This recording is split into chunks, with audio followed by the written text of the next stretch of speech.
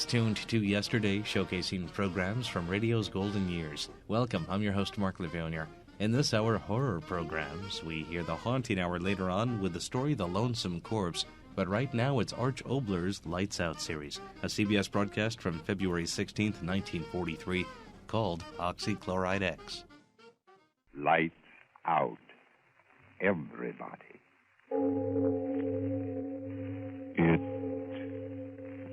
is later than you think. This is Arch Obler. Someone has said that the two main springs which drive the world are hunger and the will to power. I think we'll all agree about the hunger, but as to the will to power, well, sometimes I think it's not quite as strenuous as that. There are some people in this world who don't want to run anything. They just want to be liked. And that's the mainspring of our story tonight, Oxychloride X.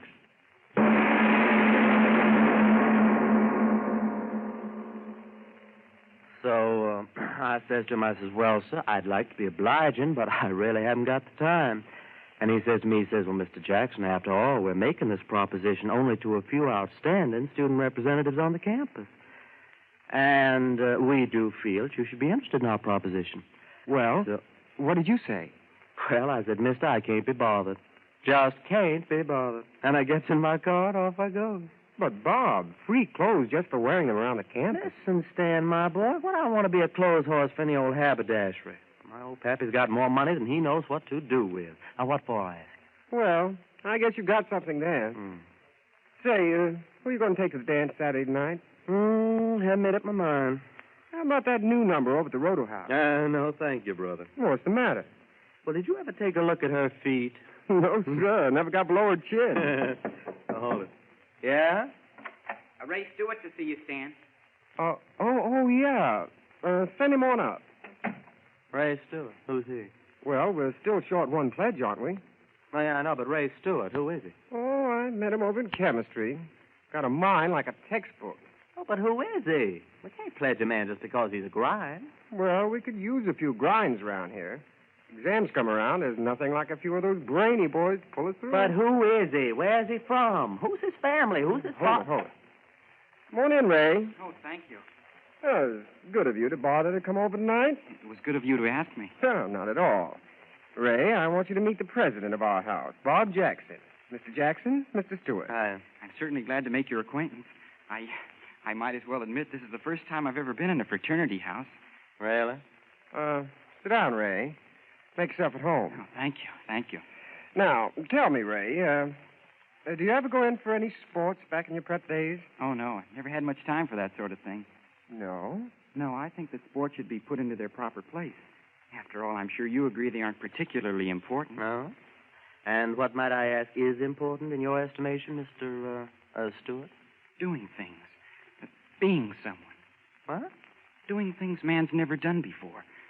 Taking the elements and transmuting them into things which never existed until you thought of them. That's important. That's like being almost godlike, isn't it? Master, how you talk. Oh, sorry, I get sort of carried away. Yeah. Well, that's all right. Bob, this boy sure knows his chemistry. Huh? Oh, I really don't know so much. Say, I ought to know better. You pulled me over some tough spots in this course. I'm very glad to help you whenever I can.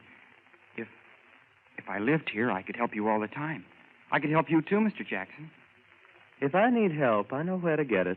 Oh, I didn't mean to offend you. It's all right, Stewart. Now, tell me, you're from around Chicago way, aren't you? Oh, no, Milwaukee. Lived there for years. Nah, don't tell me I'm one of those brewing families. Oh, no. We're not wealthy people at all. My father runs a small business. It isn't much, but we get along. Oh. I don't think money's important anyway if a person's ambitious. Do you, Mr. Jackson? Oh, no. What's money?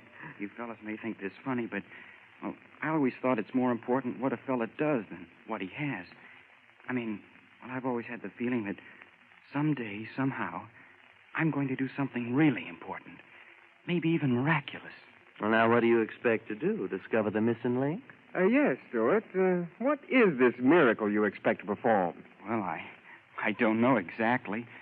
ever since I've been just a kid, I've been interested in chemistry, and I've had a feeling that someday I'd, perform an experiment, mix certain chemicals together, and something would happen that never happened before. Now you hear that, Stan? A miracle man. Amazing, my dear Bob. Simply amazing. I know it sounds silly, but things I dream about always seem to work out. Well, would you mind telling us the last miracle that worked out?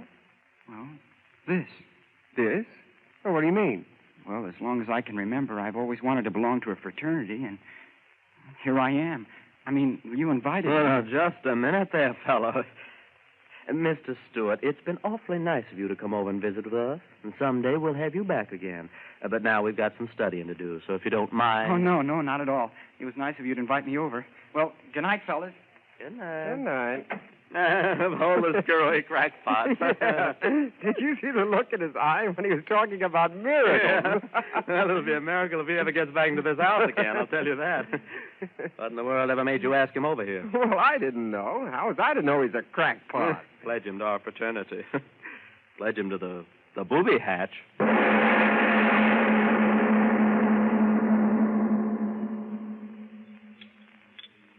Mr. Stewart, if you please, Mr. Stewart. Oh, yes, Professor? Mr. Stewart, might I ask if you're anxious to sever your relationship with this university? No, sir. Then might I ask why in creation you persist in ignoring my warnings? In this laboratory, you're to perform the experiments given you to perform. Understand? Given you to perform. Yes, sir. Then might I ask why you persist in your, shall I call it, original experiments? Perhaps it's your intention to blow up the university. Or just the laboratory. I'm sorry. You'll be more than sorry if I find you doing this sort of thing again. Now, take down this apparatus and continue with the work in your textbook. Yes, sir. This is my last warning, so bear it in mind. Oh, hello, Stewart. How about loaning me your notebook for a few hours? Oh, hello, Jackson. You haven't been to lab much, have you? No, I haven't, but I can make it up. We've been pretty busy over the house. Initiations and all that sort of thing. Yeah. Jackson. Yeah? You never invited me back. I thought maybe you forgot. Oh, well, you know how those things are. I wrote my mother that I was joining your fraternity. Well, that was a sap thing to do. Was it? Well, we hadn't pledged you. Stan simply invited you over so I could talk to you. But you said you wanted me to come back. Oh, now, look here, fella. Don't be stupid about this. We didn't pledge you, so that's that. You're not going to pledge me? Certainly not. But why? I don't have to tell you why. But you've got to tell me. Oh, quit pawing me, will you? All right, you're asking for it, so here it is. We didn't pledge you because we think you're a crackpot. A what? A crackpot. You talk about miracles. You spend every minute of your time here in the lab monkeying around with things you don't know anything about, getting yourself in all kinds of trouble. Yeah, and you look like a first-class screwball. But I'm just trying to make... I make... don't care whatever it is you're trying. It isn't normal. I'll bet you never had a glass of beer in your life. And if a girl ever looked at you, you'd fall over in a faint. Then you're not going to pledge me? You're not going to No, pledge we're not going to pledge you. So if your mom expects you to be in a fraternity, you better start cooking up one of those miracles, fella. A first-class miracle.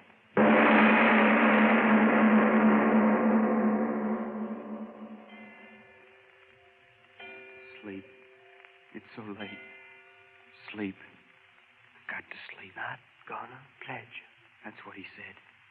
Not gonna pledge me. Why do I keep thinking about it? If I could only sleep. Sleep. We think you're a crackpot. Oh, I gotta stop thinking about these things. It's not healthy to think what I'm thinking. Crackpot. Not gonna pledge you. Crackpot. What's the matter with my head? I heard him talking in it over and over and over again. I'm not crazy. I'm not. I'm as good as you are. I'm as good as both of you put together. Stop saying that. Stop saying it. I'll show you. I'll show you both. I'm better than you are. I'm better than anybody. I'll show you.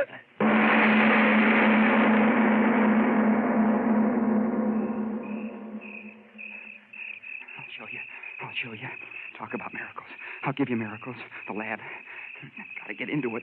I'll give you miracles. Dark in there. I've got to get in. Oh, blasted door. Got to get in. Window. I'll show you. So dark in here. Got to find a lab table. Got to make a miracle. Who's there? Who's there, I say? Watchman. Come on now. Who's there? Talk up. You don't have to get so excited. I'm a student. Student, eh? Let's have a look at you. That flashlight, you're blinding me. I've got to see who you are, don't I? Yeah, I know you. Seen you on the campus. I told you I'm a student. Well, that don't give you no right to be here after hours. How'd you get in here? Oh, broke a window now, did you? Huh? I didn't break the window. But I heard the glass. So did I, and I followed the man in here. Man, what are you talking about? Give me your flashlight and I'll show you. All right. Here. Look behind you. Well, No one will stop me. No one. Miracle. Gotta make one. Got to. Got to. Got to.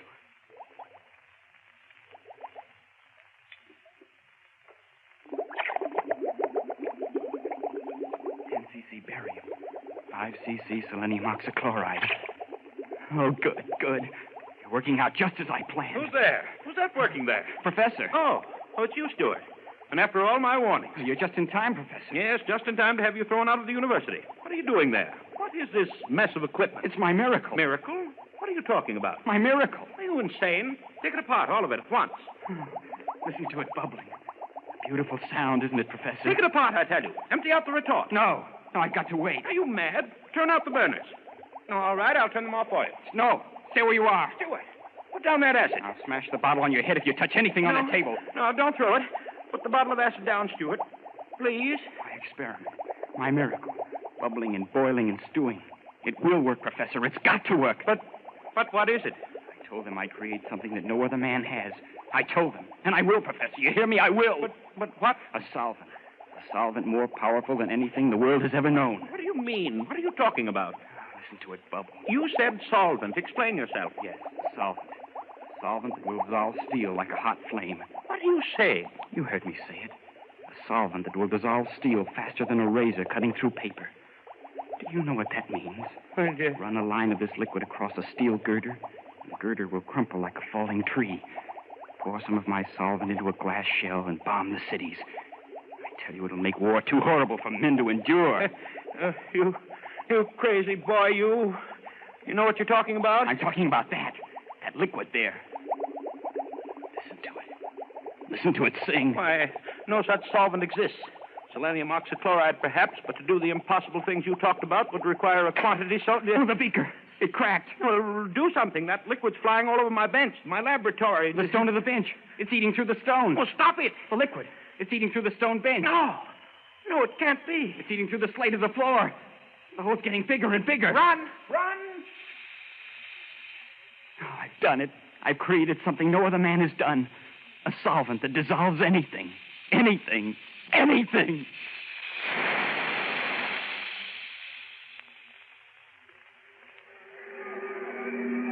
Hey, what happened? What's the matter? The lamp. I guess it's on fire. Well, where's the fire? I can't see anything. The whole school's out here. Hey, fellas, what's up? Nobody seems to know. Something's going wrong in the lab. Firemen won't let us in. Something burning? I don't know. Can't get near enough to find out. I can't see any fire. There's plenty of smoke going. Plenty of excitement. Read about it in tomorrow's paper, I'll bet you. Hey, listen to that sound. It sounds like water. Gosh, what is it? Hey, everybody back! Back! The building! It's going to smash! Run! Hey, run!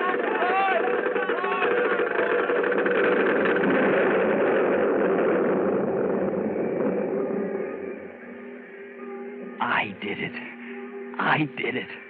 A solvent that dissolves anything. Anything.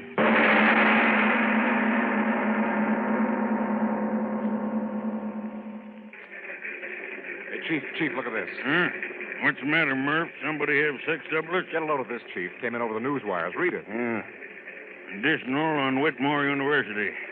Mysterious cavity on campus growing larger hourly. More follows. Mysterious cavity.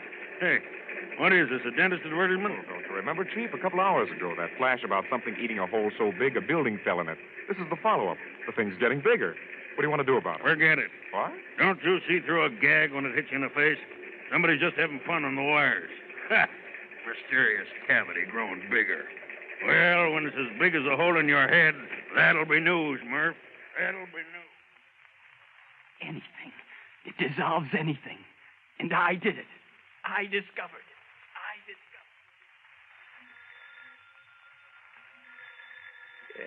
Yes. Hello. What is it? Yes, this is Dr. Whitmore. Who is this? Who? National News Service. Now, look here, my good man. It's 4 o'clock in the morning, and I'm supposed to be resting. My vacation, you know. What? My university? Building collapsed. But are you sure? Yes, I'll call them long distance at once. No, I can't give you any sort of statement now. Hang up, man. I've got to get the operator. Operator. Give me long distance. Give me... What? Long distance is calling? Well, put them on. Hello. Yes, this is he. Rogers? Yes, Rogers. What? Did? That's impossible. Larger? But how could it grow larger? Chemicals? Are you drunk, man? Insane? It's impossible. But you must do something. Listen, mister. I'm a fireman, not a magician. But that hole, it's 20 feet wider than it was 10 minutes ago. Mister, I don't know what it's all about. No fire and the ground's burning right away. We have $5 million worth of property on this ground. If that hole For spreads... Pete's sake, leave me alone, will you? We've been throwing water on the edges of the thing ever since the building fell in, but it don't do no good. Gentlemen, listen to this out of tonight's paper. The latest news on the Whitmore University mystery. What at first was treated lightly by all newspapers as either a hoax or a shifting of earth stratum has now developed into an authentic yet unbelievable situation. The hole, which began at the site of the chemical laboratory building, is now 300 feet in diameter and spreading with unbelievable rapidity.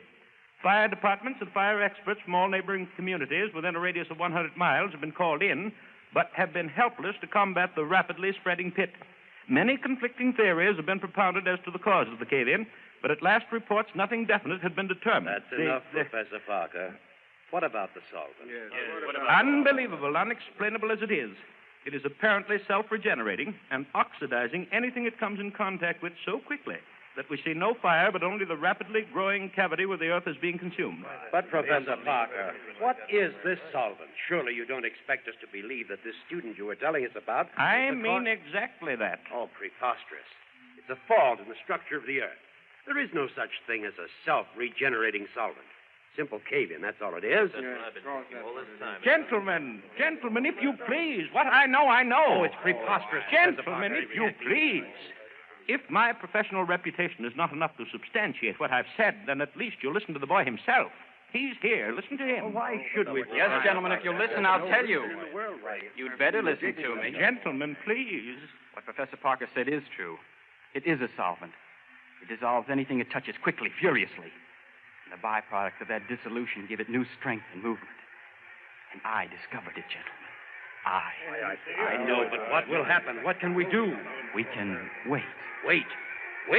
How can we wait? Look out there. The hole's within 2 feet of another building already. You've got to stop it at once. If you don't... The building! The foundation's undermined, crashing!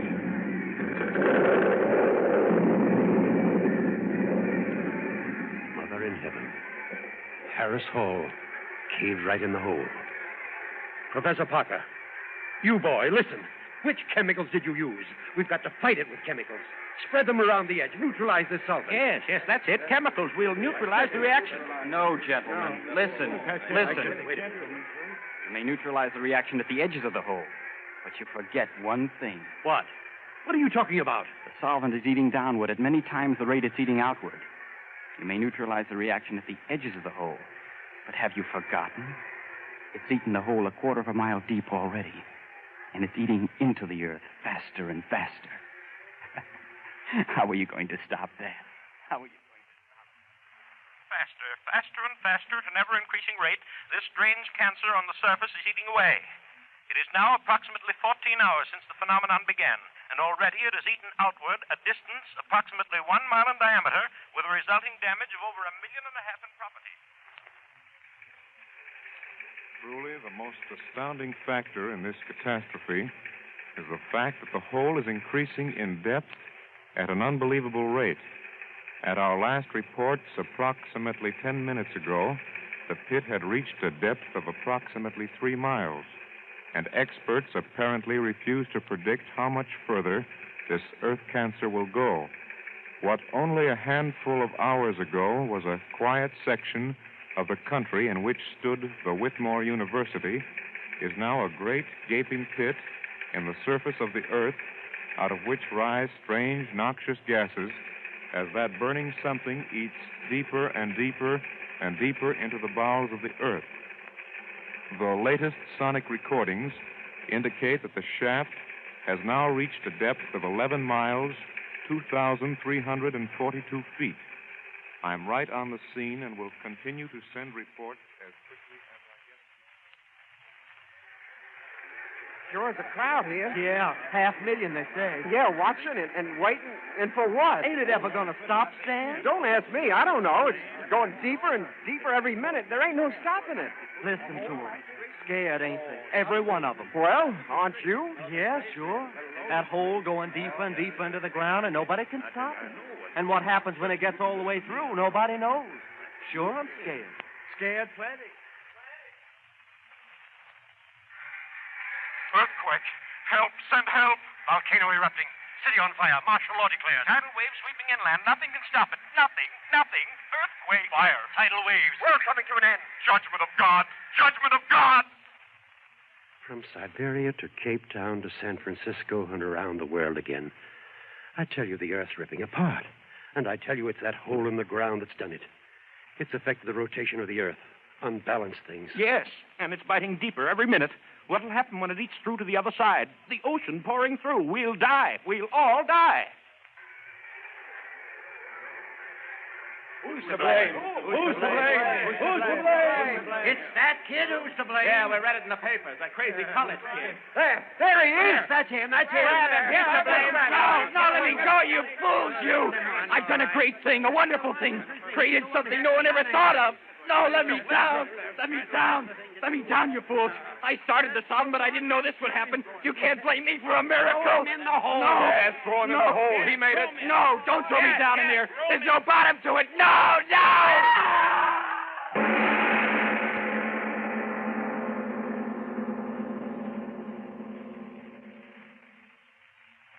Here. Here, put him down here on the grass. Dead? Boy, oh boy, will this be a sensation on the campus. But, Watchman, how did it happen? Well, I'm making my rounds of the grounds as usual, and all at once in the moonlight I see this fellow walking across the grass. So I go up to him and I see the fellow's walking in his sleep. In his sleep? Yeah. Just when I starts to grab him easy-like, he pulls loose, yells something about, "Don't throw me in, don't throw me in." Then he runs across the campus and dives headfirst down into the swimming pool. And it's empty. When I pull him out, he's like he is now. Busted neck. Well, but who is he? Anyone recognize him? Yeah. Yeah, I know him. Stewart's his name. Ray Stewart. Kind of a screwy little crackpot. Always talking about creating miracles with chemicals. I wonder what he thought was happening to him diving down that hole.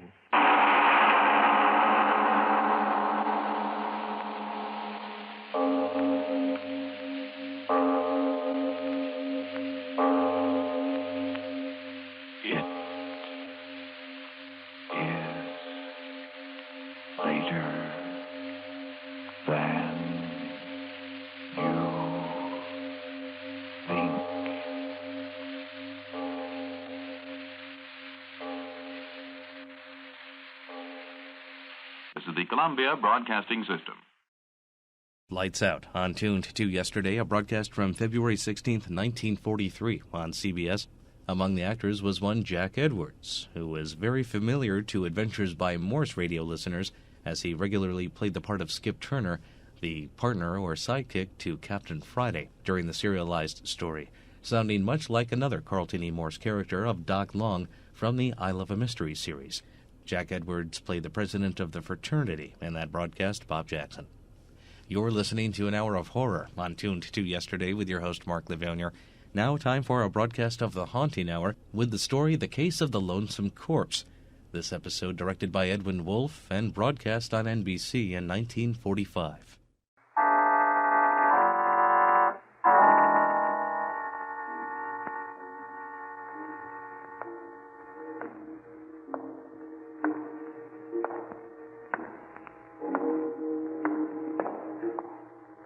No, where you are, do not break the stillness of this moment.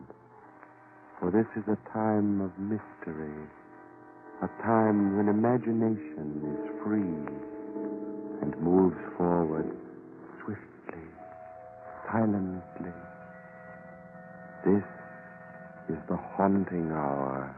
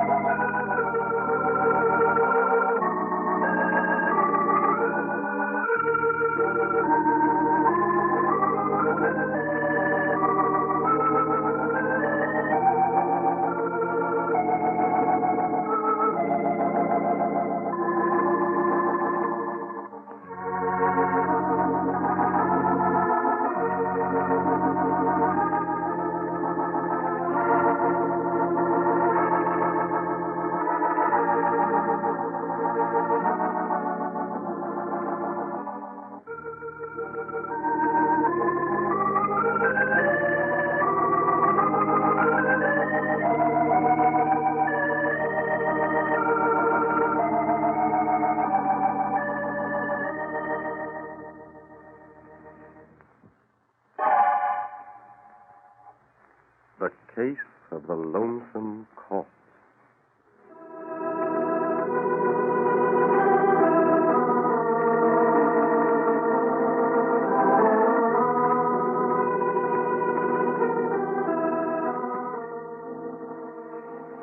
Remember Hugo Carteret? Why, of course you do. The brilliant criminologist and charming gentleman who had such a wonderful flair for solving crimes, which carried a hint of the macabre and savored of the supernatural. He died back in the 20s, and they say that everybody from the 400 of Park Avenue to the 400,000 of the Bowery and Hell's Kitchen came to his funeral. Anyway, Hugo Carteret left his memoirs, and the very first chapter deals with an infamous crime which in June of the year 1922 threw all of New York City into an uproar of horror. Such was the case of the Lonesome corpse.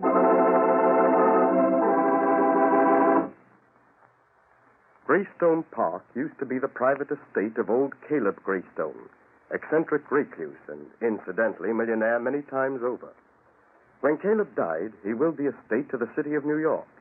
The city fathers, properly grateful, promptly converted the estate into a park.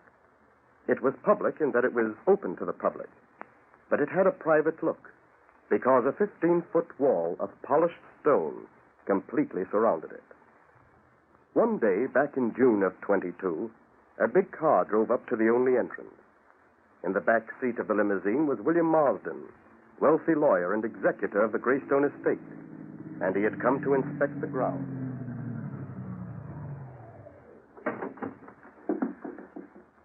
You wait here in the car, Edward. Yes, Mr. Marsden. Will you be long, sir? I don't think that's any of your business. I pay you to chauffeur me around, not to ask me questions. Yes. I was only bringing up the fact that it's getting dark, and you said you had to be at the plaza by 9. I'm perfectly able to take care of my own business, Edward. I'll mind mine, and you mind yours. You wait here in the car till I'm through in the park. Understand? Yes, Mr. Marsden.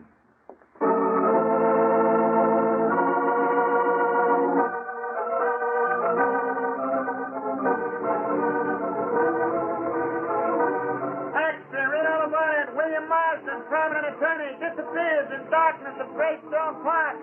We go case, tried it mystery, as police fail to find clue. Read all about it.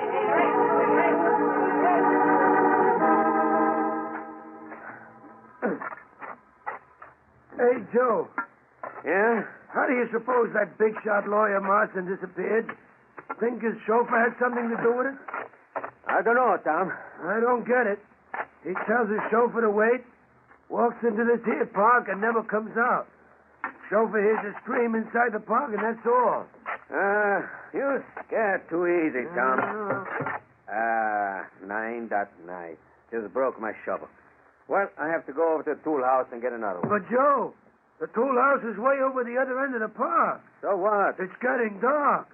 And it ain't healthy to be in this place after dark. Let's knock off, Joe. We can finish digging these flower beds tomorrow. If we knock off, we'll both be looking for a new gardener job tomorrow. Andrews, the superintendent, told us to finish up tonight, and that's what we got to do. Look, Joe, don't leave me. I got an idea there's something running around this park we don't know nothing about. When I think of that lawyer Marston, So, you seen ghosts now, huh, Tom? Well, there ain't no ghost or nothing else that can scare Joe Zanetti. You wait for me here. And if you see a boogeyman, why, just offer him a drink and ask him to stick around, huh?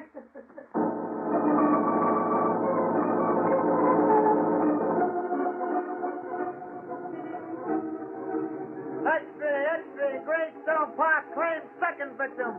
Park gardener leaves companion for tool house and never returns. Police call in Hugo Carter at a public domain solution.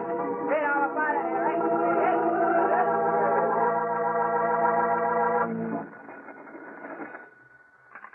Police headquarters, Sergeant Hogan speaking. What? You saw a light floating around in Greystone Park? What kind of a light? Purple, eh? You see anything else? What? A white ghost walking down the park road, eh? All right. Don't get excited. We'll send a squad car to investigate right away. Hello, Sergeant Hogan. Oh, hello, Mr. Carteret. Miss Smith? Oh, I see you know my special assistant. Of course he does, Hugo. The sergeant and I are old friends. We met at the policeman's Oh. Keeping you busy these days, Sergeant? Busy? Mr. Carteret, we sure need your help in this case. The commissioner's going nuts inside. And you ought to hear the double talk coming in over this wire. This Greystone Park business has got the people living around there walking around in circles. They're seeing everything from the king of the pixies to the ghost of my great-grandmother. I don't wonder. I've been working up a few shivers about it myself. Is Commissioner Williams in, Sergeant? Yeah. Go right into his office, Mr. Carteret. He's expecting you. Thank you. Here comes another screwball report. Come on, Ann. Police headquarters, Sergeant Hogan speaking. What? You heard some kind of animal howling in Greystone Park? What kind of animal? So Joe Zanetti left you to get a new shovel, eh, Farrell? And then a little later, you heard a scream. Yes, sir. It come from far off, and it must have been Joe. Oh, hello, Hugo. Miss Smith? Commissioner? Well, I guess that'll be all, Farrell. Stay pretty close to home, though. We may need you later. Yes, sir. Oh, that was Tom Farrell, the gardener. Hard to get anything out of him. He's so jittery. He's convinced there's some kind of murdering thing running around loose in that park. So is Marsden's chauffeur. And I'm convinced they're both telling straight stories. I trust you searched the park thoroughly, Commissioner. No, of course I have, Hugo. Had a detail practically scrape every foot of the area with a fine-tooth comb. And you found nothing, Commissioner Williams? Nothing. Until yesterday morning. Oh, you have a clue? Yes, if you want to call it that, Hugo. But, well, it's almost incredible. Fantastic on the face of it. Hugo, we need your help badly. We're at our wits' ends down here, and I haven't even asked. Well, naturally, Commissioner, I'd be delighted. There's a touch of the macabre and supernatural here that I find very interesting. Don't you, Anne? I'm not so sure. Now then, Commissioner, you said something about a clue. Yes. Zanetti, the missing gardener, was wearing hobnail shoes. The road was soft from the recent rain, and we were able to trace his footsteps as far as they went. What do you mean, as far as they went? I mean those footprints stopped dead in the middle of the road. What? Right next to Caleb Greystone's tomb in the center of the park. It was just as though some giant bird of prey picked Zanetti up and carried him off. But, my dear Williams, that doesn't make sense. I know it doesn't, but it happened. Zanetti couldn't vanish like that, unless he had wings. Maybe he does have wings now.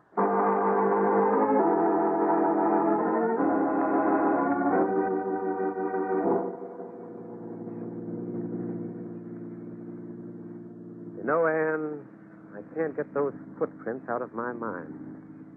They interest me. They scare me. In fact, I think I'll stop in at Greystone Park and have a look at them. You mean now? Yes. Oh, but Hugo, it's midnight, and there's something dangerous roaming around in that park. Something deadly. Why not wait until tomorrow in the daylight? Because the things that happen in Greystone Park, Anne, seem to happen at night.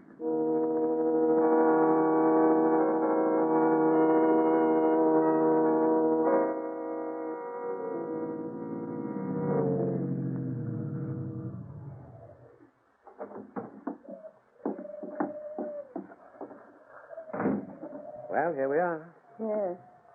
Peaceful, serene Greystone Park. The place that people just hate to leave. You should have let me drop you at your apartment, Anne. This is no place for a girl. Oh, no, Mr. Carteret. I'm going right with you. Well, here's the gate. It's the only entrance or exit. Let's try it. Yeah.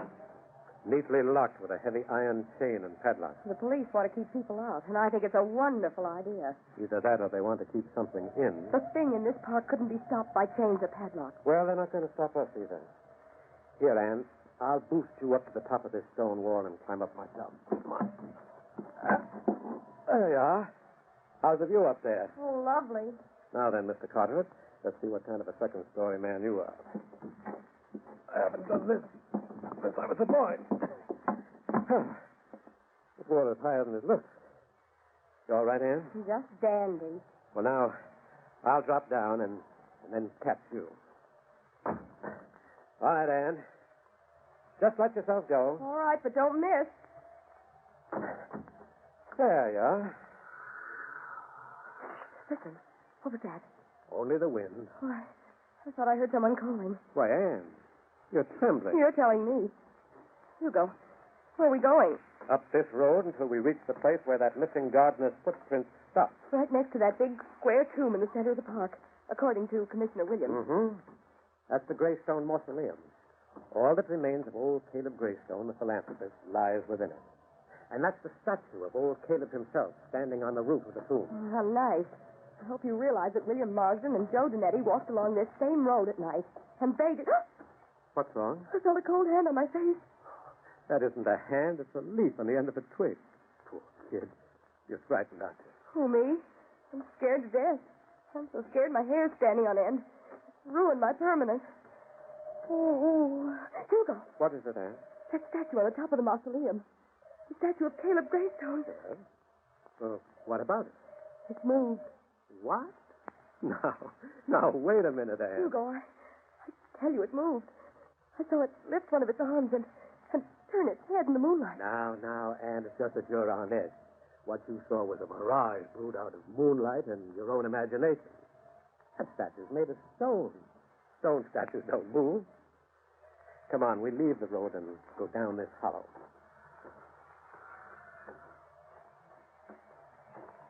Well, here we are. Here's the tomb. And here's Donetti's footprints, just as the commissioner said. They're pretty faint, but... Wait a minute. What is it, Hugo? Look up at that statue of Caleb Greystone. Up there on the mausoleum roof. What about it? Well, when we saw it on the other side of the hollow, it faced toward the road, didn't it? Oh, yes. Now it's facing away from the road. Then it did move, Hugo. It did move. More than that, Anne. While we lost sight of it down in that hollow, it turned completely around.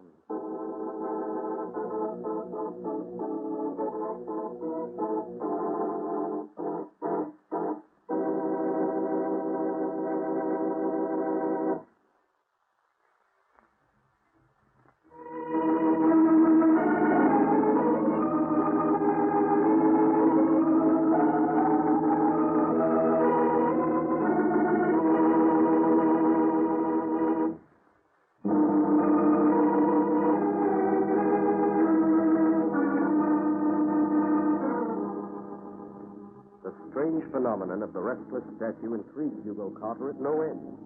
Like a hound after his quarry, he scrambled to the roof of the mausoleum and made a thorough examination of both the statue and the roof in the moonlight. He reported his findings to Police Commissioner Williams, and the next morning, in the light of day, they revisited the scene.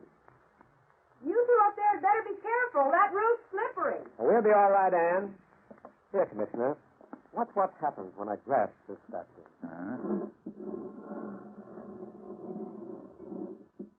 Yeah, interesting, Hugo. It turns loosely on that upright bar. Yes. And I've no doubt that old Caleb Greystone is turning down below in his tomb at this sacrilege we're committing on his image. You know what, Commissioner? What? This statue isn't marble through and through. It's merely a marble surface on a light aluminum base. A man could lift it right off this support and walk off with it over his shoulder. Yes, he could. Not that it proves anything. But these scratches on this polished stone roof, man. Almost looks as though they led to the door of the crypt on the other end of the roof. It's hard to tell. I tried the door of the crypt last night. It was locked. Yeah, it's still locked. It's a massive tomb. Big enough to take care of 20 dead millionaires. Yes, you think old Caleb Gravestone would be pretty lonely down there. And his condition to be lonely anywhere. Oh, Hugo, where do we go from here? Let's have a talk with the park superintendent, Commissioner. His office is over there on the left. Maybe he'll be able to throw a little light on the proceedings. As the old saying goes, you never can tell.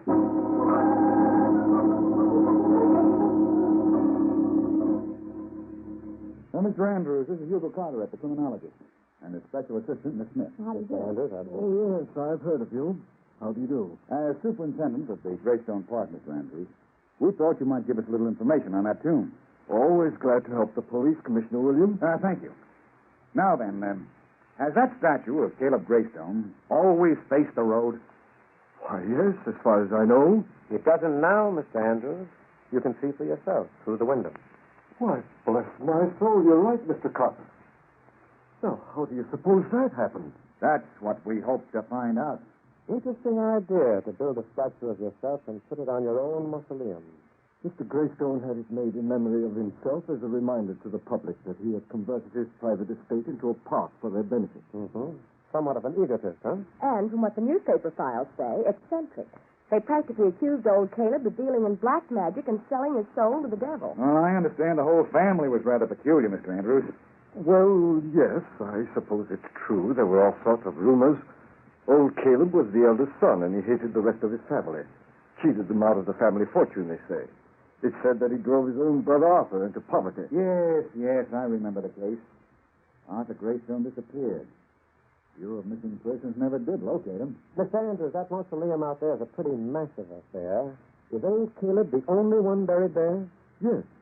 As I said, he hated the rest of the family. He specified in his will that only he was to be buried there. That wasn't very hospitable of him.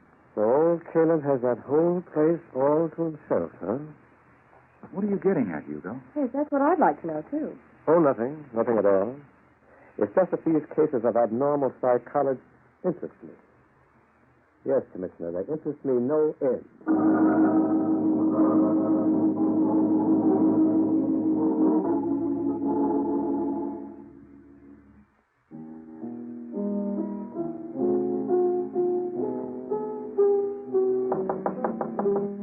Come in.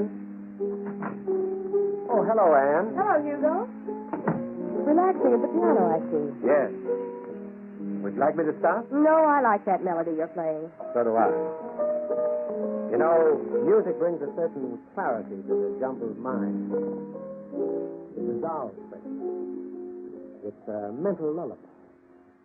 Where have you been, Anne? Down at police headquarters. Poor Commissioner Williams. Why, poor Commissioner Williams? Every newspaper in town is clamoring either for a solution to this Greystone Park mystery or a new police commissioner. Yes, I know. It's a pity. You know, Anne, Frank Williams is not only a gentleman, he's our friend.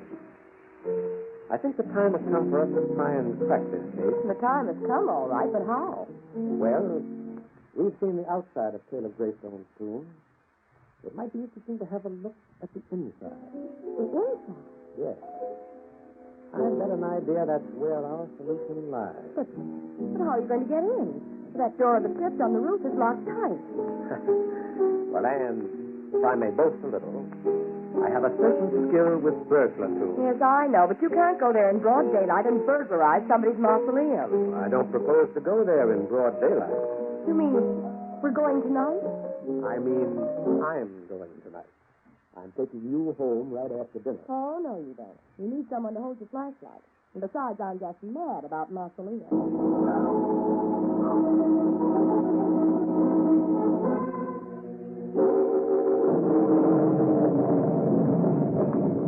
Oh, it's a lovely evening.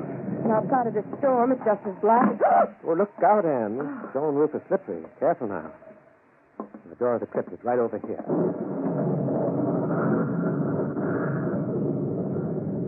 Now keep your flashlight trained right on this block.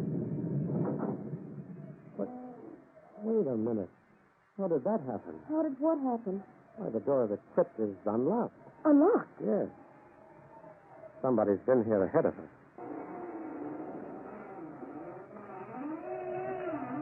Oh, dear. It's awfully dark down there. What are we going to do now? We're going inside. But there may be someone in there. But I'll find out. You wait out here. Oh, no, Hugo Carteret. I'm not going to stand out here alone. I'm going in with you. Have it your own way. We'll take your cameras. They're coming handy. Careful now. There are stairs leading down into the crypt. You stay close to me. Hugo, I'm practically hugging you to death right now.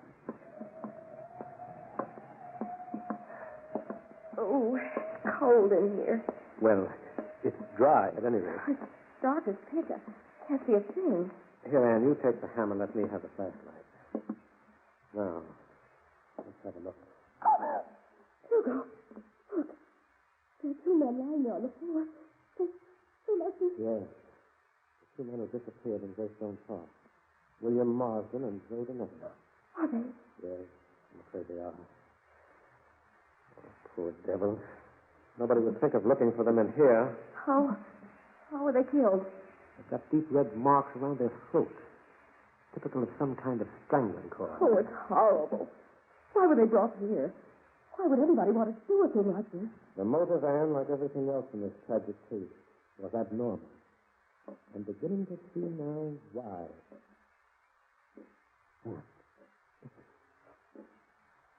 Footsteps on the roof. Someone's up there. Yes.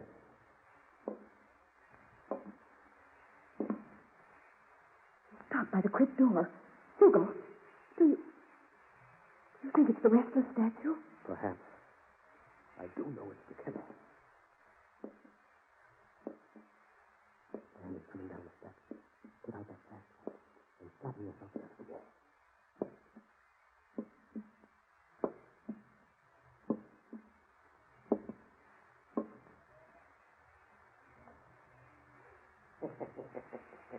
Good evening.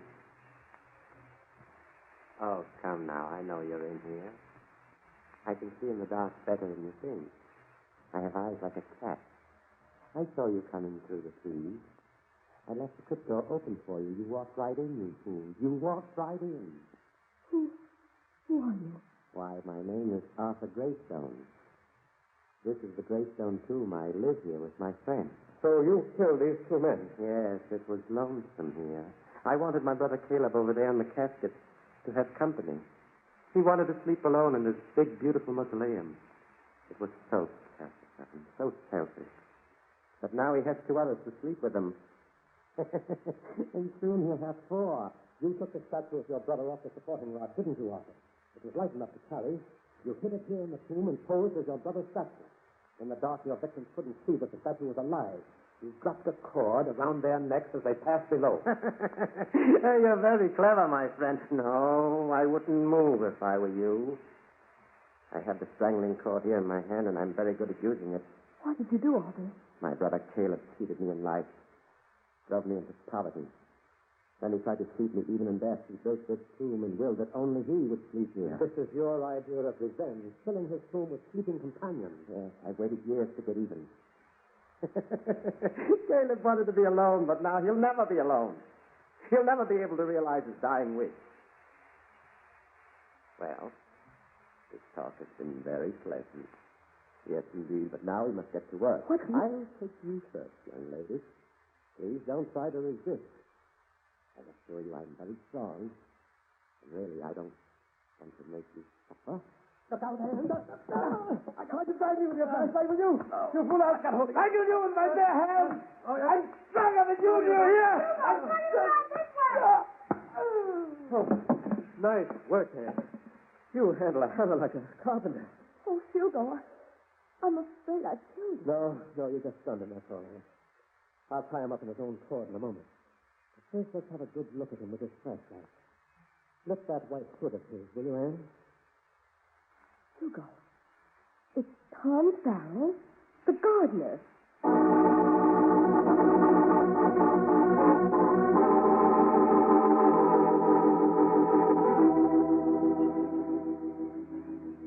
And so ended the case of the Lonesome Corpse, and another chapter in the memoirs of Hugo Carteret. Arthur Greystone had disappeared, only to reappear close to his brother's mausoleum as Tom Farrell, the gardener. A convenient alias. And the city of New York breathed a certain relief when this murderer, obsessed and poisoned by his macabre idea of revenge, finally went to the chair.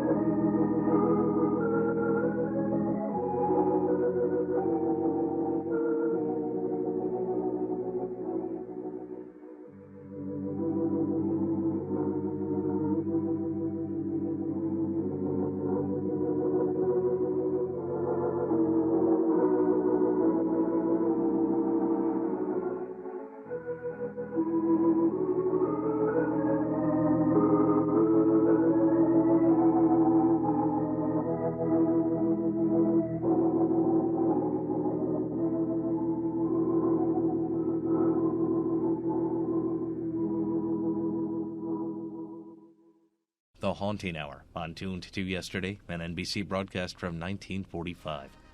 And so closes this hour of horror on Tuned to Yesterday.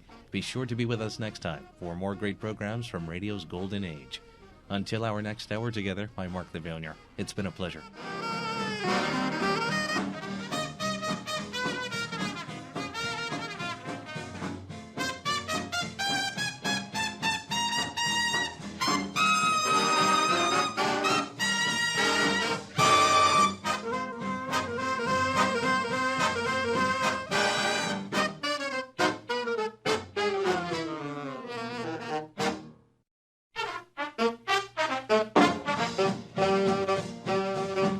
Welcome to Tuned to Yesterday, broadcasting programs from radio's yesteryear. I'm your host, Mark Lavonier, and coming up in this hour, horror shows. Later on, we'll hear The Vampire's Desire on the Hermit's Cave, but right now it's an episode of Macabre, produced by the Armed Forces Radio Service and heard exclusively overseas during radio's yesteryear. We now hear the first broadcast of about 8 produced for the series, called Final Resting Place, broadcast on November 13th, 1961.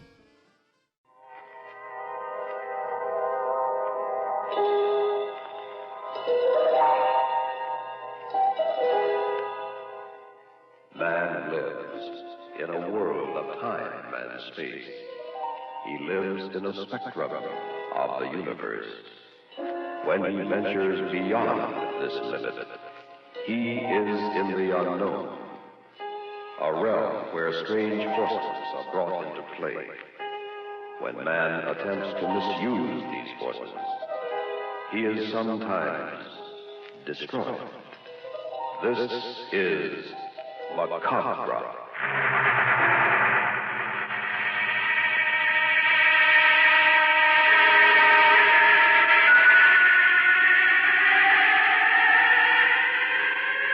The Far East Network presents, in special performance, Macabre.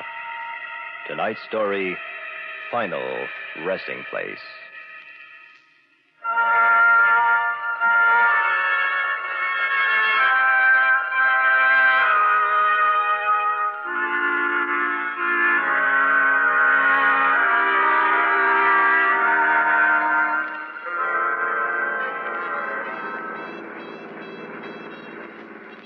Roger, this doesn't look like the road. Honey, I think we're lost. It has to be right, Sue. Justice of the Peace back at Carterville said the lake was on the main highway. We haven't made any turns. But, darling, it's getting dark. This road doesn't look well-traveled. I really think we made a wrong turn somewhere. Mrs. Kent, your husband solemnly promises to deliver his bride of a few hours safely and surely to Honeymoon Lodge on Mirror Lake. Now, let's hear no more about it. Come on, move closer. Head on my shoulder. That's it. Roger, you better watch the road. Why? We haven't passed another car for an hour. Relax, Sue. It's a fine way to start a married life of bliss. Look, there's a sign. Can you make it out? Yeah. Randolph, 5 miles. Are we supposed to go this way? Sure.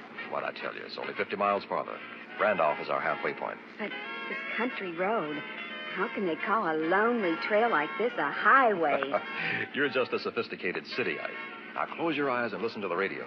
We'll be there before you know it. All right, darling. I guess I'm getting jumpy. Head on my shoulder and not another word. Okay? Okay. We interrupt this program to bring you a special news bulletin. Authorities of the state asylum have just issued the following warning. A dangerous homicidal maniac escaped custody this morning and is believed to be in the vicinity of Randolph. Roger. He's 45 years of age, weighs 200 pounds, has thick gray hair, and answers to the name of Dr. Vardmore. We repeat, this man is a dangerous killer. Those in the vicinity of Randolph are urged to take extra precaution tonight. Since this killer is armed, the public is warned against walking alone or driving at night on the quiet roads near Randolph. Report all suspicious persons to the county sheriff's office. Now we return you to Stars of Music.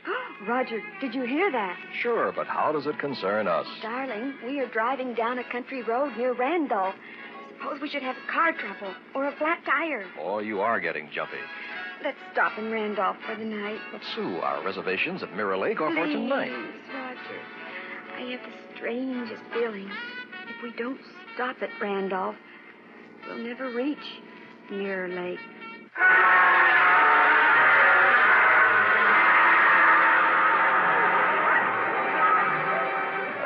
Great idea, Sue. What, darling? Stopping here for the night? Now we can see the carnival. It's all right while these people are here, I guess. But we'd better go back to the hotel before they leave. Are you still afraid? Well, kinda. Aren't you? Yeah. Come on. I'll show you a good time. You'll forget all about it. Okay. What's that man doing over there? And now, ladies and gentlemen, if you would kindly step closer. I don't know. Let's I find will out. demonstrate for you one of the great marvels of all time. As you see at my feet is a hole, an excavation 6 feet in depth, a grave, if you will. And beside me here is a casket. Now, friends, what do you think we are going to do? Now, friends, ladies and gentlemen, have no fear. Tonight, I, Professor Vincent, will select someone, one of you from the audience, to be hypnotized and placed in this casket.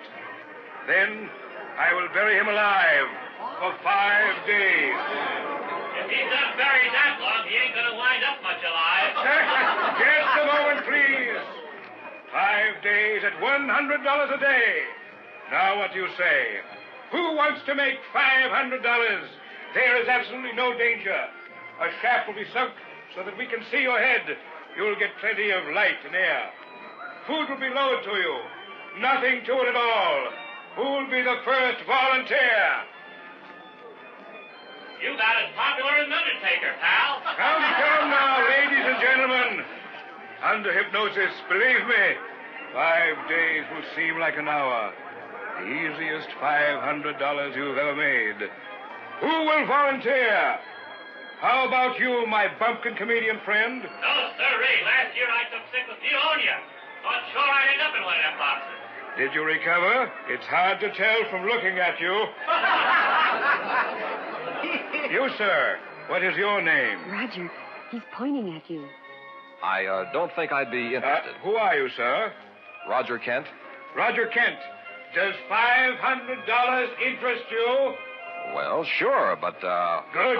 Good, you'll make a fine subject. Now, wait a minute. And, Roger, who is the young lady with you? My wife, Sue. Oh? And what do you say, Mrs. Kent? Why, I think it's just a dreadful idea. No. You better pick someone else, Professor. Nonsense. Do you need the money? We do need it, but not this way, Roger. It's awful. $500 would pay off the car. We still have 10 days left for our honeymoon, Sue. Well, how about it, friends? Don't let him tempt you. I don't like that man. It is a lot of money for only 5 days. We can't wait all night. What do you say? I don't know. Say no, Roger. Speak up. Yes or no? I'd hate to turn it down. You're not going to be buried in that terrible coffin. Tell him no. Go ahead, pal. We got a first-class cemetery. All right, everyone. Roger and Sue, time's up. Tell you what I'll do. Think it over. If you decide to go through with it, come back after a couple of hours when the carnival is closed for the night. I'll be waiting for you in my trailer. Oh, Roger, he wants you. I'm afraid of that man. Don't forget, I'll wait up for you until you decide one way or the other. Roger Kent, we'll hold the grave open for you.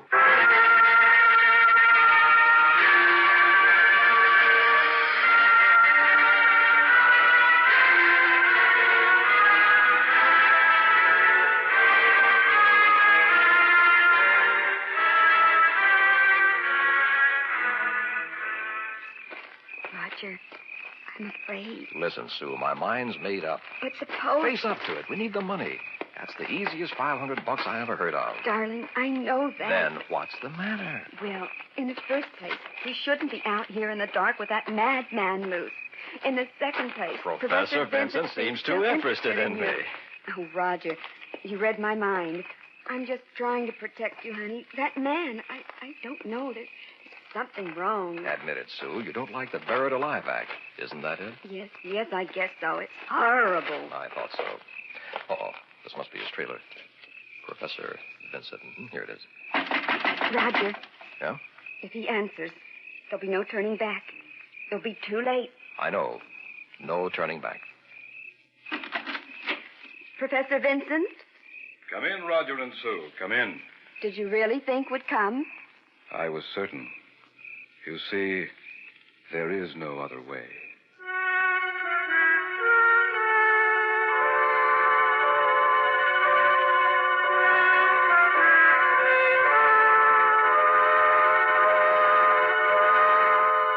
When I count 3, Roger, you will be asleep. Sound asleep on your feet. Then, Roger, you will be placed in the coffin and lowered into the grave for your 5-day rest. Now look deeply into my eyes. Deeply. Inhale and look deeply into my eyes. You're going to sleep, Roger. To sleep. You can no longer move your arms. They hang helpless at your side.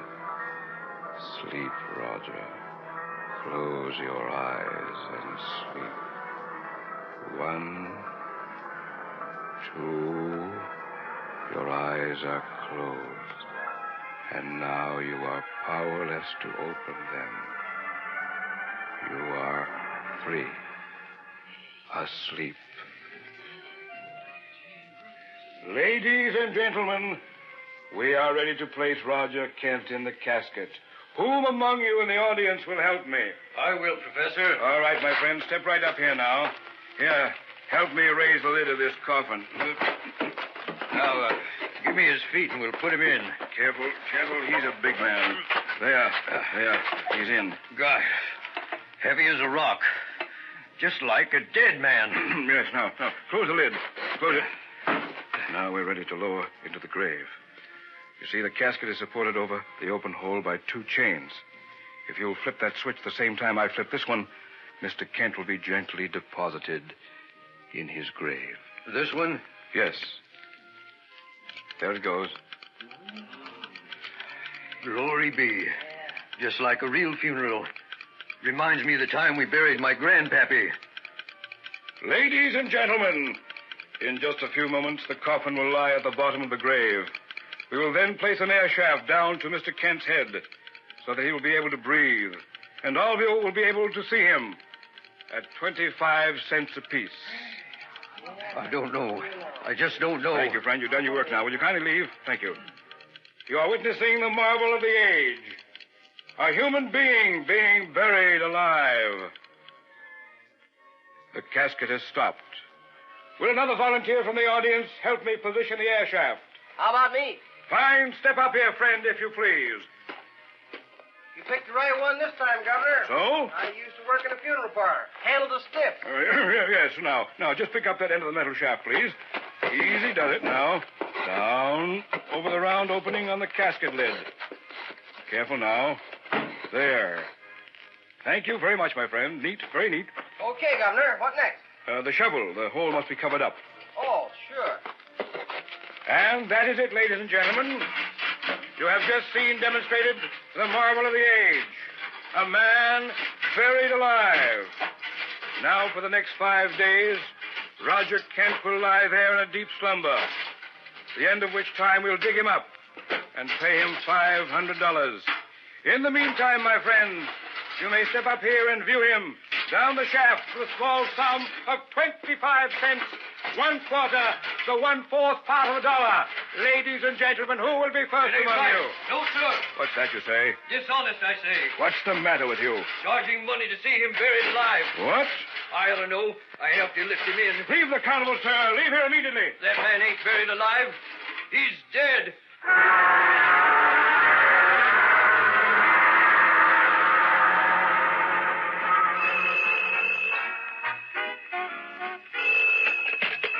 Hello? Hello, Mrs. Kent. This is Professor Vincent. I got your message. First chance I've had to call you. Oh, Professor, I'm so glad you did. What's on your mind? How is Roger? I keep telling you he's all right. Now you must stop this nonsense. Well, it's been 3 days since he was buried, and he just lies there so still. Oh, if I could only talk to him. Mrs. Kent. I called down to him, but he never moves or opens his eyes. And after all this time, I know something is wrong. Roger wouldn't let me worry like this. He'd at least look up and smile, if he could. How many times must I repeat he is hypnotized? We interrupt this program for a special news bulletin. Oh, just a moment, Professor. The radio... Sheriff's office has just confirmed the whereabouts of the homicidal maniac who escaped from the state asylum 3 days ago. This dangerous killer who calls himself Dr. Vardmore is now known to be in the immediate vicinity of Randolph. Everyone is cautioned against walking alone on the streets after dark. If you plan to attend the carnival, kindly do so with friends, and leave the carnival in the company of others. Report all suspicious persons. We return you now to your regular program. Did you hear that on the radio? Yes, I did. Oh, Professor, I'm terribly afraid. I don't want Roger alone down there with this madman loose. Please, Professor, dig Roger up tonight. Mrs. Kent, we made a bargain. A business proposition. Kindly stay in your hotel room and rest. This is the 3rd day. The day after tomorrow, it will be all over for Roger and for you.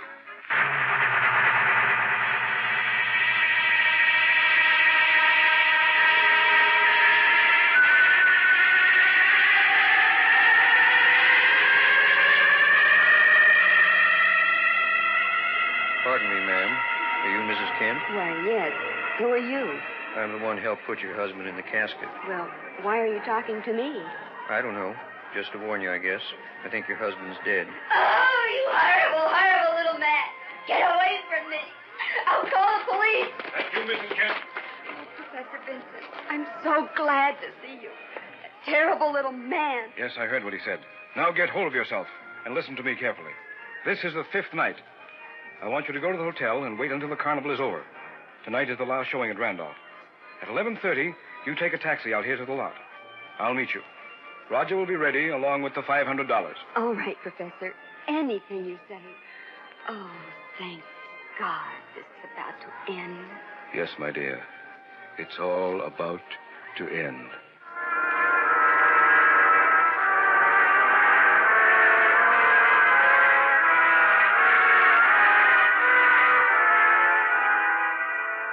Are you going out, Miss Kent? Yes, clerk. And here's the key to my room. Thank you. I don't think it's wise, though. I mean, you're going out alone.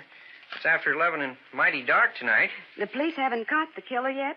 No. Funny thing, too. Looks like he'll have to leave a fresh trail. You know, kill somebody so they'll have more to go on. Now, why don't you take someone with you? Oh, I'll be all right. I'm meeting Professor Vincent at the carnival lot. This is the night they released my husband. I see. Do you know the professor? Oh, yes, I do. Well, he's the one who hypnotized Mr. Kent. No. Professor Vincent didn't. What? Professor got sick 5 days ago. Got sick?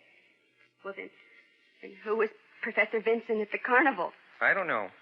Somebody who took his place, I guess.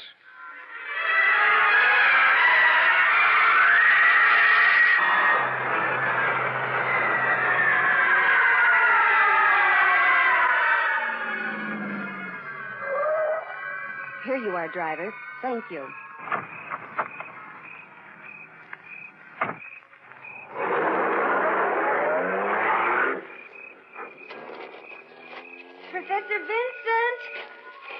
dark. Where are you? That's strange. I'm sure the carnival was on this vacant lot, but now there's nothing. Just a few old papers blowing in the wind. Oh, why did I let that cab leave? No light in sight. Those trees around the lot. What if the killer were hiding there? Oh, the place Roger was buried. It was in this direction. This way. Maybe I can find it. My grandma thought where they dug him up and filled the hole. Must be right around here. Oh, where is it? Oh, what's this? Mount.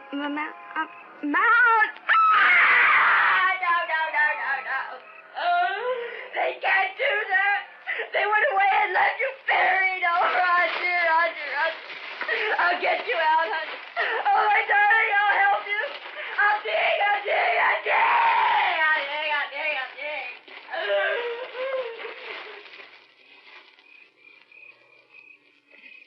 Something is watching me from those trees.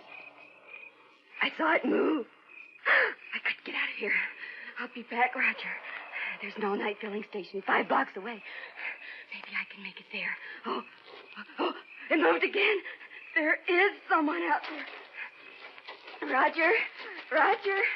Is that you? No, it's coming after me. It's too big for Roger. I don't know what it is. It's gaining on me. I can't let it catch me. No! Mrs. Kent, calm yourself, please. Who are you? Don't you know? I'm Professor Vincent. I was waiting for you. Now, come with me to my trailer. No, you're not Professor Vincent. So, you guessed. Who are you? There's nothing to be alarmed about. You're in safe hands at last. I am Victor, Dr. Victor Vardmore.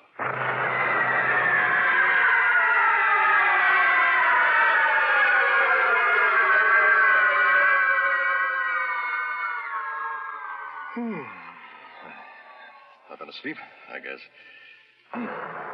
Legs feel cramped. Mind's foggy. Can't remember what happened. Sue, where are you? Dark. Pitch black. Must be night. Quiet. Not a sound. I could only remember. Think back. Smells damp, like fresh earth. Where am I? Gotta get up and stretch my leg. No rooms. Wait a minute. There was this carnival. Professor Vincent. Oh, it's beginning to come back now. I was hypnotized and put in a casket. Buried for 5 days, yeah. Yeah, it's clear now. The time's up. Yeah. They're going to dig me up now. Boy. The deep hypnotic spell that little boy put me in. I'm glad it's over. Okay, Professor. You can bring me up now. I guess he stepped away from the shaft. Shaft? Where's the shaft? It's supposed to be over my head here so I can see up. Can't see a thing. Cloth-lined coffin lid. Where shaft should be. What's going on here? I'd like to get out, Professor. Possible they went away and left me buried alive? Oh, no. Professor! Sue! Help! I'm buried alive! Good Lord. Help! Gotta get out. Help me, somebody! Don't leave me down here to die! Help!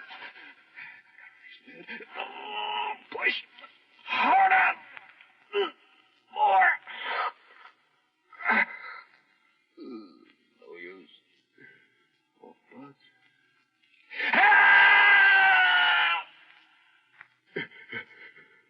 I'm gonna die. You left me here to die. Can't call for help. Nobody'd hear me. Carnival left. Nothing up there but vacant lot, edge of town. Somebody came back. How could he tell I was down here buried?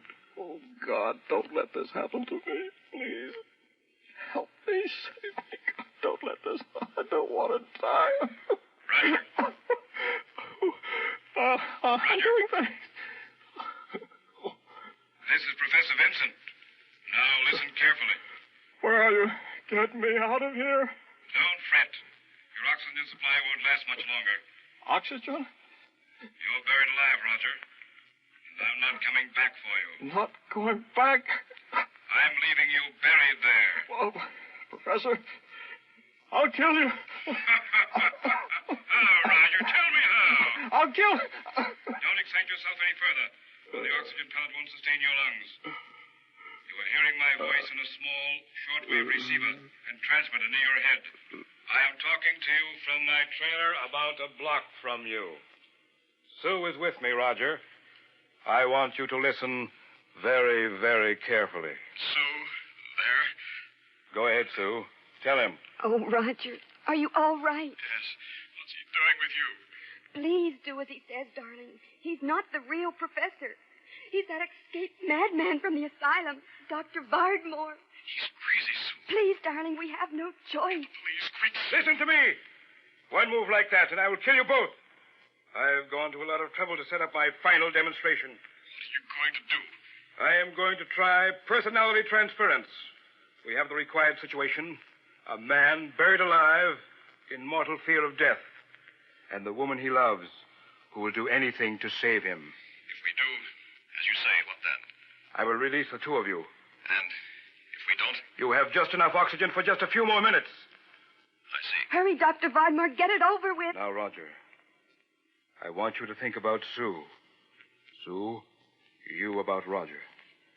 Each imagine he is the other. Roger, you are standing beside me in the trailer. Sue, you are lying down there in the casket. No! Cooperate and I will free you. It's your only way out of that grave. If it works, you mean I'll be in Sue's? Yes, and she in yours. Do it, darling. It's our only chance. He's not Sue. That's enough. One more refusal, and I'll turn off the shortwave transmitter and leave you in your dark world forever. Now, Roger, imagine you are Sue standing here. Sue, you concentrate on being Roger in the casket. Think. Put everything else out of your minds. I have it. Repeat something you both know. Say the 23rd Psalm. Here we go now. Start with me. The Lord is my shepherd. I shall not want. He maketh me to lie down in green pastures. He leadeth me beside still waters. He restoreth my soul. He leadeth me in paths of righteousness. For his name's sake, even though I walk through the valley of the shadow of death, I fear no evil, for thou art with me. Thy rod and thy staff, they comfort me. Thou preparest a table.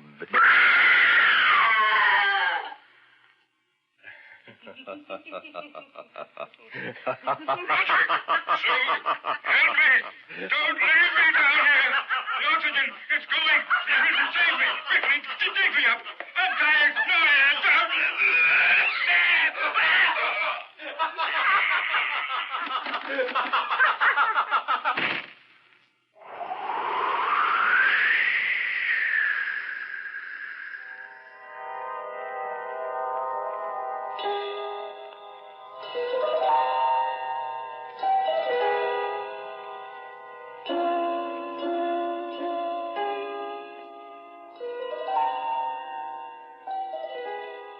You have just heard Macabre, a special Far East Network presentation. In our cast were John Buey as Professor Vincent, Mitzi Hennessy as Sue, William Verdier as Roger, Milton Radmilovich, Air Force Sergeant Bob Eddy, and Air Force Sergeant Newell Stewart. Technical supervision by Hiroshi Ono. This is Air Force Sergeant Al LePage speaking. Macabre was written and directed by William Verdier. Macabre, on Tuned to Yesterday, an episode from November 13th, 1961, from the Armed Forces Radio Service, although it was the 13th, it happened to be on Monday. You're listening to an hour of horror on Tuned to Yesterday. I'm your host, Mark Lavonier. And now a story titled The Vampire's Desire, broadcast on the Hermit's Cave in and about the year of 1945. The Mummers in the Little Theater of the Air.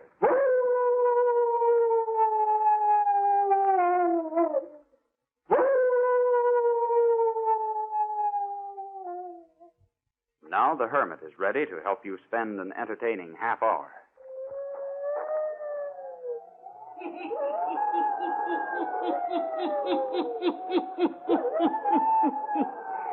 Ghost stories, weird stories, and murders, too.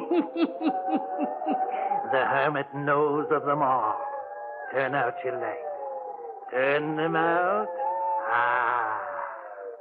Have you heard the story of Vampire's Desire? Then listen while the Hermit tells you the story.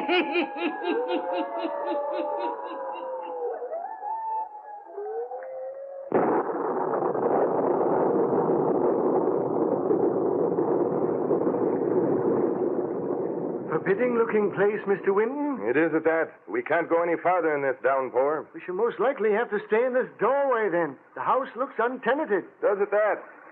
However, there may be someone in.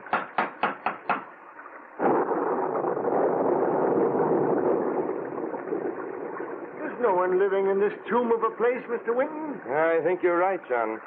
I wonder where we are. I haven't had the slightest idea where we are since the beginning of the storm when we lost our way. I think you're right about the place being untenanted. Try the door. Maybe we can break in. Anything to get out of this storm. Try the door. Yes, sir. Oh, it's opening. Oh, good. Well? Good evening. We've lost our way, been caught in this storm. We're drenched to the skin. More fools you for being out on a night like this.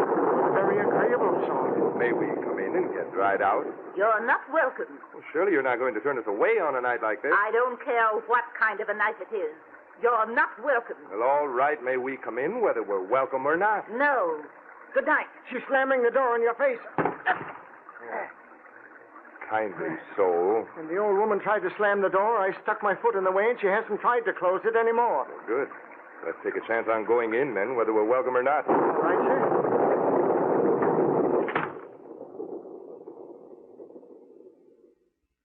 Now, which way, Mr. Winton? Who can tell in this pitch darkness? Listen. The old woman. Yeah. Mr. Winton, we're in the house of a mad woman. It isn't a very pleasant sound, is it? Doesn't seem to be a light in the whole place. What shall we do? We'll go to the right.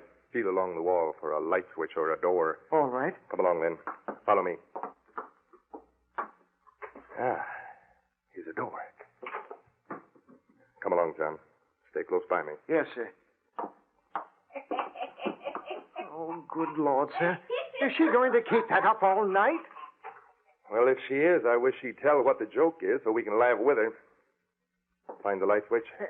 No, there doesn't seem to be one. All right, then. We'll continue in the dark. You go to the left, I'll go to the right. Maybe we can find something to sit on. Yes, sir.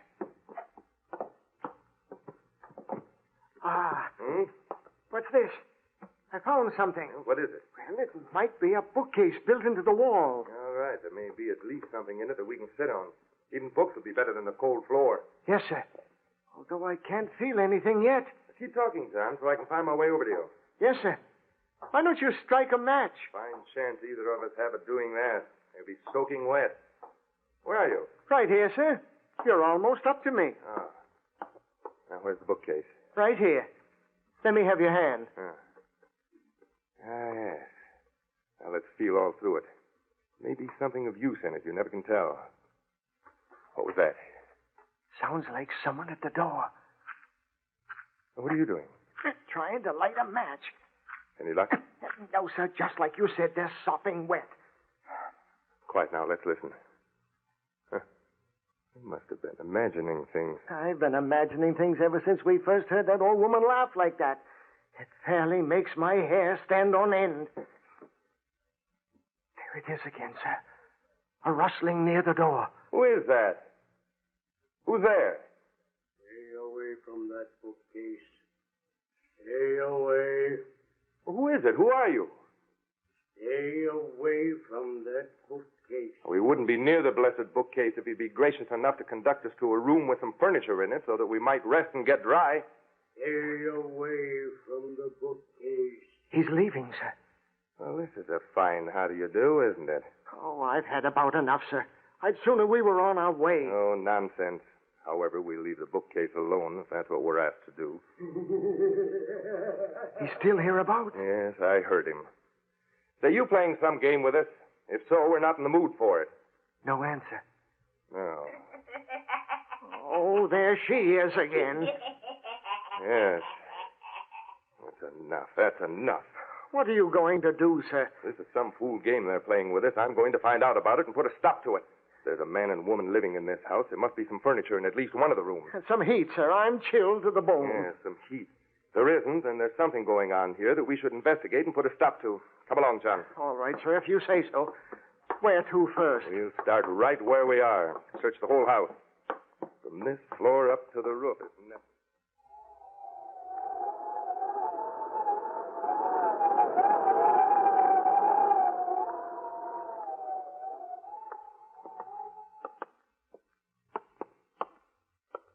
Look, Mr. Winton. Look. Where? Down to the end of this hall. There's the old man who was talking to us in the room downstairs, telling us to keep away from the bookcase. I think you're right. Carrying a shaded lantern. Yes, sir. John, we'll follow him. Yes. He'll lead us somewhere. We can't wander in this house all night in the dark. At any rate, he has a light. I don't think he's noticed us. We'll have to get close to him before he turns that corner down at the end of the hall. Yes. He's almost at the corner. There, he turned. Hurry. He might duck into some room close by and we'll lose him. Easy now, while I peek around the corner. You see him, sir? Yes. Going into the first room on the left. Quiet. The air is stale and musty here. Yes, but never mind about that just now. That makes me gasp for breath. Here's the room he went into. Quiet now while I have a look. Is he in there, sir? Strange. I'm sure he went in there. He might be hiding behind the door waiting to pounce on us. Old man like that couldn't do much pouncing. He might be armed. Always take that chance. The air is stale and musty here, isn't it? I can hardly get my breath. The foul, fetid air coming from that room the old man went into. Well, if he can stand it, we can. All right, sir. But be careful.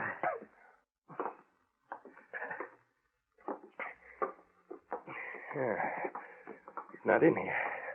If he is, he's turned out the lantern. Hello. Hello. There's no one in here. Huh? The door just slammed shut. Oh, there's no door here. I ran right into a blank wall. Where the door was? Right here, yes. John, we're trapped. Some devilment underfoot in this house. We're right in the middle of it. In a room with no way out. And no air. No air. Now, don't start whimpering. We're in it, and we'll have to see what we can do to get out. But what could they want of us? How should I know? What shall we do? Just sit and wait? No, we'll start looking for a way out of this room right now. If we only had a light. Maybe we can find some other way out of this room. We can try. You go to your right, I'll go to the left. We follow the wall around till we meet. All right. And tap the wall as you go along. Listen for hollow spots. Oh. Now what? I stumbled over something on the floor, sir. Well, what is it? I don't know. I shall have to feel. Oh. What is it, John? A body, sir. Are you sure? Yes, sir. It's the body of a man. Where is it? No, don't touch it, sir. Don't touch it. Why not? I did. And a part of it crumbled to bits. Good heaven. Yes, sir. It crumbled under my touch. Where is it? Right at my feet. I'm afraid to move another step. We'll see what this is. Yes. You're right. I just touched it, and part of the clothing crumbled away. And, John, I felt bones. Oh, sir. That's what's going to happen to us if we don't get out of this place. I just know it is. Yeah, that fellow must have been dead for years. The clothing just crumbled away in my fingers. Yes. John, we must get out of this place as quickly as possible. We're in great danger, I am sure of it. In danger of our lives. We've got to find a way out of this room before we suffocate. Why don't we try to find the place where the door was, sir? Yes. Back to the door, John. We haven't time to look for any other exit. We'll have to find out how to open the door we came in. It's over this way, sir. Right along this wall. Who's there? There's the hideous cackle of the old woman again. Never mind about that cackle. We've only a few minutes to find a way out of here. When that door closed, it hermetically sealed this room. If we don't get out, we'll suffocate. What shall I do, sir? Feel along the floor while I search along the walls here.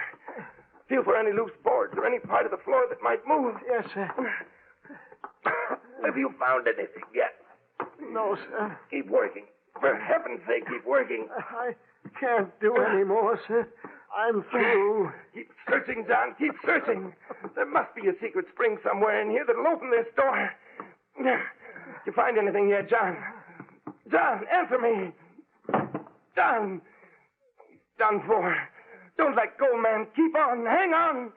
We're not done for yet.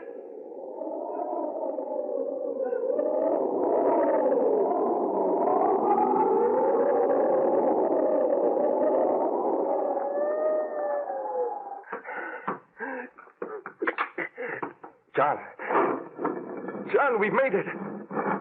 I've found the hidden spring just in time.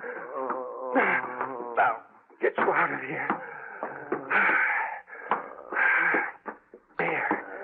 There. You'll be all right in no time. Oh, it's you, sir. Yes. Now, come on. Pull yourself together. Where are we? I don't know. But at least we're out of that death trap. How did we do it, sir? Just before I went under, I happened on that hidden spring that works the door. What about the old man with the lantern? And the cackling old woman? And the crumbling body of the man? We're going to see about those things immediately. I'm going to get to the bottom of this thing. Come on. And get suffocated all over again? I don't think we will. Besides, I know where the release for the door is now. Come along. And careful. Take an extra long step when you enter the room. I think we tripped some kind of mechanism when we first entered. Yes, sir. Old man with a lantern went into this room and disappeared. But where can he have got to? If he stayed in the room, he must have suffocated. He didn't stay in the room. I'm positive of that. Keep your ears open. And listen for any hollow sounds.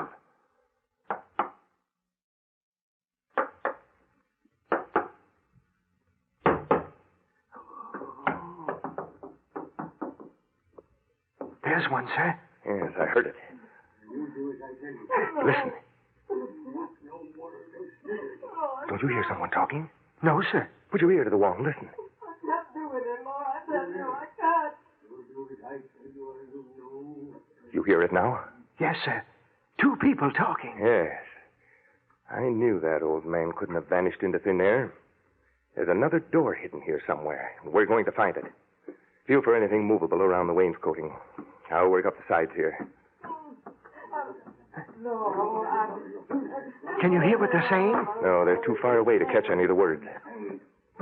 However, from his tone, I'd say he was threatening her. Ah. You found it, sir? Yes, this little bud on the decoration here. Look, sir. A flight of stairs. Yes, and leading down. Come on. Oh, haven't we had enough for one night, sir, without sticking our noses in any further? We've gone this far and had an attempt made on our lives. We're going to clear up this business before we leave. No telling what might be down there, sir. That's what I'm going to find out. Well, you coming with me, or shall I go alone? Oh, no, sir. I'm coming.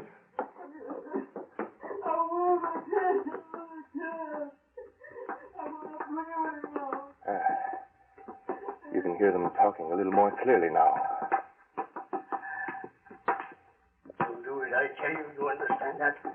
Close enough to make out their conversation. Now there are two more up there with Gregory. Yes. Man we saw with a lantern. He's talking about us, John. Yes, sir. He thinks we're dead upstairs with that body we found. If you do not continue to obey me, that's what will happen to you. Oh, no. No. Chris. That's what I want on, John. We'll see what we can do about this. When I'm gone, you think all the money will be yours. I don't know what you're talking about. Oh, yes, you do. Yes, you do. There's a turn in the passage just ahead. I can see a light shining. Quietly now. We'll be able to see into the room in a moment or so. Tomorrow, you will bring me another young animal to feed upon. Yes, Brother Garnet. It's her brother that's talking. Yes. Easy now while I look around the corner. What in heaven's name? What do you see, sir? Come here. Great heavens. A coffin. Yes, a coffin. With a huge lighted candle And at each corner. And look in the coffin. A man. The one we heard talking.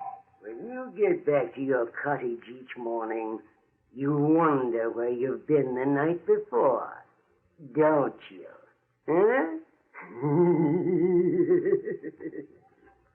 Here you are, John. But his lips don't move. No, but that's where the voice is coming from. You don't know that I have you under my power?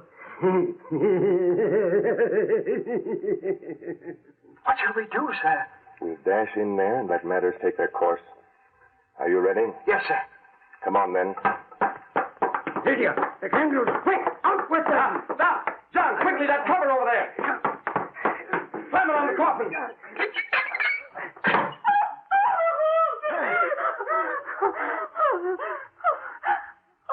The lady.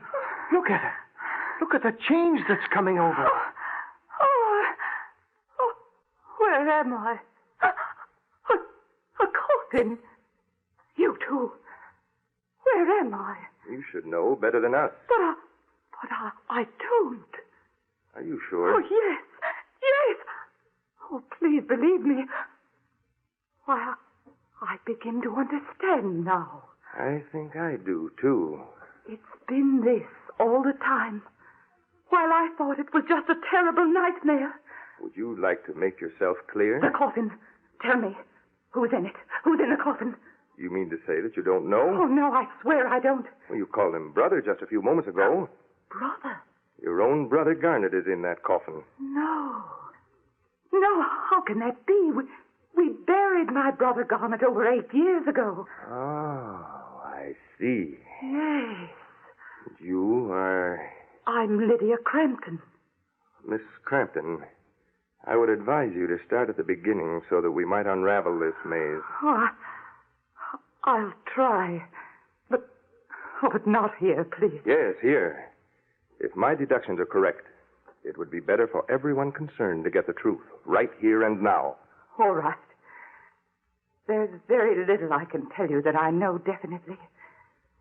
Brother Garnet died about 8 years ago. I hate to say it, but he was horrible. He was a devil. As soon as Father died and he came into the money, he started making my life miserable. Why? I never could find out why. Then Garnet died and was buried.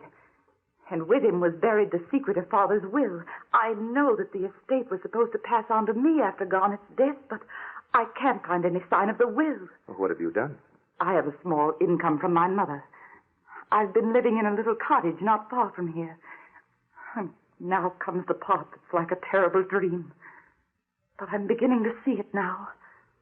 I'm positive that I'm right when I say that Garnet somehow was able to exercise his will upon me after death. What makes you say that? What I've been thinking were horrible nightmares. I now see were actual occurrences. He made me come here every night to wait upon him. He told me that Gregory, his butler, had placed him here in this coffin and had buried a dummy in his place. Then he killed Gregory. The body in the room upstairs? Yes. When he had me under his spell, I used to pass through that room and laugh at the remains of Gregory, call him lazy for always sleeping on the floor. To think that I would do a thing like that. Go ahead, Miss Crampton. He made me bring him a young animal every day or two. What was that for? He fed upon them. I thought so. He feeds upon the blood of animals. Yes. He sucked the blood from them And when he had fed, he had the strength to get out of his coffin for a while. This is horrible. Stop her. Oh, quiet, John. Then that's how we saw him in the hall upstairs. Go ahead, Miss Crampton. That is about all. He used to taunt me by the hour, telling me I'd never come into my inheritance. I see. When we slammed the lid on the coffin, we broke his spell over you. Yes, you must have done. Tell me, Miss Crampton, where in this room are we in connection with the rest of the house? I don't know. It must be on the ground floor, I suppose. That's what I was thinking. I have an idea. What is it, sir? Hear that? Another hollow spot. Exactly. Now, watch this point right here. Yes, sir? We'll press it and... It's opening. What? Why, it's the bookcase in the front room. Look at this in the back of the bookcase. A small secret compartment. There we go. Keep away from the bookcase. The dead body is talking. Talking even with the coffin lid on. All right, John. We're ready to put a stop to his talking. Here, Miss Crampton, a package from the compartment in the back of the bookcase. I think you'll find it's your father's will. Father's will? Yes. Now, John, take those candles out of the candlesticks. Hand the candles to Miss Crampton. Now, hand me one candlestick and use the other as the hammer. What are we going to do, sir? We're going to put an end to Gardener Crampton. But how, sir? What are we going to do with the candlestick? I'll show you. Use the ornamental pointed end of this candlestick as a spear. You use your candlestick as a hammer. We'll drive this one through the heart of that monster in the coffin. No. But that would be murder. It will not. He only lives during the night. Go on, strike. We'll release his soul so that he'll never trouble anyone on earth again. Faster, John. I'm working as fast as I can, sir. When Miss Crampton told me of his feeding on young animals... Sucking the blood? Yes, I knew then that we had a vampire to deal with. What are you doing? For heaven's sakes, what are you doing? We're ridding the face of the earth of a vampire.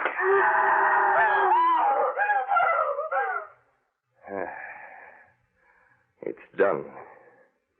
We've driven the point of this candlestick through the coffin and through the heart of Garnet Crampton, who's long been dead, but whose soul has been held in bondage by the result of his evil practices in life.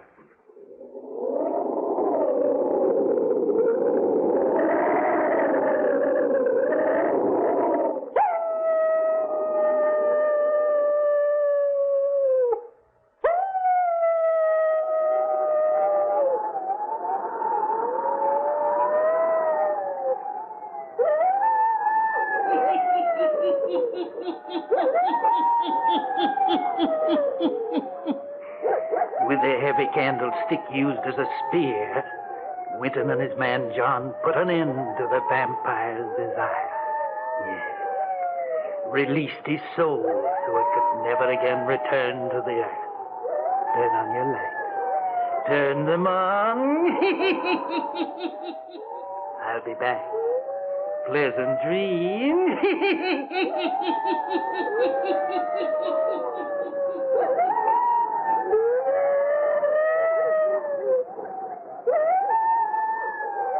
All characters, places, and occurrences mentioned in the Hermit's Cave are fictitious, and similarity to persons, places, or occurrences is purely accidental.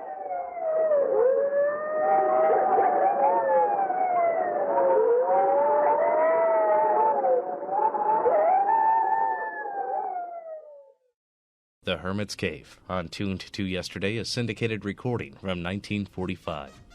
And that brings to a close this hour of horror on Tuned to Yesterday. Be sure to be with us next time for more great programs from radio's past. Until our next hour together, I'm Mark Lavonier. Thanks for tuning in.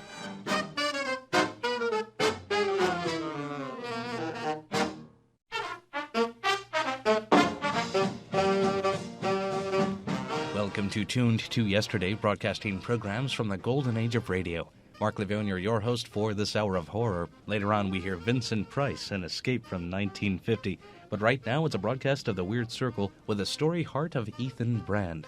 Originally written by Nathaniel Hawthorne, published in his final collection of short stories in 1852 called The Unpardonable Sin. This episode broadcast on The Weird Circle in 1945. Who are the outstanding writers of weird and uncanny stories? Poe, de Maupassant, Bulwer Lytton, Wilkie Collins. Where can I hear these stories? Listen to The Weird Circle.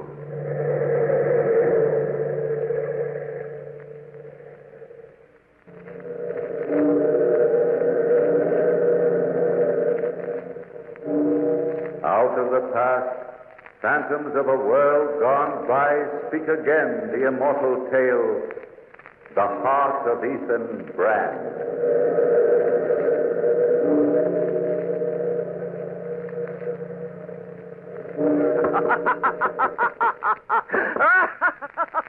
Ethan, what are you doing here? What do you want? I've come to share a joke, Brother Barton. A wonderful, colossal joke. No man enjoys laughing alone, you know. Come in, Ethan. Oh, I don't fancy myself laughing at your jokes. Sit a few minutes. I have a new fireman coming to keep the kill going tonight. I'll have to go out directly and get him started. Don't fidget, Brother Barton. You've a lifetime to tend the fires of the lime kill while I... My good Brother Barton, I've quite a tale to tell you. In fact, you can't relish the joke until you've heard the strange story of my wickedness. You haven't changed, have you, Ethan? Oh, yes. Much for the worse. I've learned to manipulate men as a chess player would move his pawns. I've made men commit crimes they had never dreamed of. And I've enjoyed every moment of my evil life. Oh, you're still as crazy as ever. What are you talking about? You'll understand when you hear my story. And by the way, Barton, I haven't been able to finish my search. I haven't yet found the unpardonable sin. You're talking in riddles, Ethan. Now, I'm a plain man. Talk to me simply. Don't tell me you've forgotten.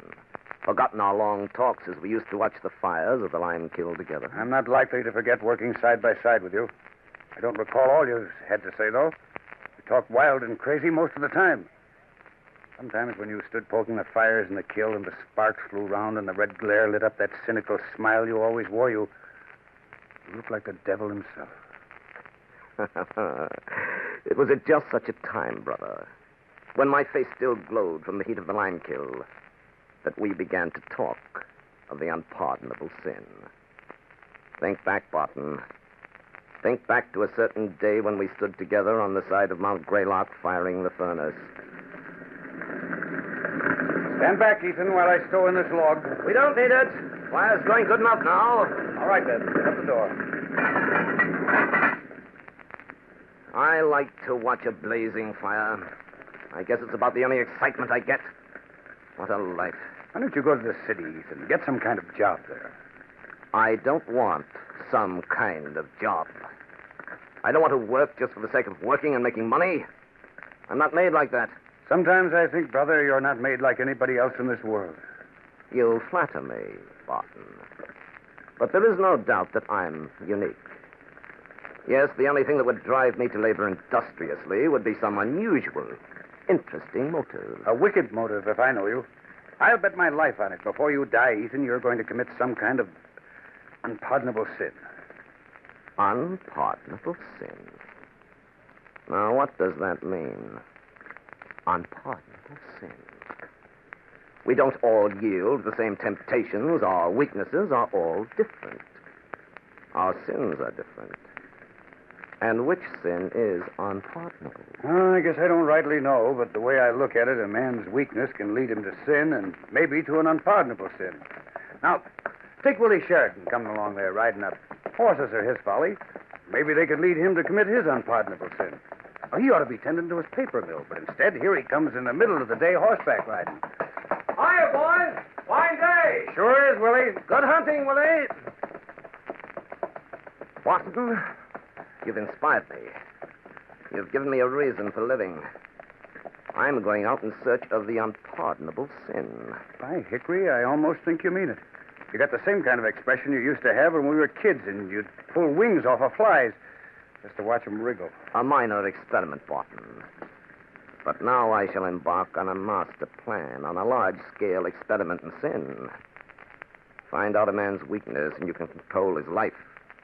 And perhaps make him commit the unpardonable sin. It should make a lifetime of interesting research. No doubt, Ethan. No doubt. Hey, look. Look over there in the valley. Must be a big fire. There's a lot of smoke. Yes, looks like it. Isn't that Willie Sheridan's place? Yeah, it's just about where it is, all right. Say, if there's a fire in his stables, Willie will be fit to be tied. Well, Willie was on his way home just now. I think I'll run over and see the excitement. I always did like a fire. Surely you haven't forgotten that day, Brother Barton. The day Willie's stables burned down. When I arrived, Willie was running around frantically, not accomplishing very much. Some of his horses were trapped, and there was nothing anybody could do about it. As I watched Willie's mounting hysteria, I suddenly decided I had meant what I had said about the unpardonable sin. And I realized I could go about my research in a cold-blooded way. Willie would be my first experiment. He had, as we all know, a bad temper. And his fights with Tom, his groom, were known around the whole countryside. So I went up to Will and I said, Willie, you know how the fire started? No. I'd give anything in the world to find out. Must have been somebody's confounded carelessness. Or revenge, maybe? What? Revenge? What do you mean? Speak up, man. You must know Tom hates you. Everybody heard him say he'd get even someday. Oh, I see it now. Yes, it all adds up. I had a quarrel with Tom just before I took out the new filly. Look at Tom leaning against the fence, Yes. that satisfied smile on his face. He's got his revenge, all right. Why, that dirty up. I'll fix him. I'll kill him. Hold on, I'll tell him. Now, don't lose your head, Willie. Hey, what's the matter, Willie? Somebody stop him. He's got a pitchfork. Let me go, Willie! It wasn't Tom's fault. Tom wasn't even here. Too bad, wasn't it, Barton, that Willie had such a bad temper and loved his horses so much. Those weaknesses led him to murder. As I stood looking at Tom's body, I wondered, was murder the unpardonable sin? But I knew that though the law would punish him, most people would find it in their hearts to forgive Willie. I would have to look further for that unpardonable sin. As I walked away from the fire and the crime and past the burning stables, I suddenly felt that I was two persons. Oh, not good and bad, as the moralists believe. But I felt I was two bad persons in one body. I know it sounds fantastic to your matter-of-fact mind, but to me it was clear. One of my selves was inexperienced in evil. But I knew I had an older self, a second soul as aged as the world, and great in the knowledge of men and wickedness. And as I walked down the road in the evening shadows, my second soul spoke to me. Ethan Brand, you're a rare bird. You're cold, calculating, completely without heart. We ought to go far. And if you listen to me, I'll set you on top of the world. That might be interesting. How do we begin? First, you must have money. Not too much to start with. It would look suspicious. Ethan, your old friend Esther will help you. Esther? Esther's only a clerk in a bank. That's what I was thinking. Remember, Ethan, find the person's weakness, and you can control his life. Ethan, you are Esther's weakness. Go to Esther and say... I'm not going to see you anymore, Esther. I want to give you a chance to forget me. Oh, Ethan, I can never do that. Goodness knows I wish I could, but I just can't get you out of my mind and my heart. I guess I've never really explained myself. You see, I'm not the type to be satisfied with a little cottage with a white fence all around and a clothesline in the backyard. I want the best, and I want my wife to have the best. If I had a future and money, I'd ask you to marry me tomorrow, Esther. Ethan, you've never said that before. You've never mentioned marriage. I've never had the right. Oh, Ethan. And now, ironically, the chance of a lifetime has come to me. I have an opportunity to buy a share in a good business. All I need is small capital. But, of course, I can't even think about it. Well, there must be some way to get the money.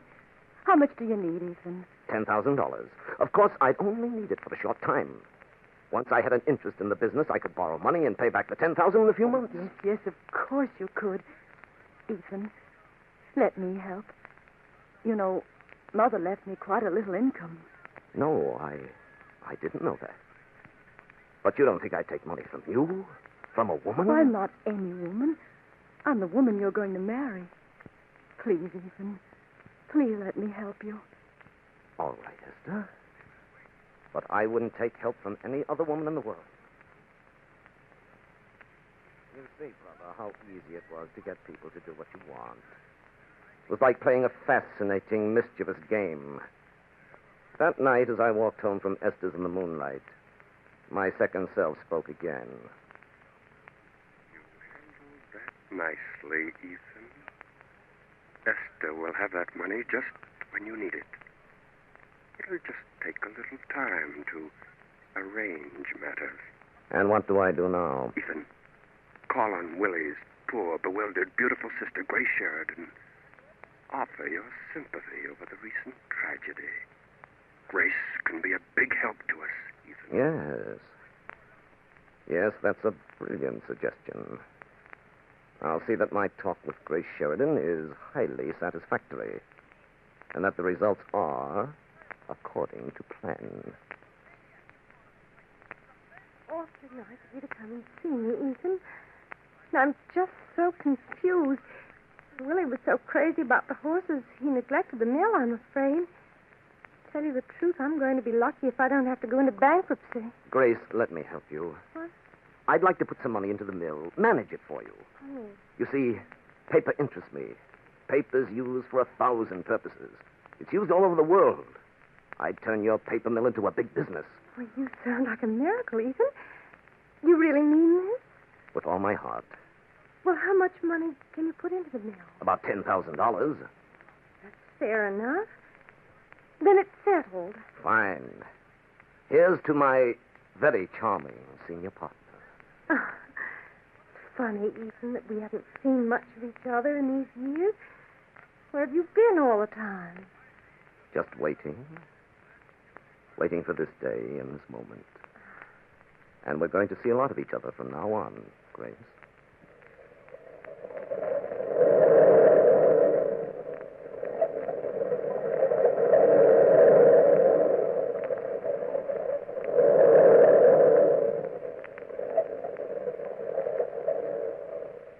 Everything happened, Barton, just as I had planned. Esther brought me the $10,000. I bought the interest in the mill. And soon the long-neglected business was going along far better than we had dreamed. I became a leading citizen. Then one night, as I was turning out the light to go to bed, I heard the voice of my second self. Ethan, it's time you made some political connections. For you and I are going farther than this small town and this state. Yes, I've been thinking about that. Your man, of course, is Jake Sampson. You must make him indebted to you. You've heard the gossip about Sampson, haven't you, Ethan? Yes, everybody talks about it. Jake's a big man. The political boss in this state, and he could go far if it weren't for a woman. The woman he can't get rid of. Jake will be at the Chateau, the gambling casino outside town tomorrow night. And you must make a friend, a loyal, grateful friend, out of Jake Sampson at any cost, Ethan. At any cost.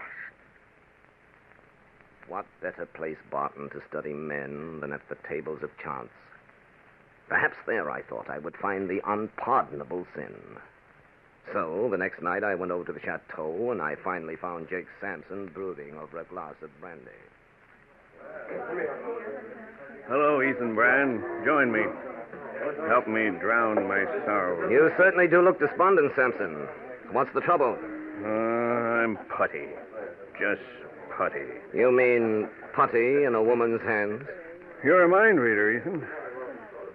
Then I guess everybody knows my personal affairs. I can be as hard as nails about everything else in the world except a woman. It's the old story, isn't it? You've ceased to care, and the woman's still wrapped up in you. Yes. She's not come along with me, if you know what I mean. I've gone up, and Babette has stayed just the same. I tried to explain it to her again tonight, but it's no use. I'm a man doomed to the woman he doesn't want.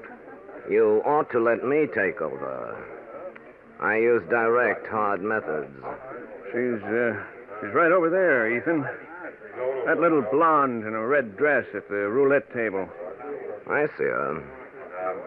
Well, Sampson, maybe I can do you a favor.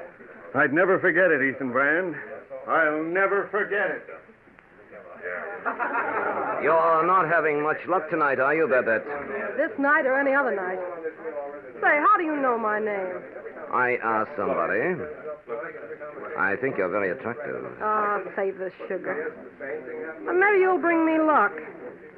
Mister, all I got left in the world is $50. What'll I do? Put it all on the black or just part of it? I can't make such an important decision for you. But then, you see, I'm a gambler. I gamble all or nothing. Yeah, me too. Here's $50. All on the black. Now, watch that old wheel.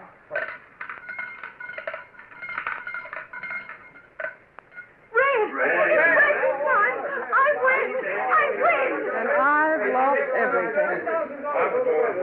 Well, goodbye, mister. Hope you have better luck than I. Oh, just a minute, Babette. I'm going for a walk. Let me come along. Why not? Say, the lake looks cold, don't it? Come on, let's walk down there. All right. Say, who'd you ask about me when you found out about my name? Jake Sampson. I asked him if he minded if I tried to, cut in. What'd he say? Was he mad? No. No, not at all. He said that you and he had parted. Jake seemed glad that I was interested in you. Oh, he was he? Yes, Jake was full of plans tonight. Of course, you know he's going to be married tomorrow. She's an awfully nice woman, and she'll be a big help to Wait a minute. Say that again. No, don't. I guess I known something like this was coming. But Jake ought to told me himself. He had no right. Oh, I'm awfully sorry. Perhaps Jake just didn't have the courage to tell you. Oh, go away, mister. Leave me alone. I want to walk by myself. All right. You won't get lost down there by the lake. It's slippery on those wet rocks. Thanks for telling me. Well, goodbye, Babette. Goodbye. Hurry, Ethan. Hurry, so you won't be caught near the lake. No one must see you running away from the drowning. After Babette's suicide, Jake Sampson began to make great political plans for me. So, Barton, I had two things I needed for advancement. A growing business and political backing. Then one evening, Esther came to my house. Ethan, I've got to have that money back quickly. You see, I stole it. I stole it from the bank. I took it in dribbles and fixed the books so they wouldn't find out, but in a few days the accountants are coming, Ethan. But, Esther, you told me it was money from your mother's estate. Oh, I lied, Ethan, I lied. I wanted you to have the money. I thought we were going to be married. We are going to be married, Esther, very soon now. And I'll get you that money by noon tomorrow. Oh, Ethan, I knew you wouldn't let me down. I knew it. Well, I've got to go now, dear. Goodbye, Ethan. Goodbye, Esther. Ethan, you must not marry Esther. I've never for a moment seriously considered it. Grace is the woman for you, Ethan. I know that. Don't I know I'd get full ownership of the mill from Grace? Besides, she has the social connections I need. You must get rid of Esther some safe way. She's the kind of woman who would be troublesome. The kind who would fight for you. Hang on to the end. You must get rid of Esther without hurting yourself. Yes, but how? How? Remember your rule, Ethan. Control people through their weaknesses. Now, Charles Townsend, the president of Esther's bank, loves power. Power over people. He likes to make people suffer. He acts quick and he has no mercy. Go to Townsend now, tonight, and say to him... Mr. Townsend, I've come as a friend to do you a favor. But in return, I'll expect one from you. Well, it depends upon what it is, Mr. Brand. You must keep the source of the information I'll give you a secret. My name must be out of it. That's a reasonable request.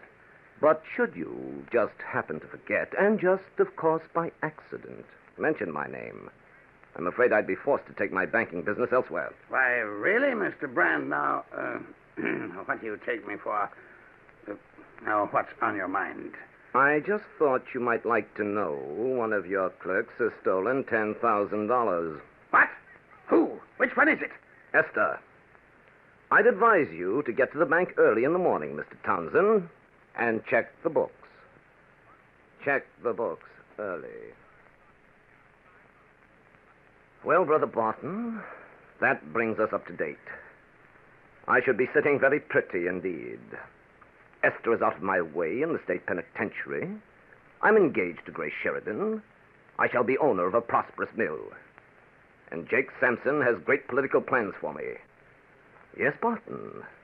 I'm on my way to that coveted place on top of the world. You're mad, Ethan. Stark mad. You and your second self. Get out of my house. But wait, brother. You haven't heard the end. You haven't shared my joke. I'm on my way to the top. But I'm never going to get there. I came here from Dr. Myers. I haven't been feeling very well lately. I made him tell me the truth. I've but a few months to live. I'll never realize any of the glory ahead for me.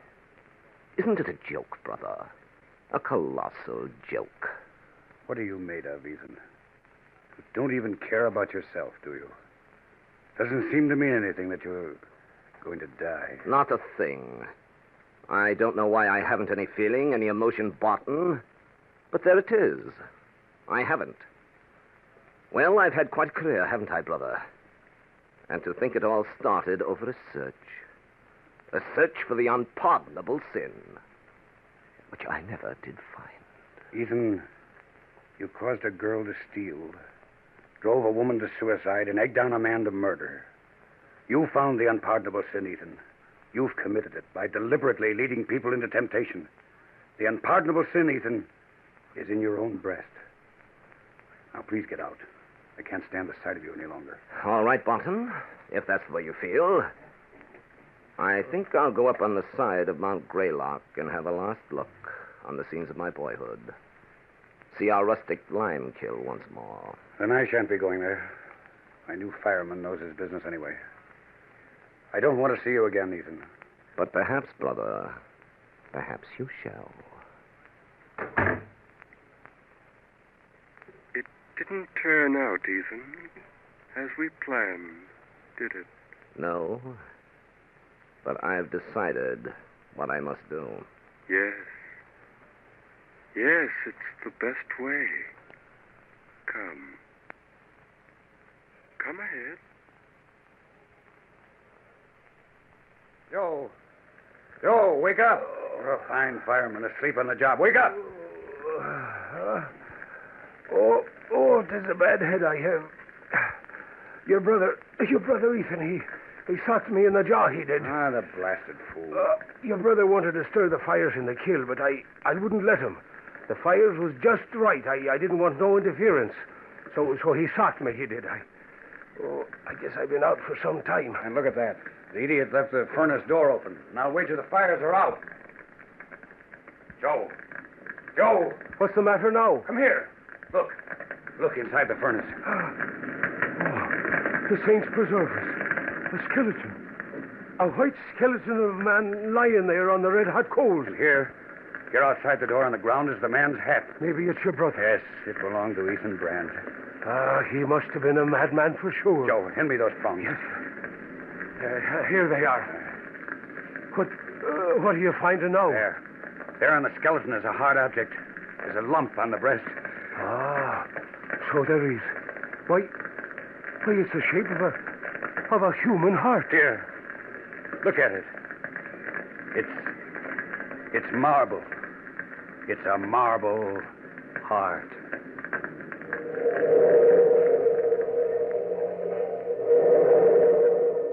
Bellkeeper, toll the bell.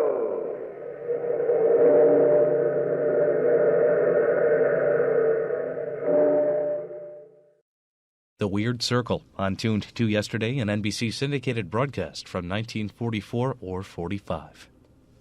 You're listening to an hour of horror on Tuned to Yesterday. I'm your host, Mark Lavonier. And now back to June 30th, 1950 for a CBS broadcast of Escape called Bloodbath, Terror in the Jungle, starring Vincent Price. Tired of the everyday routine? Ever dream of a life of romantic adventure? Want to get away from it all?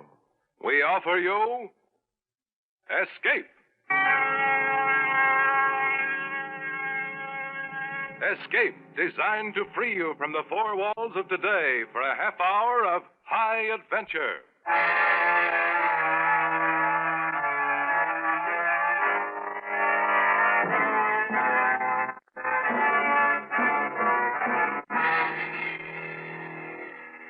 Tonight, we escape to the jungles of South America and a seething tale of terror and violence as told by James Poe in Bloodbath, starring Mr. Vincent Price.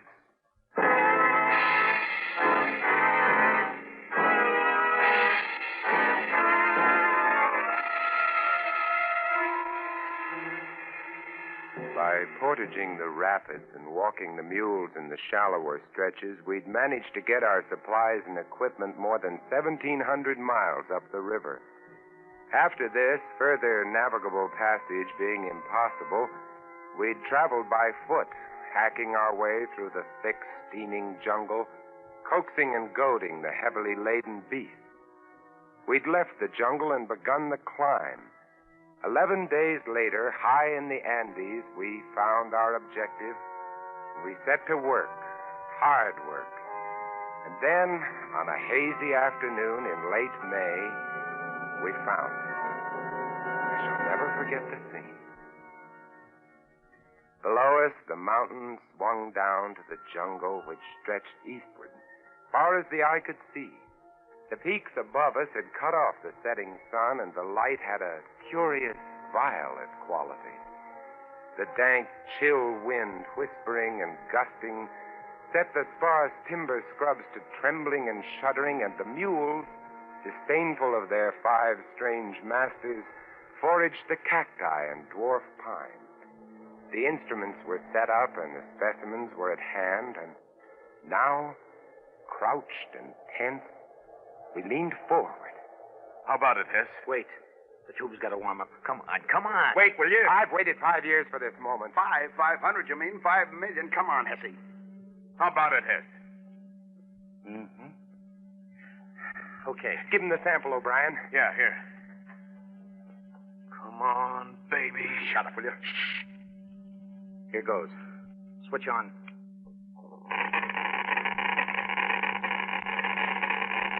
Holy cow. Good. It's fantastic. Fantastic. Yeah? Come on, Hesse. What's the word? Yeah, Hesse, give. Gentlemen. Unless this machine is busted, unless this Geiger counter has forgotten its multiplication table, we have discovered the richest lode of uranium ore known to man.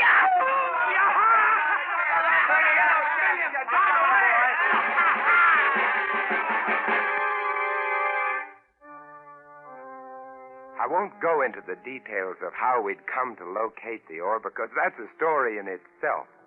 Suffice it to say that late in the afternoon of that hazy May day, the 5 of us, gamblers all, came to the end of our rainbow, found our pot of gold. The vein runs all the way up the side of the mountain. Must be worth $1 million. $1 million? $1 billion? $1 trillion! Do you boys realize what we've got here? Sure we do. We've got the world at our feet. Why, the man who gets the strike registered in his name can be a king. Every country in the world is going to come running up to him with trunks full of money and power. You tell him, Hesse. How? Yeah, we'll make the United States the most powerful nation on earth. Why the United States? Oh, you wouldn't sell to anybody else, would you? I'm a businessman, Harris. You're a fool. No. I'm a businessman. $1 trillion? Oh, gents, we've got the world at our feet. Split 5 ways.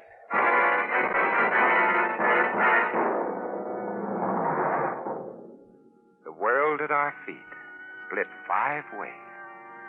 That night, as I lay huddled under my thin blanket, I wondered what it would be like being a wealthy man. Wondered if it were really true. Wondered how it would affect the others, how it would affect me.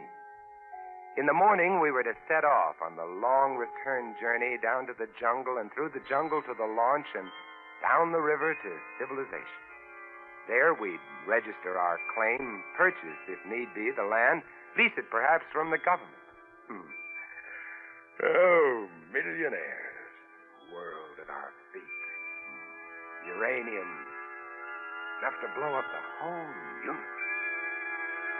Power. Harris, wake up. Wake up, Harris, wake up. Oh, good morning, millionaire. Weems, wake up. The sun's coming up. Hey, where are the others? They've gone. Gone? Yes, Dumont and O'Brien. They took the mules and most of the food and cut out. When? How do I know when? Sometime during the night. But why? Why? $1 trillion, that's why. Oh, no. Once they get down to the jungle, they'll have to travel on foot. There's 10 days' march to the river. If they beat us to the boat, we're stuck with 1,500 miles of jungle between us and safety. 50? Impossible. We'd never make 100. That's right. We've got to catch 'em, or we're dead.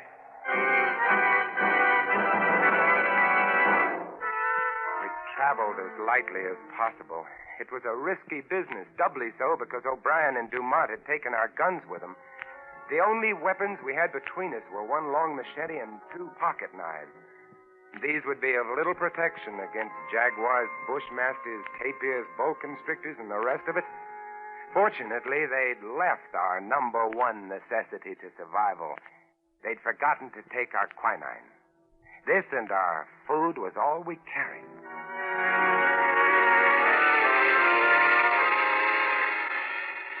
The long descent to the jungle was slow going on foot. It was here that we nearly gave up hope. We moved as fast as we could, but we were no match for men who were riding. But we reached the jungle. Then things took a better turn.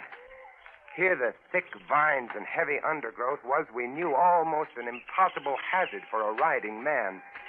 And we could see their boot prints mingled with those of the mules. We knew that they were having trouble, too. The animals were afraid of many things in the jungle, would balk suddenly, require careful handling. We pushed ahead as rapidly as possible, battling mosquitoes, fume flies, matukas, and the blood-sucking carpazo ticks, and, of course, the jungle itself with its never-ending barrage of razor grasses, needle vines, swamps, bog traps, and so forth. It was hot, stinking hot, and the going was hard, but we had to make it.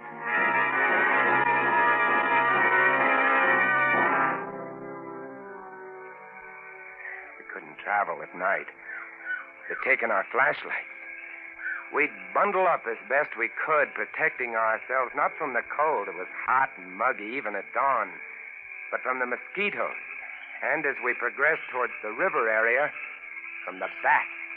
Vampire bats. Ever seen them? They're small, rather fragile-looking little things. By day they hang, heads down from the trees, wings folded like clusters of rotten fruit. By night, they hunt. They have razor-sharp teeth, bite like the finest steel scalpels. Their object is to break the skin very delicately, start the blood to coming, and then they simply hang on and sip. Without mosquito netting, we had a rough time. But we managed to keep on going. And on the 3rd day... It's no use, fellas. We can't make it to the river before them. We've got to, Weezy. We've got to make it. Right, Wayne. And even if we do catch up, they got the guns. Huh? What are you stopping? Quiet. I heard something. What did you hear? Gunfire. Yeah. Come on. They can't be more than a mile or 2 ahead. Come on. We ran through the jungle, following the fresh marks of the animals and the 2 men. And a half an hour or so later, we broke into a little clearing, and there was Dumont.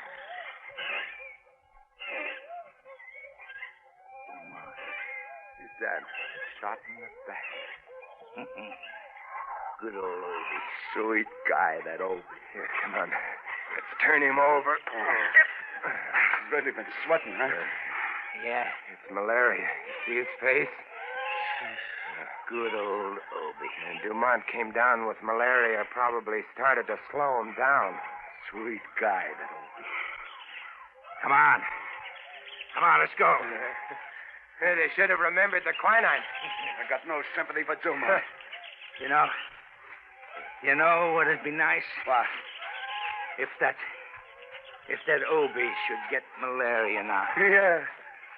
He'd be helpless. He'd ask me for quinine. And I'd throw him a stone. On we went. Now there were no boot marks with the mule tracks. Apparently O'Brien was riding one of the animals. From time to time, we'd see a flurry of tracks turned up as though he had to dismount to tug one of the beasts back onto the trail. We followed the tracks for another 2 days, and then on the 6th day, we found one of the mules. How you feeling, boy? Huh? Where's your saddle? He really looks beat. Look at those marks on his flanks. Vampire bat. Yeah. That leaves O'Brien on foot. Yeah. Hey, you hear that? Hey, it's the launch. We're to the river. He's starting the motor. Come on. It wasn't very far, just a few hundred yards, and the path was strewn with O'Brien's discarded supplies.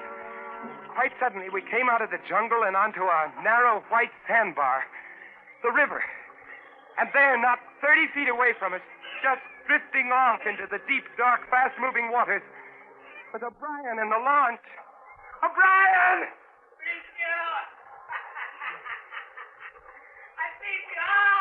Look at him. He's like a skeleton. Obi! Wait for us, Obi! The launch lurched dizzily as it floated downstream. O'Brien was feeble, sweating, possessed. He had the fever, had it bad. Come on, let's go after him. You can't. This is piranha water. Cannibal fish. They'll eat you, Happy. Yeah. Hey, Obi! Hey, you know me, Obi! Your old pal, Hefty! Hey, what do you say, Obi, huh? Huh? Bring him, He pal! staggered dizzily about the cockpit trying to start the engine. He was laughing, and he was so weak that he could barely spin the flywheel to the kicker. Obi! He's Good Lord, he's in the water. The fish, the piranhas. Oh, they got it. I ain't gonna look at this. One moment we saw him swimming weakly, his large, fever-ridden eyes turned imploringly toward us, and the next moment he was gone, leaving only a large red churning patch on the water. The piranhas are small, rarely more than 12 or 14 inches long, small fish with large, powerful jaws, teeth like broken glass, and an insatiable, maniacal appetite for flesh.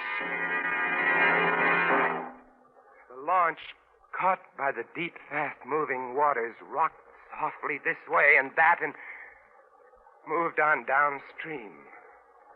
Away. Away around a bend and out of sight.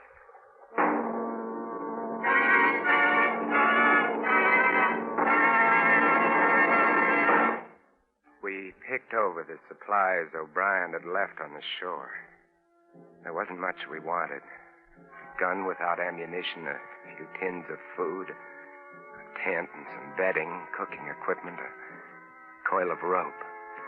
We loaded these things onto the mule and set off through the jungle, downstream along the river's course. 1,500 miles to civilization.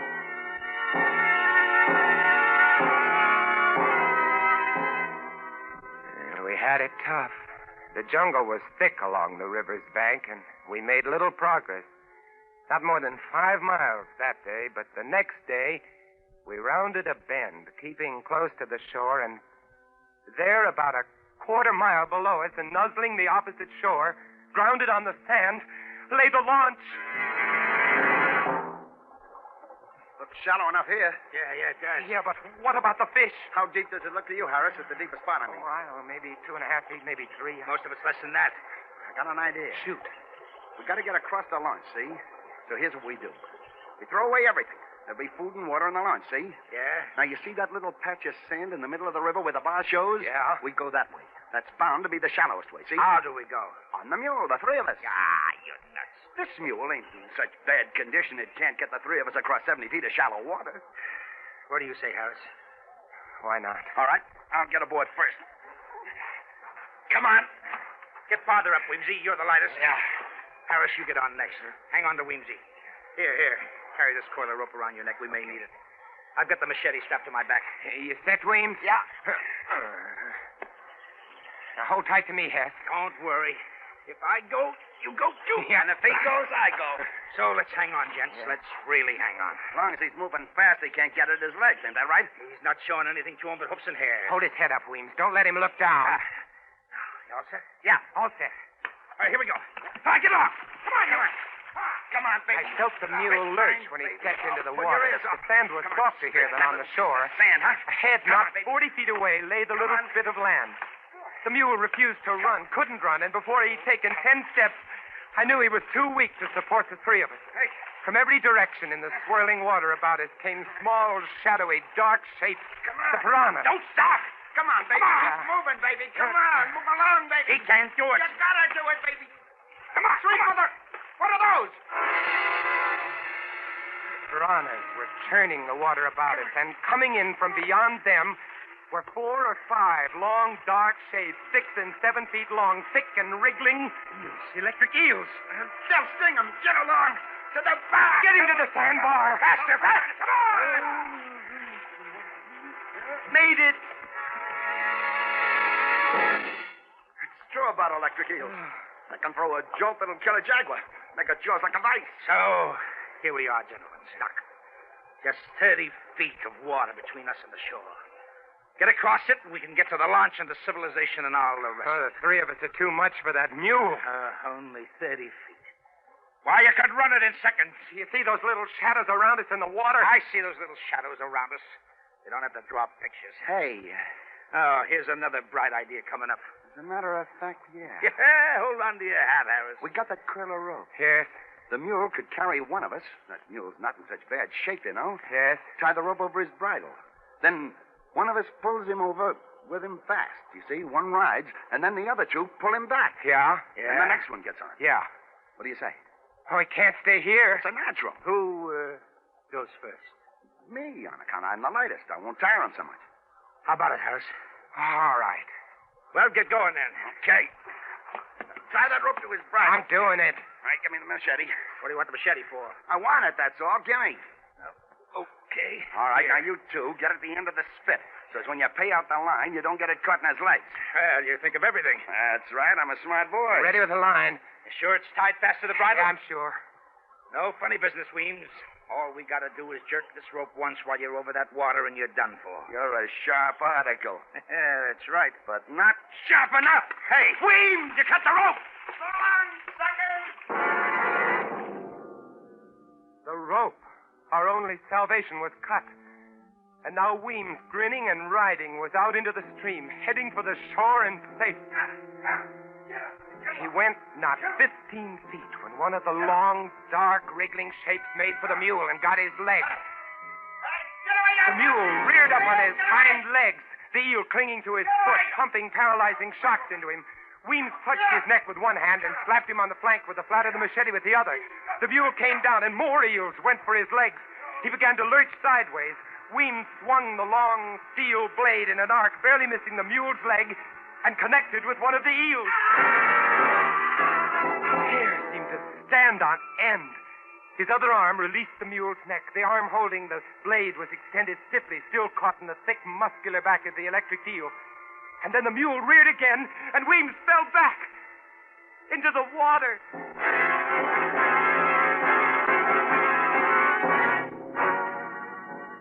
The mule, freed of Weems, made the shore and vanished into the jungle. We turned away. No man could watch what was happening to Weems and retain his sanity. And so, there we were. Hess and I on that sand spit which the river was slowly washing away. Night coming, the vampire bats coming, and all about us, the electric eels and the little cannibal fish waiting.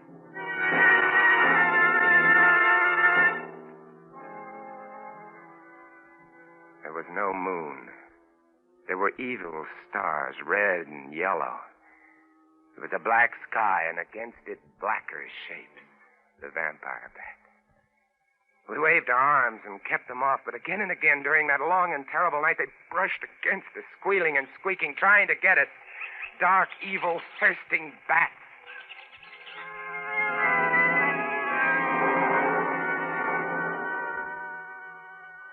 1,000 years later came the dawn.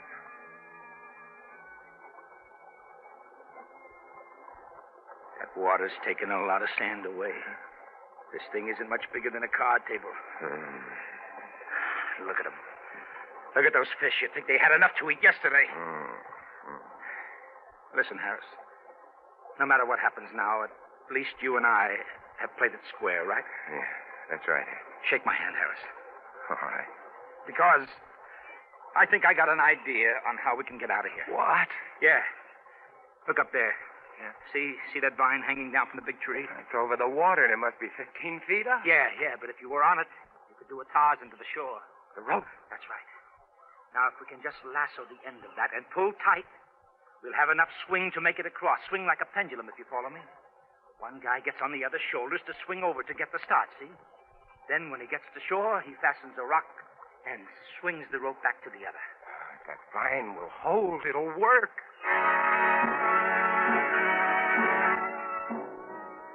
It took us 2 hours before we managed to lasso the end of that vine.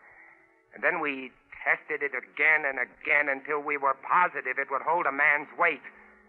And then we were ready. Stand good and steady now, pal. I'm going to go easy on you, but don't shake. Because if you spill me in that water, I'm a gone guy. I'm ready. I'm ready. Good luck.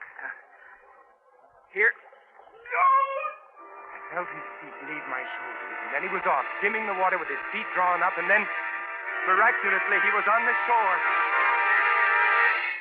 Good boy! Good boy! Yeah. Like a breeze, huh? Like a breeze. Hey, any rocks around there? Sorry. He smiled at me and shrugged, and then looked down the stream at the launch. I knew that smile, that $1 trillion smile. It said, "So long, sucker." Don't do it, Hess. Send me the rope. You're too nice a guy, Harris. You and I would never get along. You can have it all, Hess. Every scrap of it. Only for the love of mercy, send me the rope. No, you want some. You wouldn't approve of what I mean to do with it. Hess! He stood there laughing at me and shaking his head slowly. But above him, just over his head, was another vine, thick and mottled, and it was moving. Look out, Hess! Hess! He didn't understand or didn't hear me. Just stood there smiling and shaking his head. The boa constrictor dropped heavily and accurately, a thrashing tangle of scaly muscles.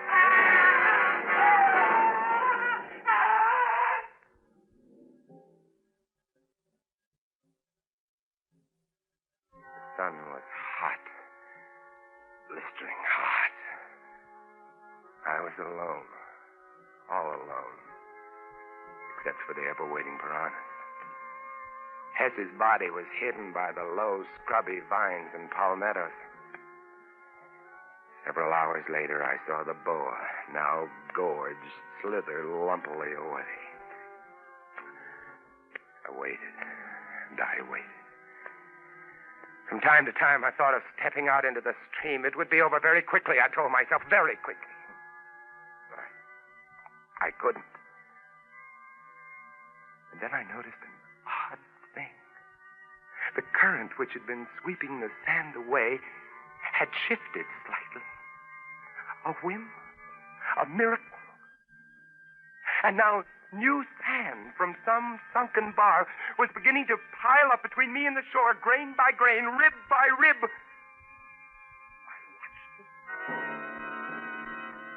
I watched. And I watched. And at 5 o'clock that afternoon, I walked ashore to the lawn. And didn't even get my feet wet.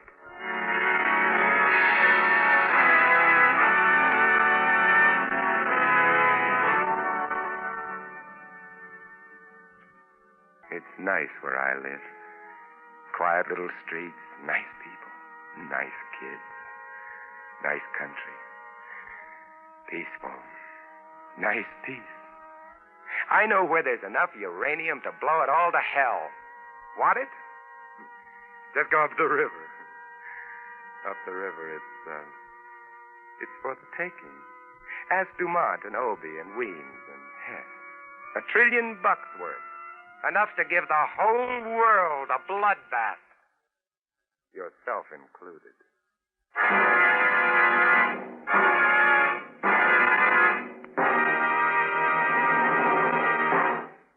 Escape, on Tuned to yesterday from June 30th, 1950 on CBS. And that wraps this hour of horror on Tuned to yesterday. Be sure to be with us next time for more great programs from radio's past. Until our next hour together, I'm Mark Lavonier. Thanks for tuning in.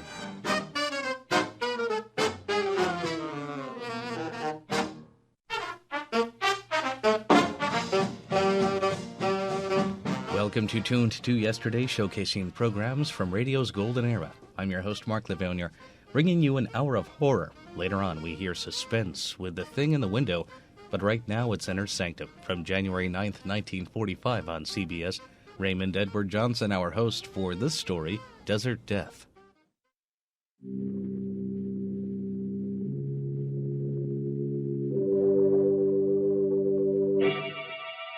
Lipton Tea and Lipton Soup present Inner Sanctum Mysteries.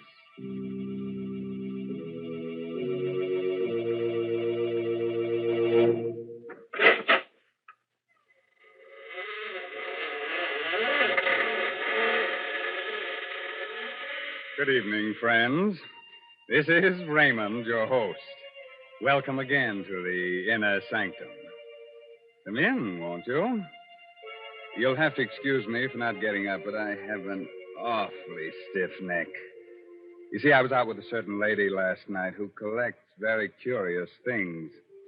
She spent the first half of the evening telling me how wonderful I am, but after that, well, it's one thing when a girl tries to turn your head. It's another when she tries to twist it off. And now, friends, let me introduce someone who is a real lady. She must be a lady because she wants to reform me. Come in, Mary Bennett. Hello, folks. Draw up a coffin and sit down, Mary. Now, Mr. Raymond, please don't talk that way. It is nice. Why are you always pretending to be so cold-hearted and creepy? Underneath, I'm sure you're a friendly, good-natured sort of man. Yes, you are. Underneath, you're just like everybody else. I'll bet you like to come home in the evening, put on an old jacket and slippers, and then sit down to supper. Yes, sir, and I'll bet I know one of your favorite dishes, too. Noodle soup. Or most all men like noodle soup. That's why Lipton's is so popular. Mr. Raymond, someday I'm going to take you home with me and feed you a good hot bowl of Lipton's noodle soup. Oh, well, thanks for the invitation, Mary. And now let me invite you to come to the desert and hear the story of Desert Death. It's an original tale written by that spinner of surprise stories, Robert Newman. And our star tonight is Horace Braham.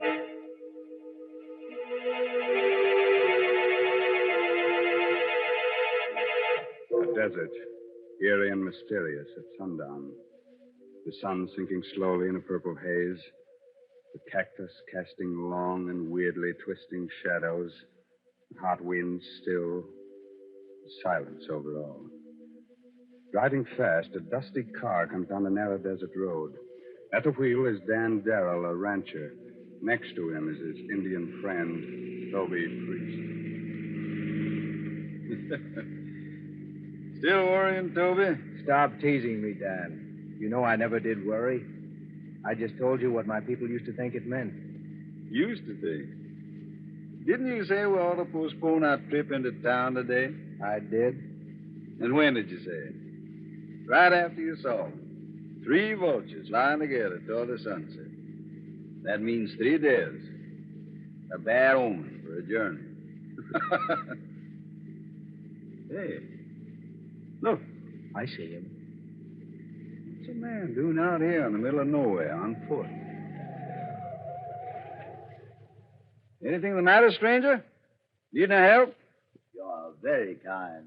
Our car broke down, and, well, we were in a bit of a spot. Didn't know whether anyone would be likely to come along here or not.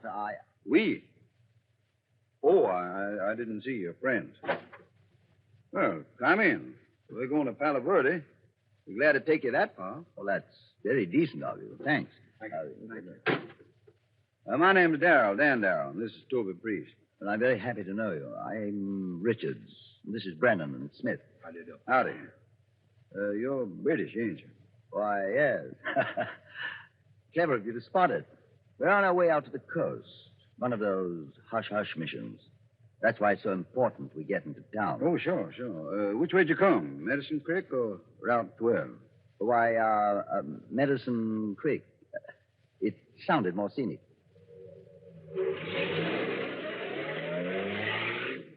He's lying, Dan. You know that, don't you? What makes you say that, Toby? Use your head.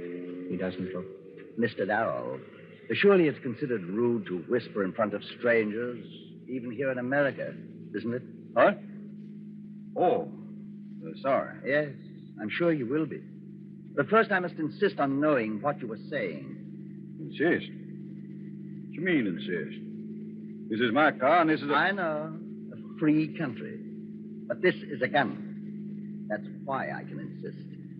And now, will you tell me what you were saying? I was saying it, so I'll tell you. I said you were lying, that you weren't British at all. No? Then who are we? I think that you're Nazi prisoners who escaped from that camp up near Post City. Oh? And what makes you think that? First, none of your clothes fit you, so they're obviously not yours. Second, you said your car broke down, but there wasn't any car around. Third, you said you came by way of Medicine Creek, and that road's closed. All right. Stop the car and let us get it over with. You mean shoot them? Not so quick, Bernard. We can use them for a while yet. At least one of them. What the devil you mean? Of course, your Indian friend is right. Very clever, too. But since I have a gun, you will take orders from me. Our first need is water. You have any in the car? No. And then we will have to find some. Yeah? Where'd you expect to find water in the desert? I told you we were Nazis, Darrow. I did not tell you that we were Ronald's men from the Africa Corps. That means we know the desert, any desert, better than anyone on Earth. Those hills off there to the left. Take the left-hand road at that fork there and head toward them. But do as I say.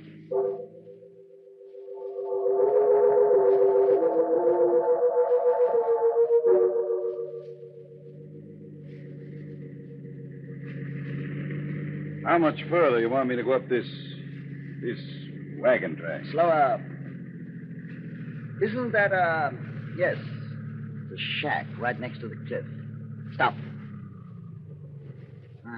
Looks deserted, but there, next to it.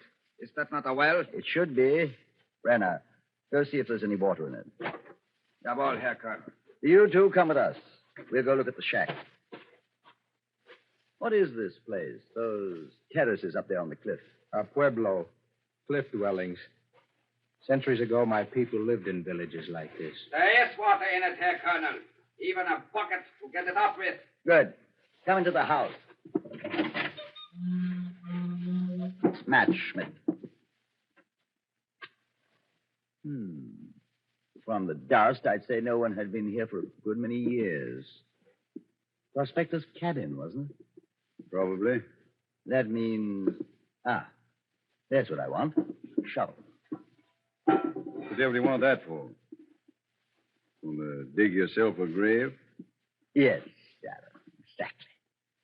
But not for me. Huh? What you mean? Precisely what I said. Sit down.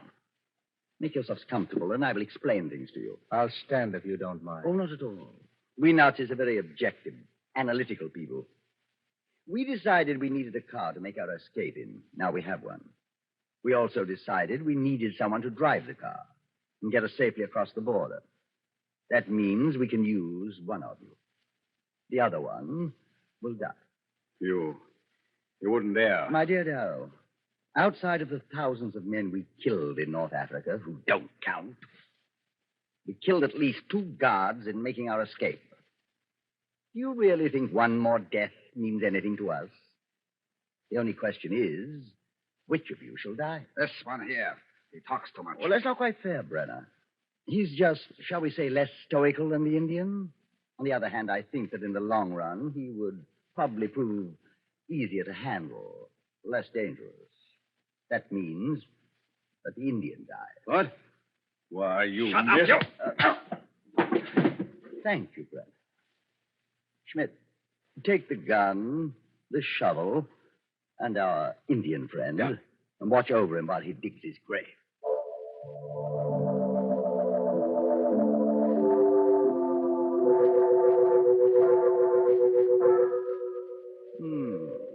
Very nice. Very nice indeed. Of course, I personally would prefer a deeper grave, but that's up to you. The depth is not important. The only thing that matters is that it faces west. That is why I dug it with the head against the cliff. An old tribal custom. Very interesting. Similar to the Egyptians. But of course, they believed in a life after death. My people believe in a life after death also, Colonel. And in this case, I think I can promise that I will not rest easy in my grave. Oh, I'm sorry to hear that. Hear this, too, men from across the seas. Men with death in your hearts. For the evil you would do, evil will follow you like a hungry wolf. What is that? What he just mentioned. A wolf. Though you bury me deep, the earth will not hide me till you have paid for your crimes. Here where you have killed, here too will you die. Now, Herr Colonel. Yes, Brenner. Oh, you can't, you. Very good, Schmidt. I'll take the gun now.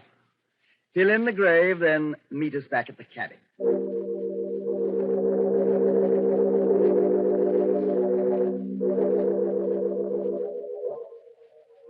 What a place. It's worse than Qatar. I wish you'd sit down, Darrell, and stop staring out of the window. You're worried about your friend. I buried him very nicely.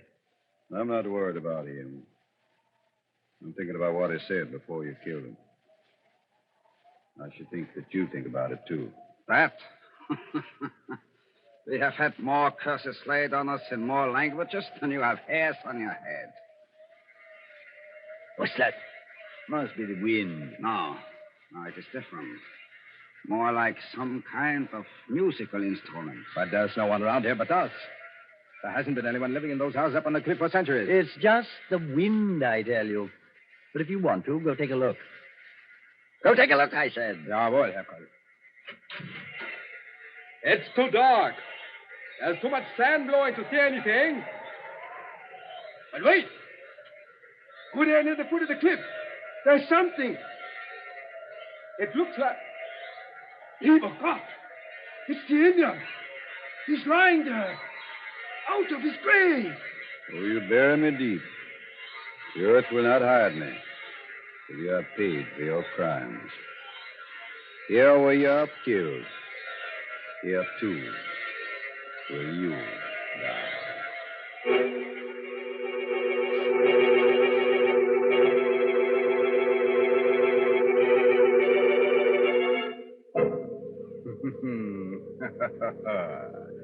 A 100 curses in a dozen different tongues.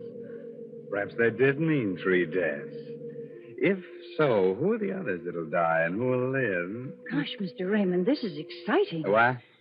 Oh, Mary Bennett, I've overlooked you in all this desert. Tell me, Mary, whom do you hope will die, huh? Well, I don't like to see anybody killed. But those Nazis sure ought to be clapped in jail. Mm-hmm.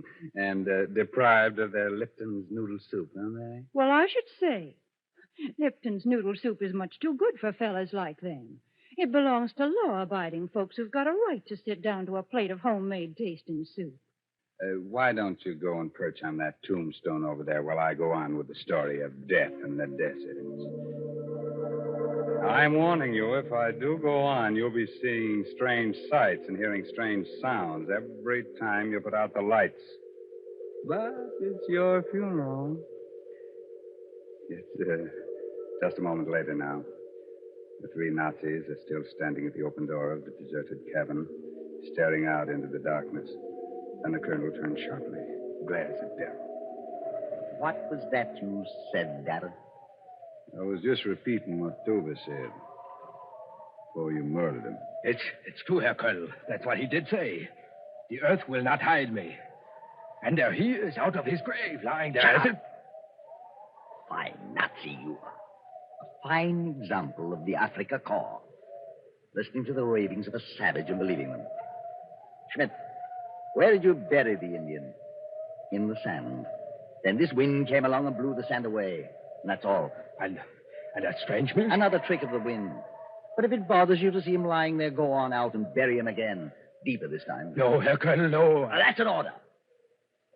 Jawohl, Herr Colonel. Friend Schmidt seems to be getting a bit rattled. That's why I sent him out there. Nothing like facing a fear to overcome it.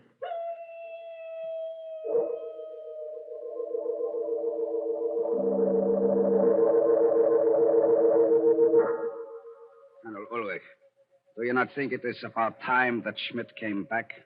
He's only been gone about 5 or 10 minutes. I told him to dig the grave deep this time. I know, but I do not see him out there anywhere. Well, how could you expect to when it's so dark and when the sand is blowing like that? Maybe we'd better go out and see what's taking him so long. And you too, Mr. Darrell, if you don't mind. Not at all. Schmidt! Schmidt, where are you? Blasted idiot. Probably wandered off into the desert. Schmidt! Look. The Indian. He is still lying there. He never did bury him. That means Schmidt never even got over there. Must have lost his way right after he got outside. Schmidt! I think you can save your breath, Colonel Ulrich. Come on over here to the well. Huh? What are you talking about? Schmidt. Dead. Well, why are you looking at me like that, Brenner? It's exactly as I said. He lost his way in the darkness, the sandstorm, fell down the well. Yeah, I guess that is what must have happened. As for you, Mr. Darrell, since you discovered Schmidt, you shall have the pleasure of burying your friend the Indian again. Jawohl, Herr Colonel. I'm sorry. I never did appreciate the American type of humor. Now get busy with that shovel. May I just point out that while it's easy for you to knock me down when my hands are tied, it's not so easy for me to use a shovel. Oh, I intend to untie you. But please remember always that I have a gun, and that Brenner and I have every intention of getting away from here.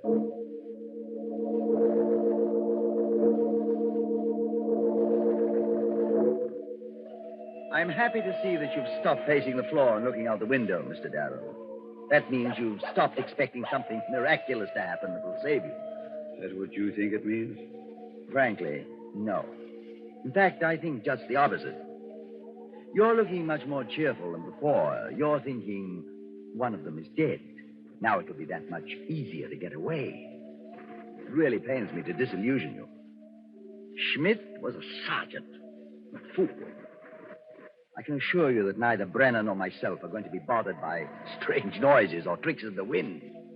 Right, Brenner? Of course not, Colonel. Good. And now, if we're to make an early start, I think we should get some rest. Brenner, you take the first watch and wake me at midnight. I advise you to get some rest, too, Darrell. Maybe you'll be able to dream of some way of escaping. Thanks. But I'm not sleeping. As you wish.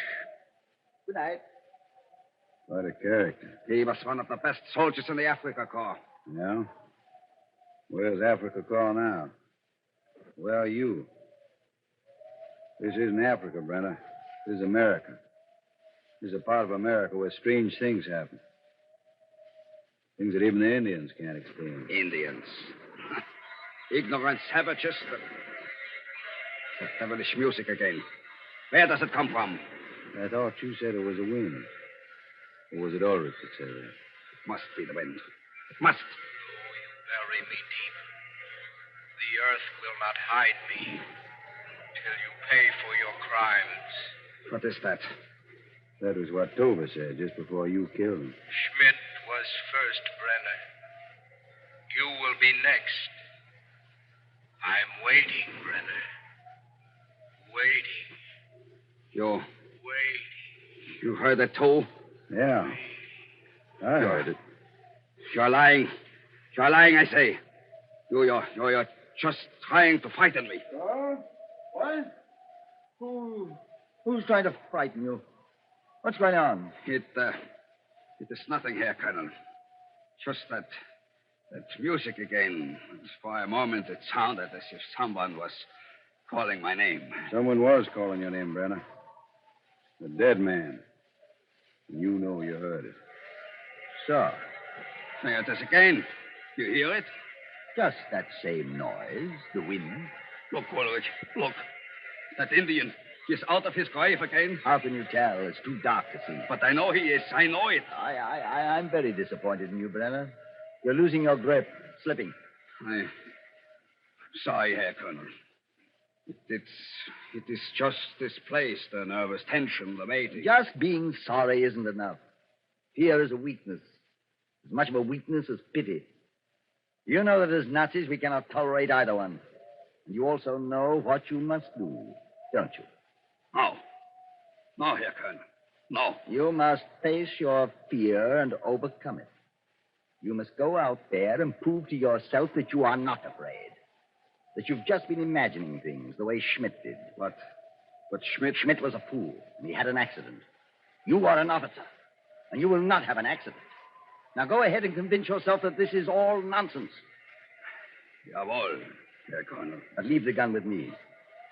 What's out there is imaginary, but Mr. Darrell is very real. If I didn't have a gun, he might get ideas. Jawohl, Herr Colonel. Here. I will be back in a few minutes. You're looking at me very strangely, Mr. Darrell.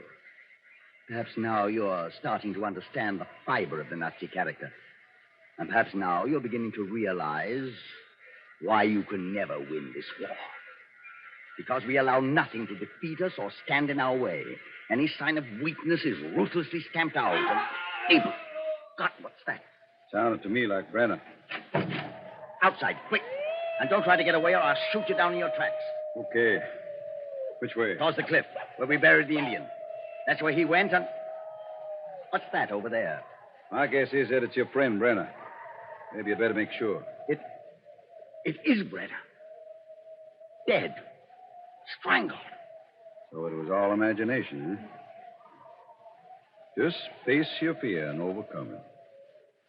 Aren't you feeling just a little frightened, Colonel? No. No. There's some rational explanation for everything that happened. Look. The Indian. He is out of his grave again. And that's the answer. He wasn't dead. But this should take care of him. There. And you will notice that even at a moment like this, I look ahead. 1 shot before and 4 now. That still leaves 1 bullet for you, if it should prove necessary. You think of everything, don't you? Yes, my friend, everything. Now get into that car. We're not going to wait until morning. We're leaving here right now. I thought you had everything figured out. You weren't frightened. What's that? What's what? That noise, that music. It's like the music we heard after we killed the Indian.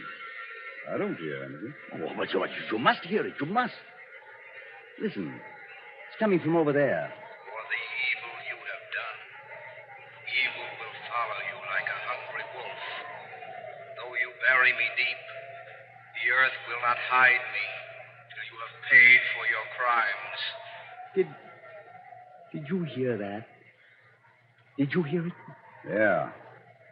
I heard it. Here where you have killed, here too will you die. No. You're dead. You're dead, I tell you. I killed you. First Schmidt, then Brenner, now you. But you're dead, I tell you. And the dead don't speak. I can't be really hearing you unless... Mad. No. I can't let that happen. I can't. There's one way. The Nazi way. A way to fool you all. This is why you'll never beat us. Never. Never.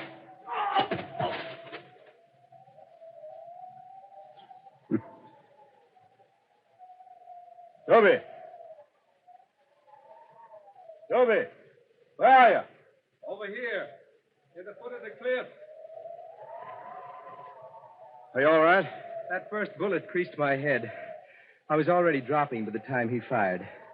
Outside of that, I'm all right. Figured that was what had happened when Schmidt went down the well.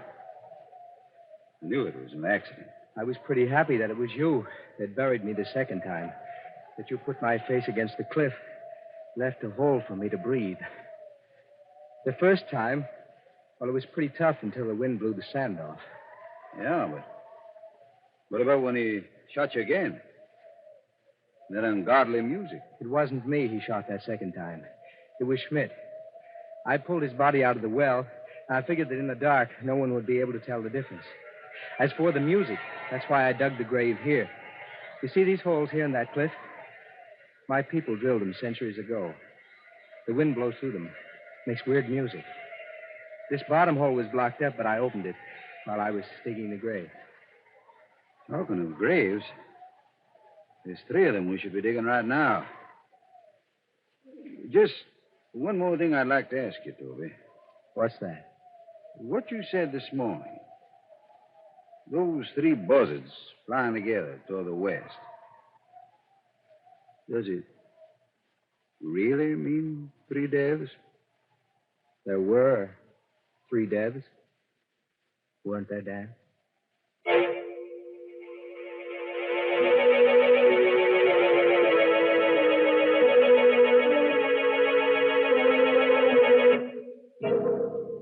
That boy, Toby. Never give a Nazi an even break. Unless it's in the neck.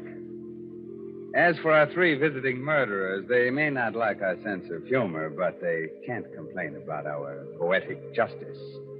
After all, it was in the desert that they got their just deserts. We must have a word of advice. Here it is. If you should wake up one of these nights in a cold sweat, convinced that there's something or someone in your room, and if, when you look toward the window, you should see a strange figure silhouetted in the moonlight, then pull the blankets up over your head and don't look out again. It'll be one of our 3 friends from tonight's story, one of the Africa corpses. By the way, this month's Inner Sanctum mystery novel is Puzzle for Puppets by Patrick Quentin. Well, now I guess it's time to close that there squeaking door until next week at this same time. So until next Tuesday night. Good night. Pleasant dreams.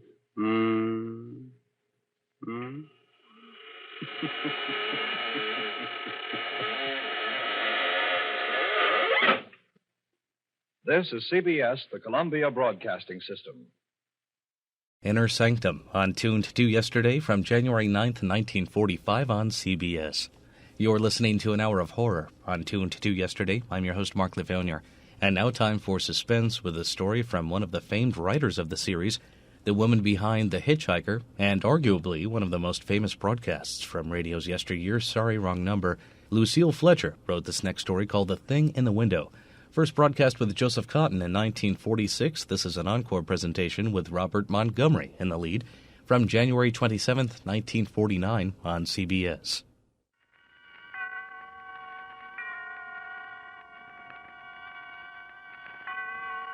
And now, Autolite and its 60,000 dealers and service stations present Suspense.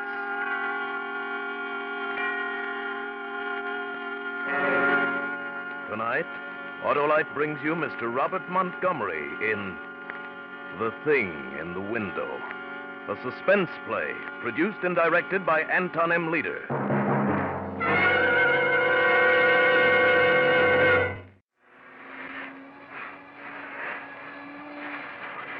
Mary, Yes, Mr. Raines? turn that vacuum cleaner off for a minute, will you, and come over here?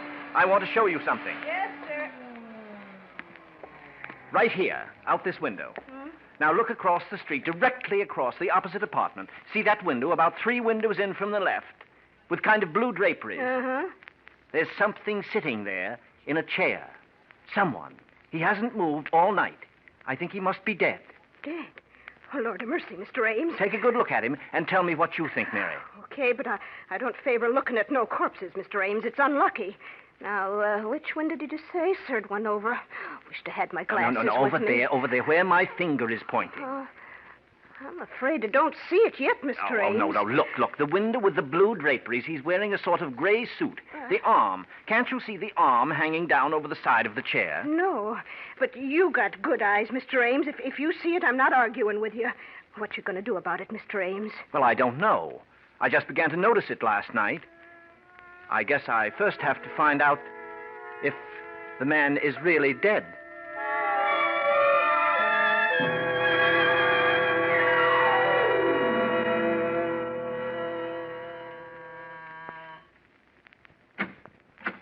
Yeah?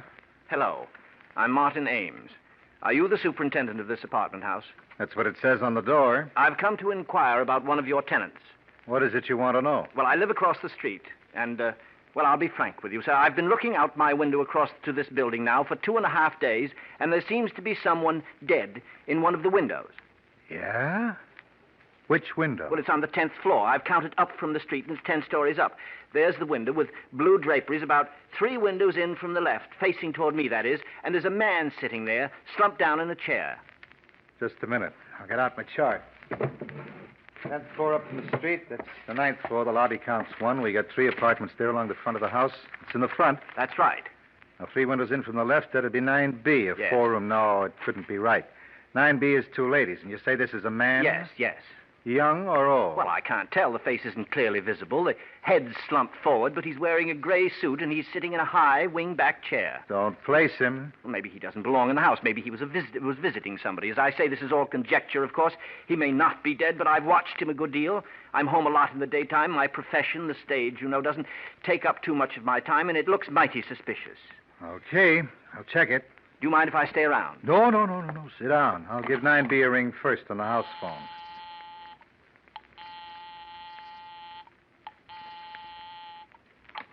Hello? Miss Landis? Yes, this is Miss Landis. Who is this? This is Mr. Anson, the super. Everything all right up there, Miss Landis? Everything all right? Well, yes, of course. Okay, Miss Landis. Thank you very much. Thank you.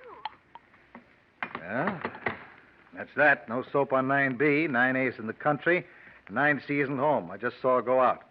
I'll go up there a little later and take a look around. Well, what about this 9A, the people in the country? Well, maybe. They're an old couple. He could have come back and had a heart attack up there by himself. Or maybe somebody else. Some other person could have been using the apartment while they were away. Maybe. I'll take a look in anyway. Only if I got the window straight like you said, it ought to be 9B. Oh. The 2 single ladies? Yeah, only it couldn't be them. They're real old maids. Say, if they knew you thought there was a man in that apartment, the 2 of them would just about jump out of their skins. Well, I don't know what to say. If you're sure it must be that apartment. Oh, yeah. That's the place. But you probably just made a little mistake. You know how your eyes can play tricks on you? After all, it is quite a wide street. No. I don't think I made any mistake.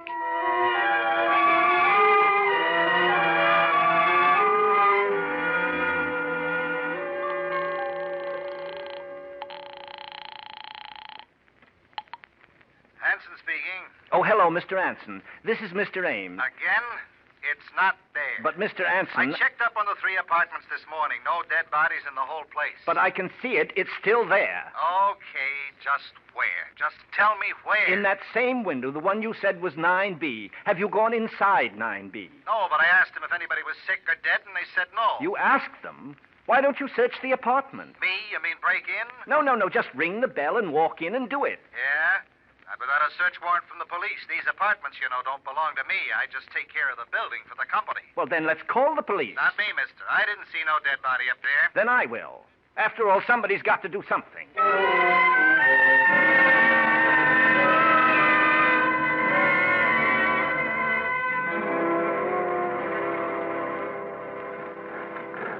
I still maintain, officer, these two sisters are as refined ladies as you could find anywhere. High-class church-going ladies. They used to teach school up here at PS 13. Yeah, that don't mean a thing. And they got a dog in there. Now, will you tell me one dog that would stay for almost a week in a flat with a dead person? I'm not telling you nothing. All I know, this gentleman, Mr. Ames, reported a stiff over here. And if he says there is one, there is.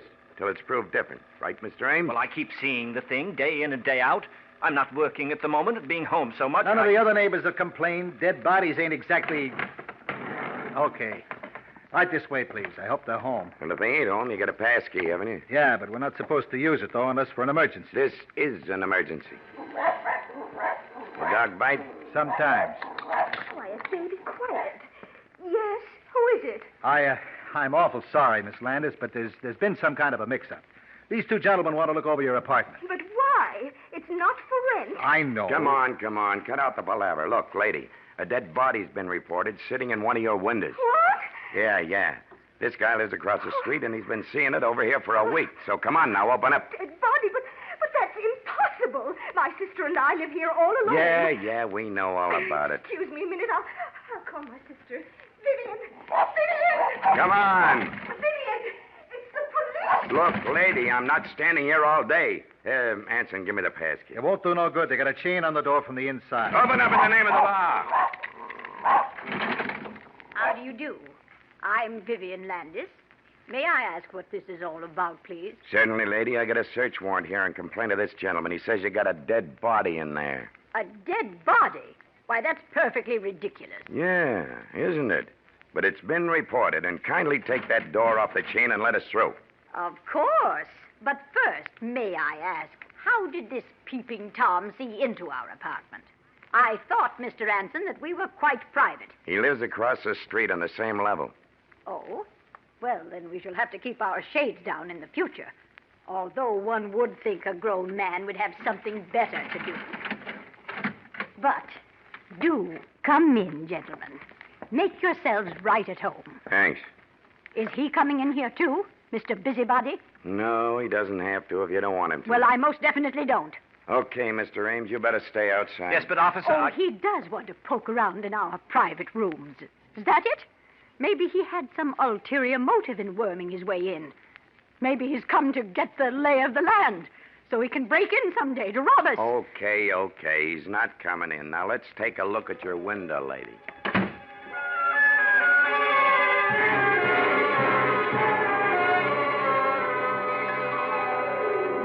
Ames. Yes, officer? What's the big idea? You didn't find it? No. That's very strange. Yeah? The only thing strange about it is your eyesight. You ought to get your glasses changed. There wasn't anything in 9B? No. I don't understand it. How could I have seen it so distinctly and it not there?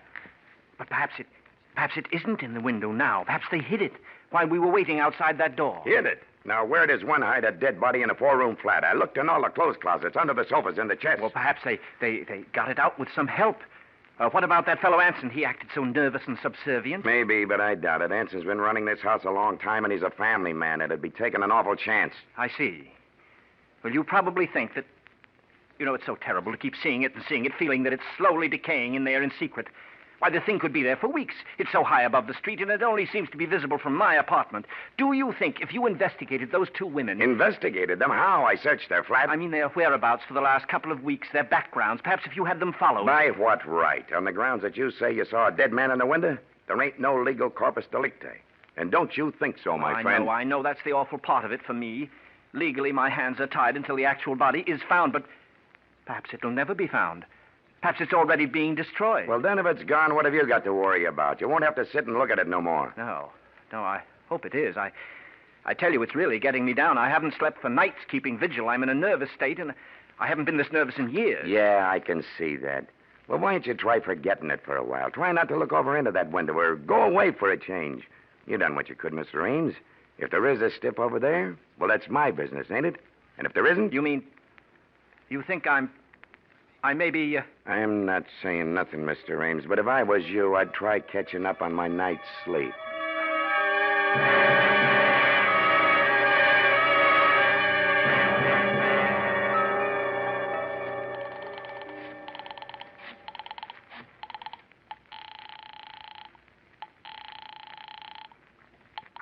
Hello? Miss Landis, I'm sorry to disturb you at this time of night, but I'm desperate. I haven't anywhere else to turn. What? Who is this? This is Mr. Ames, Martin Ames, your neighbor, the one across the street. Oh. Now, please don't think me a pest, Miss Landis. I didn't mean to annoy you. It was only because I was so desperate that I initiated this search. Quite all right. Goodbye. No. Now, please don't hang up, because it's worse now than it ever was. Miss Landis, I've been sitting here opposite your apartment, staring into your windows, and I'm only asking you to help me, Miss Landis. Help me just a little. Help you? It's still there, Miss Landis. What is still there? The dead body in your window. But there isn't. How dare you, when the police... I know now. It hasn't anything to do with you. But would you do me just one favor, Miss Landis? Would you go into your living room and check just once more? I won't. I'll do nothing of the kind. You're out of your mind. Perhaps I am, Miss Landis. That's what I'm trying to find out. And anyway, I don't see how you can see in. I pulled the shades down in there yesterday morning. Yes, I know. They're all down still. And how can you see? I can't. At least not the actual body. It's just the silhouette. I'm not maligning you or your sister, Miss Landis. If there's someone dead in there, it's not you who are doing it, but think of me. If you could just be here and look over and see the shadow of those quiet fingers and that shoulder and that head. Oh, please, stop it. Stop it. It's not here. It isn't. Tell me just one thing, Miss Landis. There is a chair by that window, though, isn't there? Yes, there's a chair. A high-backed wing chair. Yes. And have you anything on it? Anything piled up, I mean, like curtains or cushions or a dressmaker's dummy? Oh, of course not. Then would you do me just one more favor, Miss Landis, please? As an experiment, would you just go into the living room and move that chair away from that window? If I do it, will you stop pestering us? Will you let us alone forever? Yes, if it works. What do you mean? Do you mean I can't tell you, Miss Landis, until you move the chair. Oh, all right.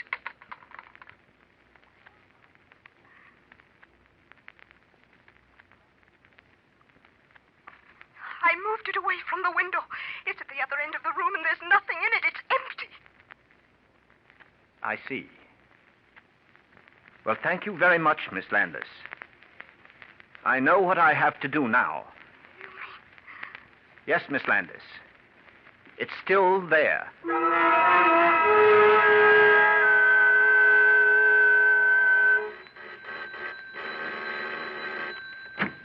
Oh, Miss Landis. Where is it? I want to see it at once. Yes, Miss Landis, come in. I do hope you'll excuse my appearance. I've just passed another sleepless night. So has my sister, and so have I. What do you mean by all this business, Mr. Ames? You frightened my poor sister nearly to death, seeing things that aren't there when you know they're not. I know they're not. I wish they weren't. I wish to heaven I'd never looked out that window. I wish these walls were solid stone, and your walls, too. You're a sick man, Mr. Ames. Oh, am I? I wish I were. But I'm perfectly sane and well. I went to a psychiatrist yesterday, and guess what he told me? There's nothing wrong with me, nothing. I can't believe that. To you, I suppose it's a form of madness to persist in seeing this hideous image. But not to me, Miss Landis. I've finally come to an entirely different conclusion. And what is that? The supernatural. The supernatural? A ghost? What nonsense, Mr. Ames. Yes, I suppose it is nonsense to you, isn't it? You've been a school teacher. You believe in logic, common sense, the things that give a pretense of solidity to this frail little life of ours. But I'm an artist. I've always had a feeling for the thing beyond, the intangible, the shadowy. And sometimes out of the shadows we glimpse the yawning fangs of the eternal.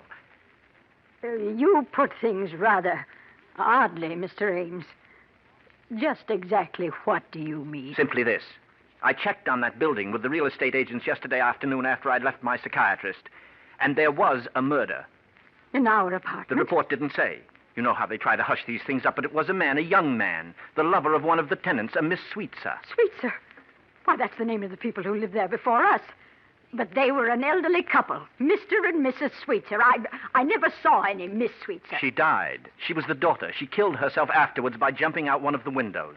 Oh, how perfectly awful. It's rather a ghastly coincidence, isn't it? Was it out our window? Who knows? She must have been a very neurotic person, though, this Miss Sweetser. half crazed almost with love or jealousy. I checked on the details in an old newspaper. She cut his throat, nearly decapitated him. And it said that when they lifted his body out of the chair later... Excuse me, Mr. Ames. I'd rather not hear. I still can't believe... If there is something, if there could possibly be something, why haven't we seen it, too? Why should you? Haven't you seen it, Miss Landis? No. You're sure? Never? Perhaps in the middle of the night, getting up and passing that room, seeing that chair outlined against the window? Oh. Just in passing, perhaps? You've never had a glimpse? No. I really must be going. No. Please stay and look at it. I want you to see it out of my window. My sister Elaine, she's so nervous. I just can't leave her alone so long. But then how will I know, Miss Landis? I thought you came here especially. It'll only take a minute. It's right here in this bedroom. I just have to let up the Venetian blind. Miss Landis! Miss Landis.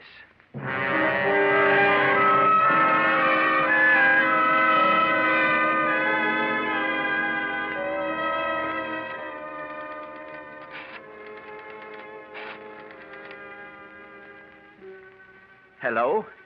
Sergeant? This is Ames, Martin Ames. I just called to let you know that I think you're right about that good night's sleep. Yes, I'm going away tomorrow for a long rest. Shutting up my apartment. Yes, I'm all tied up in knots. I don't know what to think. Oh, they did. Yes, I saw the moving van in front of the house, but I didn't know it was those sisters. Couldn't take it, eh? Well, I can't take it much longer myself.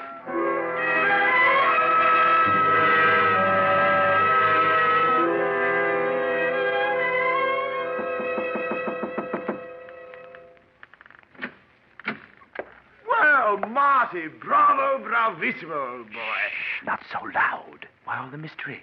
The superintendent here doesn't like me.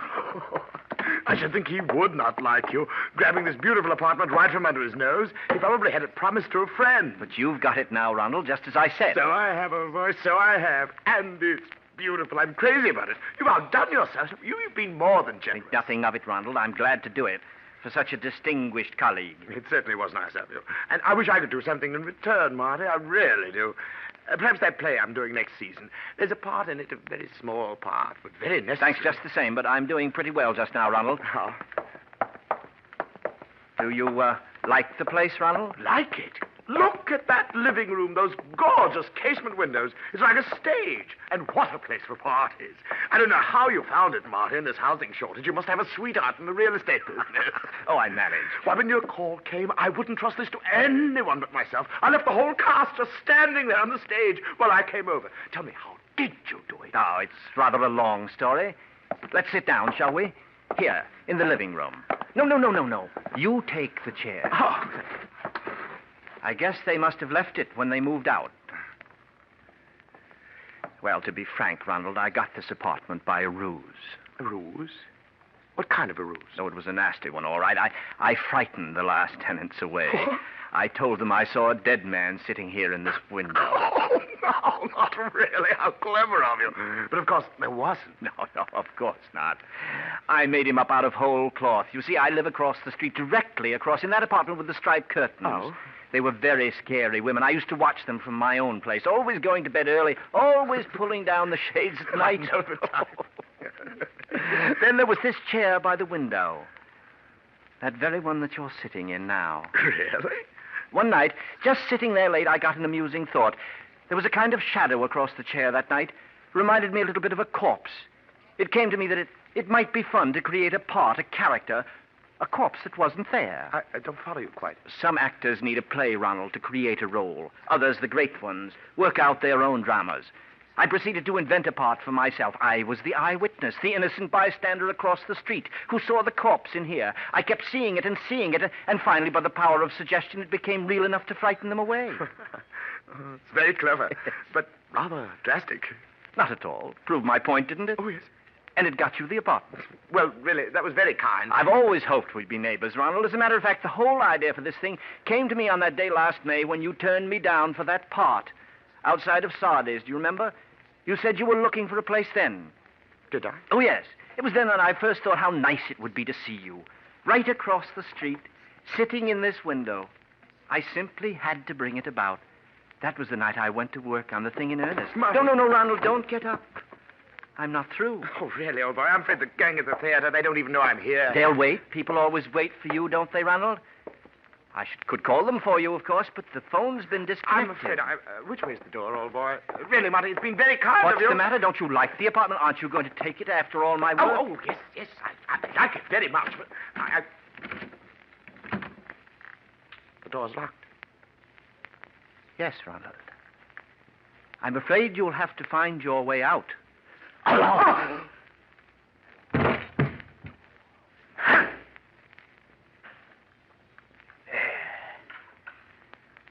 That'll keep you quieter. Silence always became you better than all that ranting and glibness and charm, Ronald. And now, I've got the part for you. A part to end all parts. You play it, of course. Entirely in a chair. There isn't much action. Not a line to say. You just sit, Ronald. You sit in this chair by the window. It'll be the greatest performance of your career. You liked to hog all the fattest roles for yourself, didn't you? Well, this is a part that's been talked about up and down this street for weeks. You'll play the part of a ghost, of a corpse that never was, an hallucination in my brain. And who'll be your audience? I will. I, the insignificant, outmoded ham who wasn't fit to appear in your precious plays, but good enough to put you here. Who's the better actor now, Ronald? Goodbye, Ronald. No one will see me go out, but I'll see you across the street. Okay, Miss Landis, I got the pass key right here. That's so kind of you, Mr. Ransom. Personally, I begged her to leave the old thing here and have you throw it out, but Elaine misses. It's Mr. Ames. Ames? Yes, I was just going. I couldn't resist coming up and making one final check just for myself. The door seemed to be open, and anyway, the illusion's quite vanished. Quite. There's nothing there. Really, Mr. Ames? That's good. All right, Mr. Ransom. Will you ask the moving men to go in there now and take away the chair?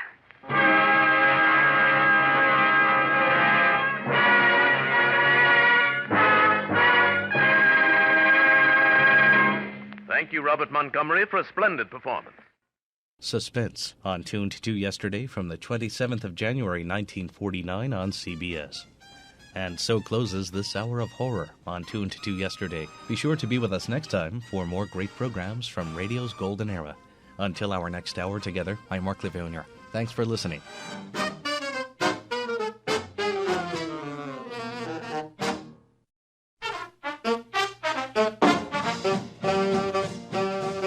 Welcome to Tuned to Yesterday, showcasing programs from the golden age of radio. Mark Lavonier, your host for this hour of radio horror stories. Later on, it's Agnes Moorehead, star of Suspense and the 13th Sound. But right now, it's Murder at Midnight, with future Suspense director Anton M. Leader at the helm for the syndicated broadcast from July 19th, 1946, called Murder is a Lonely Business.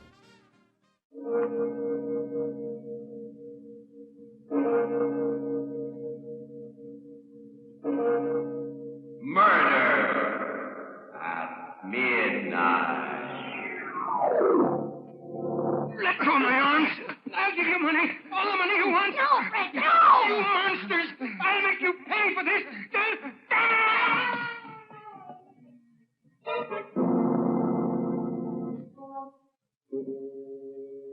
Midnight, the witching hour when the night is darkest, our fears the strongest, and our strength at its lowest ebb. Midnight, when the graves gape open and death strikes. How? You'll learn the answer in just a minute in Murder's a Lonely Business.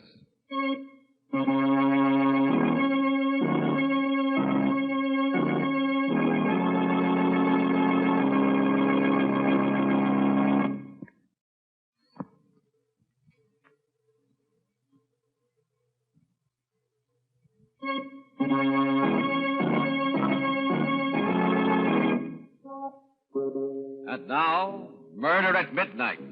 Unusual stories of terror and mystery by radio's masters of the macabre. This tale, a study of murder in duet, is by William Morwood. Its title, Murder's a Lonely Business.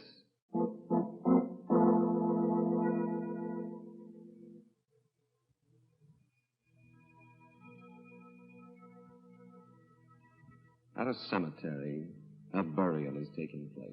Forasmuch as it hath pleased Almighty God of his great mercy to take unto himself the soul of our brother. The two chief mourners, Fred and Grace Tilson, stand beside the open grave. And as he looks at his wife, bitter thoughts course through Fred's mind. Look at her. Look at her standing there, dabbing her eyes with a handkerchief. Tears. Real tears after what she did. After what she made me do. She doesn't know what sincerity is, or love, or pity either. She's hard. Hard all the way through. And I never knew. Never even suspected till we killed him. Now, that's the way she acted. I'll never forget it. Never. And nightmare always. How can I go on living with her? How can I ever trust her again? What am I to do? Oh, Lord, I'd give anything for it. To think I ever married that sniveling creature. I believe he's really crying. Really sorry. As if he cared a hoop about his Uncle Edward outside of the money he could get out of him. He was ready enough to help put the old man out of the way the other night. Now his nerve's gone. All he can think about is a drink. That's the only time I feel safe with him. When he's drunk. And not always then. The way he's been carrying on lately, Lord knows what he'll say or do next. I'll have to watch him every minute of the time. He's a fool.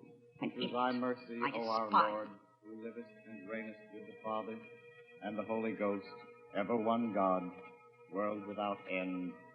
Amen. Amen. Goodbye, Uncle Edward. They're throwing dirt on your coffin now. But you won't mind. You're cold and silent now. Very different from the way you were 3 nights ago. 3 nights ago. Was that all it was? Another lifetime, but... Yes, that's right. Driving up to his house in the dark.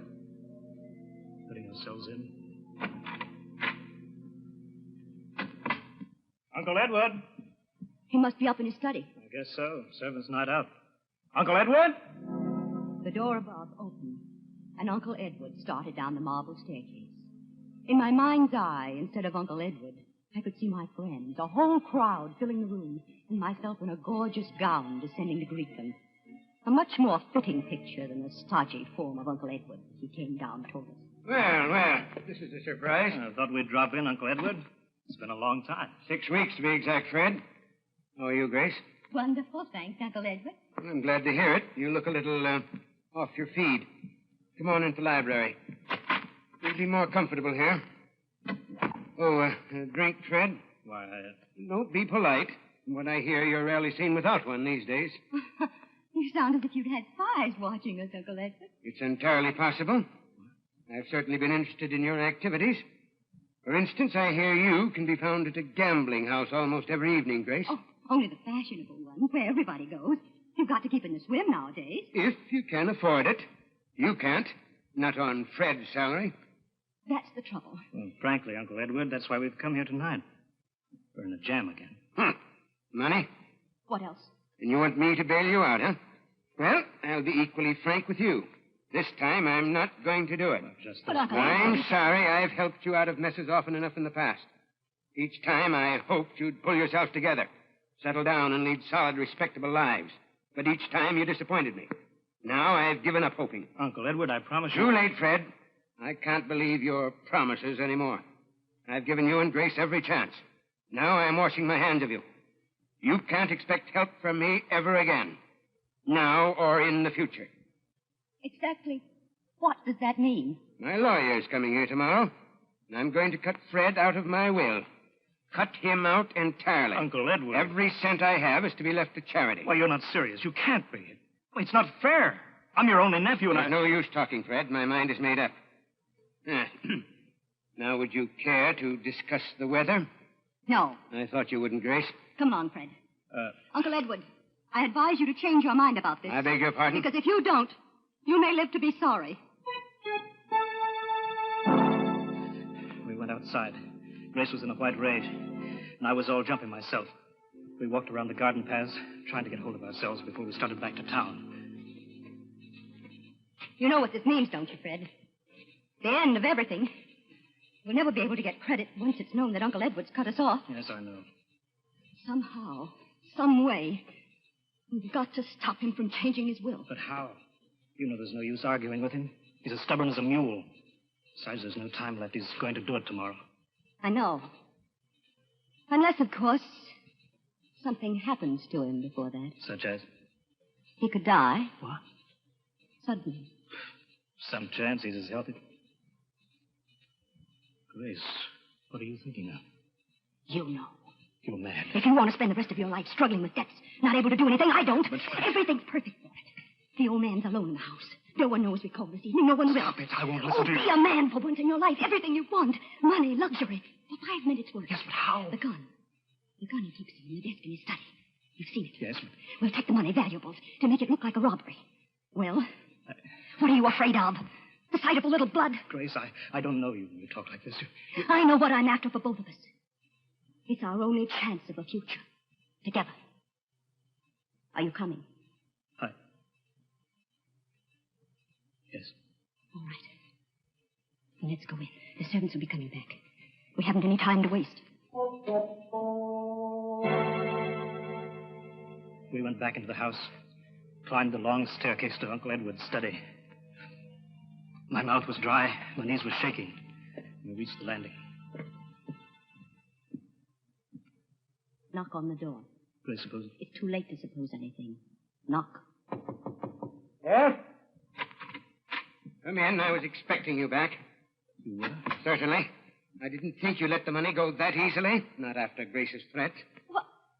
What do you mean? You should have been a man, Grace. You've a completely ruthless streak in you. You'll stop at nothing to get what you're after. No wonder you've led poor Fred around by the nose so long. Now, look here, Uncle Edward. Sorry to hurt your feelings, Fred, but you must admit it's true. Now, if you two will explain why you came back... We hope to make you change your mind. You should know me better than that. I've said my last word. Not your last, Uncle Edward. Not yet. What Grace means You is... don't have to explain, Fred. Her interest in my desk explains itself. The right-hand drawer, Grace. Were you by any chance looking for this? The gun? Yes, I took the precaution of removing it. As I said, I was expecting you back. I don't know what you're talking about, Uncle Edward. I was only looking for your checkbook. I thought the least that you could do was to help us out of our present difficulties. It's a good story, Grace, but not quite good enough. Now, as it's almost 12, perhaps you'd both be good enough to leave my house permanently. You win, Uncle Edward. I suppose we were foolish to think that we could find a soft spot in that stone heart of yours. You were foolish, all right. This way.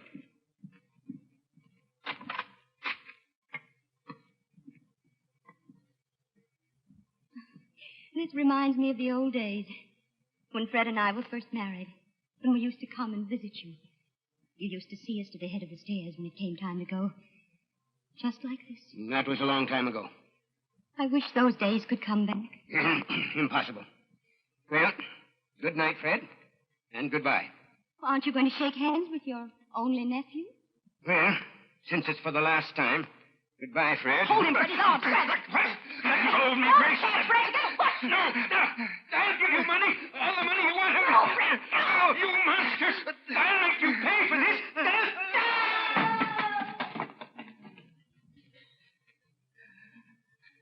Grace, what did we do? What did you make me... Get down there, quick.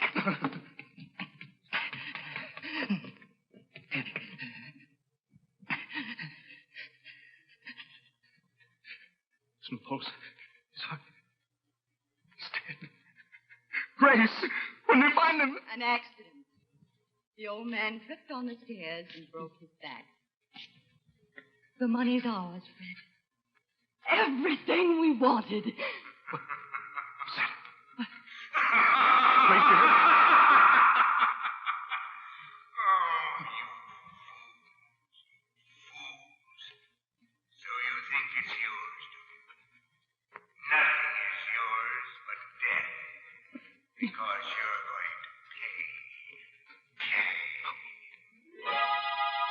A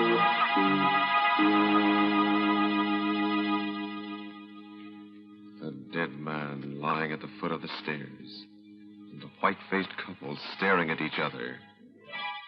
Did they hear a voice from beyond? Is it possible for the dead to make the living pay for murder at midnight?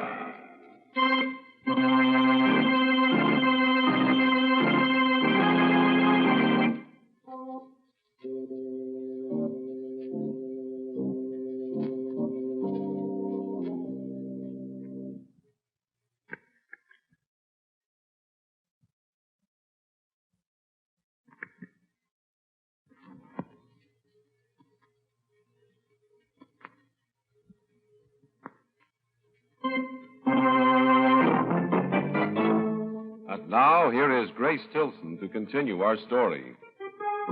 It went according to plan. The inquest raised no ugly questions or suspicions. And then after Uncle Edward's funeral, we settled down in the great old mansion. I could have been happy. So happy.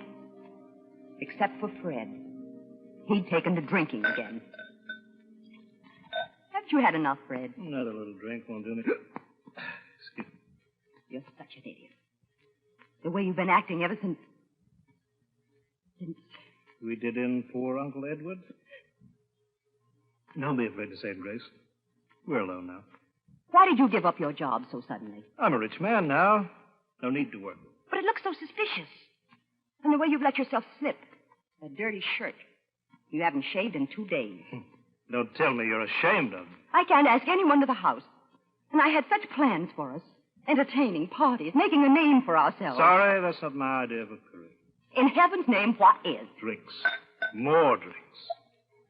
Then another one. I won't let you turn into a drunken bum. I won't be disgraced like that. I'll do exactly what I like, and you won't stop me. Don't forget, my love. We share a little secret together. I'm not forgetting. No matter what happens, you're tied to me for the rest of your life. I wouldn't be too sure of that, Fred. If I get a chance at what I want, you won't stand in my way. Nothing will. What did she mean by that? I thought about it, brooded over it, couldn't forget it. Then one evening as we sat together in a nightclub, things became clearer. Did you hear me, Fred? What? I said I wanted a cigarette. Oh, certainly, Mother. Here you are. Match? If you can hold it steady enough. Why do you have to get soused every time we go out? A tribute to your intoxicating charms. Oh, don't be so... Oh, well, there's Ronnie. Good old Ronnie. Dowager's delight. Now, if you'll only look over this way. Is that dress you're wearing? You will. Ronnie! Oh, Ronnie! The change that came over her. Smile. Sparkling eyes as he came over to our table. Well, hello there.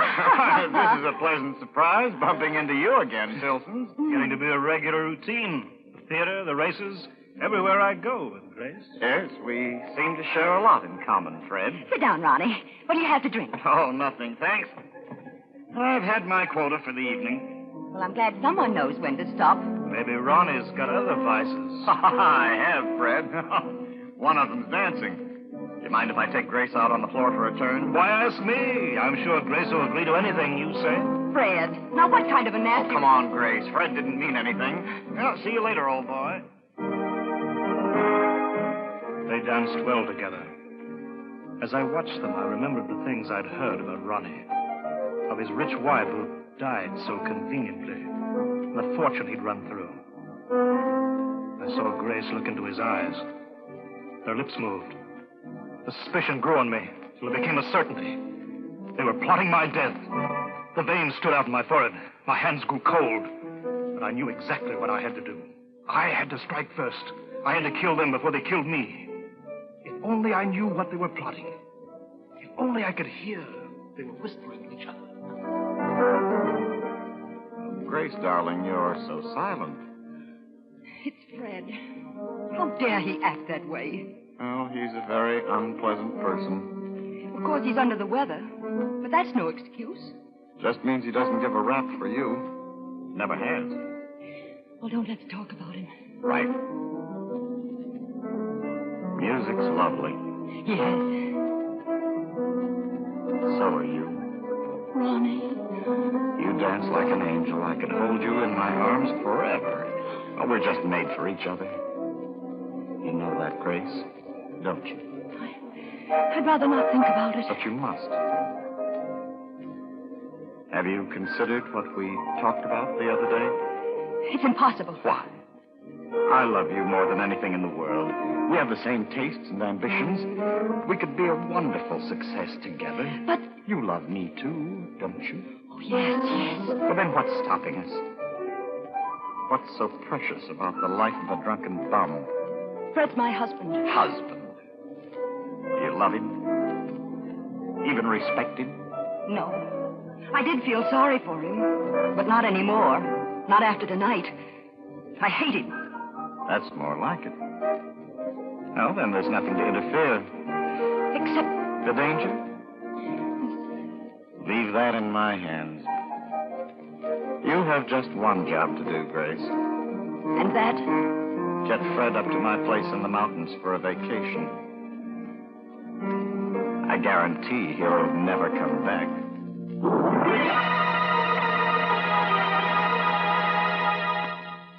I don't know if I should have been suspicious. Fred agreed to go up to Ronnie's place with surprising ease. It was almost as if he'd been expecting the invitation. The night we planned to do it, we sat in the living room, just the three of us. Ronnie was playing the piano.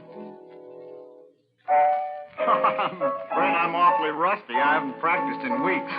It sounds grand to me, Ronnie. Why don't you join him, Grace? I know you're just dying to play with Ronnie. Duet, I mean. Well, that's all we have time for anyway. I promised the Pearsons we wouldn't be late. Oh, that beach picnic. Tell you the truth, I don't feel much like it. But you promised to go, Fred. Do you a world of good, old boy. Wonderful night for a swim. You both seem very anxious to get me down to that lake. Why, not at all. If you want Grace and me to go alone. All right, I'll come. But I've got to go upstairs for my bathing suit. Wait for me here. Well, hurry it up, old boy. All set, Grace? You know exactly what to do? Well, I think so. You make a great fuss about Fred drinking.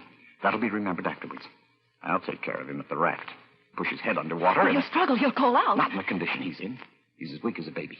Be all over in a few minutes. I'll swim back. Ronnie. Yes? Isn't there some other way? We love each other so much. Can't we just... Run off together? Let's be realistic, darling. We need the money. His money. Love in a cottage isn't our style. I suppose not. Where is he? What's keeping him so long? I'm just as glad. Come on, Grace. I want to make sure there's an extra bottle of whiskey for him in the car. This way, darling. Through here into the garage. Give me your hand, Ronnie. Now, darling, everything's going to be all right. Just being with you. Ronnie. Yes? I saw something moving. Where? Over there. Behind the car. Fred. Hello. Thought I'd hurry things up by coming straight out to the ground. Well, you gave us quite a start. Why, Grace? Something on your conscience? Well, the Pearsons will be on our necks if we don't get started soon. Now, in you go. We're off to the races. But just try to pick the winner. We drove out to the road. The winding road that led down to the valley. I knew just the spot where I had to leave them. From there on, their only companion would be the man with the sickle. Slow down, Ronnie. Huh? I'm not going to the picnic after all. My head's splitting. But it's too late to drive you back, Fred. You won't have to. I'll walk. Just let me out.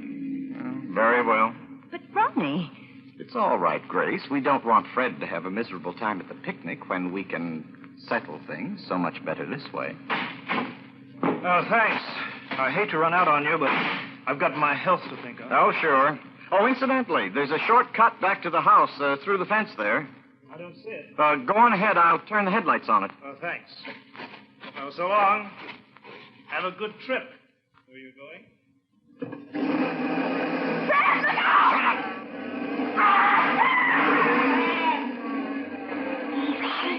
Ronnie, you ran him down. You killed him. That's what we wanted, isn't it? But not here. Not out here on the road. It'll look like a hit-and-run accident. We'll double back at the bottom of the hill and pretend we came from another direction. Oh, we won't get away with it, Ronnie. It's no use. They'll catch us this time. Snap out of it, Grace. Sorry. You've got to get hold of yourself. Yes, I must. I can't go all to pieces. My hands are trembling. Where are you going? Now take the wheel. You're going to drive. No, I can't. I'll move over. Go on. No. Now drive. Your life depends on it. Both our lives.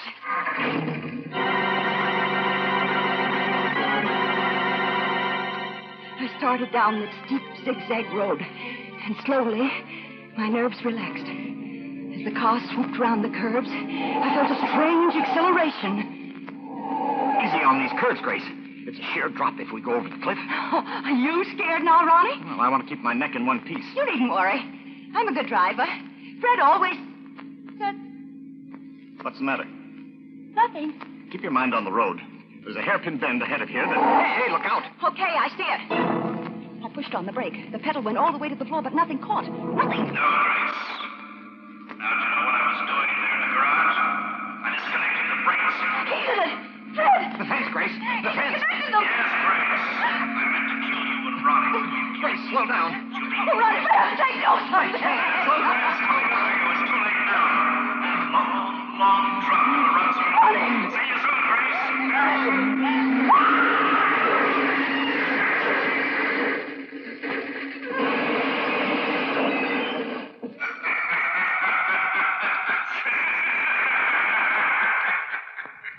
You see how it works out, Fred. And you, Grace, you made one little mistake the night you killed me. You thought that company in crime made it easier. But it doesn't. Murder is a lonely business. A very lonely business.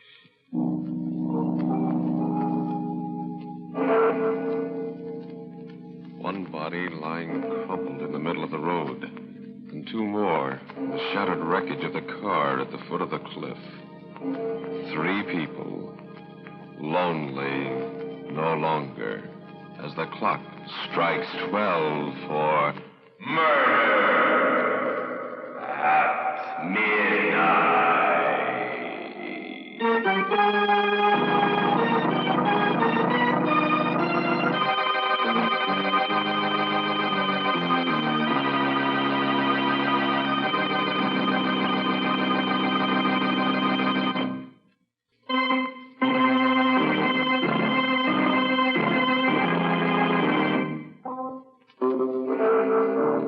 Remember to be with us again when death plays host and the clocks strike 12 for murder at midnight. The part of Grace was played by Helen Shields. Wendell Holmes was her husband. Carl Emery, her lover. With music by Charles Paul, Murder at Midnight was directed by Anton M. Leader.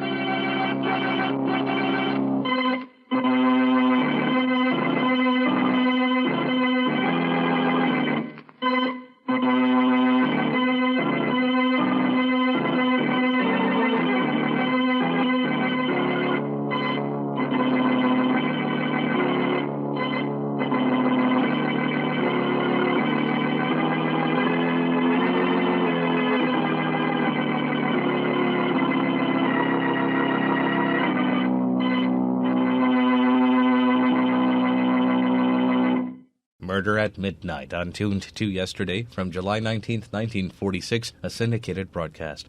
The writer of that story, William Morwood, would also go on to pen broadcasts of The Shadow in the mid-1940s, and his last credit for writing a radio script on the air was for the You Are There series, bringing historical events to a modern radio audience, where he adapted the rich history of Columbus discovering America in 30 minutes.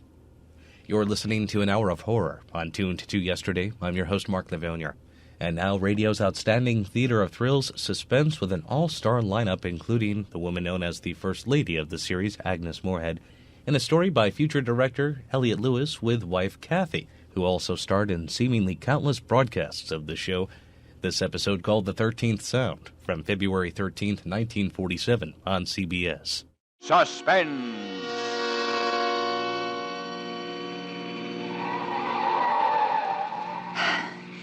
We were driving too fast, but I knew that if I slowed down at all, I would begin to tremble.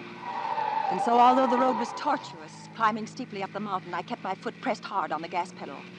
Out of the corner of my eye, I could see that my husband was looking quietly into the green valley far below. He looked peaceful now. He had made his speech about driving too fast. I'd asked him to be quiet, and now he was quiet. I wondered what he would do if I stopped the car and told him right then that we were driving up to the Johnson house so that I might kill him. I parked the car on the highway at the foot of the dirt road leading up to the house. We walked quickly behind the heavy trees. My husband stopped once to wipe the dust off his shoes. I hurried him on, and we soon arrived at the front door. As planned, I'd forgotten the key. I did open my purse and look, however, and that gave me the opportunity to release the safety catch on the gun I had borrowed from my husband's belongings. I suggested that we try one of the windows. He agreed, and we slowly made our way through the underbrush that was growing wild at the side of the stucco building until we reached a first-floor window. The window was set high above the ground, and my husband had to stretch his body to reach it. I waited until he had his back to me, with his hands raised high in the air, reaching for the window frame. Then I opened my purse, took out the gun, aimed very carefully at a spot just in the center of his left shoulder blade, and pulled the trigger 4 times.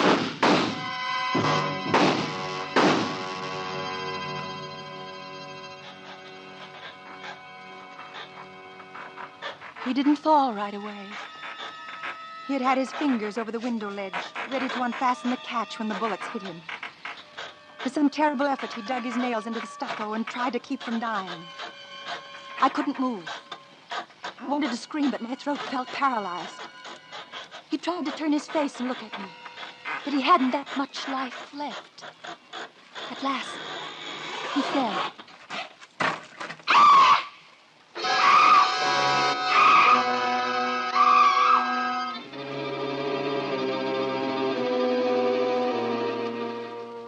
I stopped screaming finally. I felt better for it. I bent and looked at my husband's body. He was quite dead. I wiped off the gun, his gun, and threw it behind an acacia bush. Then I walked back to the car, slowly and carefully removing any of my footprints which showed in the loose dirt of the road. At the car, I emptied some cigarette butts from the dashboard ashtray onto the road, dusted my shoes, then turned around and drove home.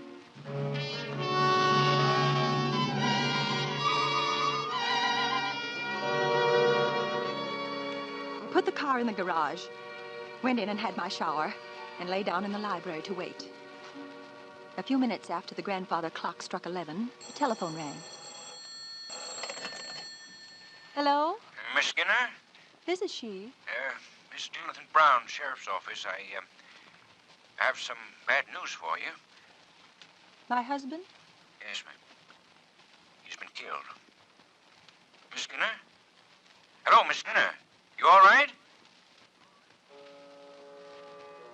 I waited quietly for a moment. Then I let the phone fall to the floor. I listened until I heard Jonathan Brown hang up. Then I replaced my telephone on its stand, went into the kitchen for some ice, which I put in a large Turkish towel. I then arranged myself carefully and attractively on the living room divan and waited again.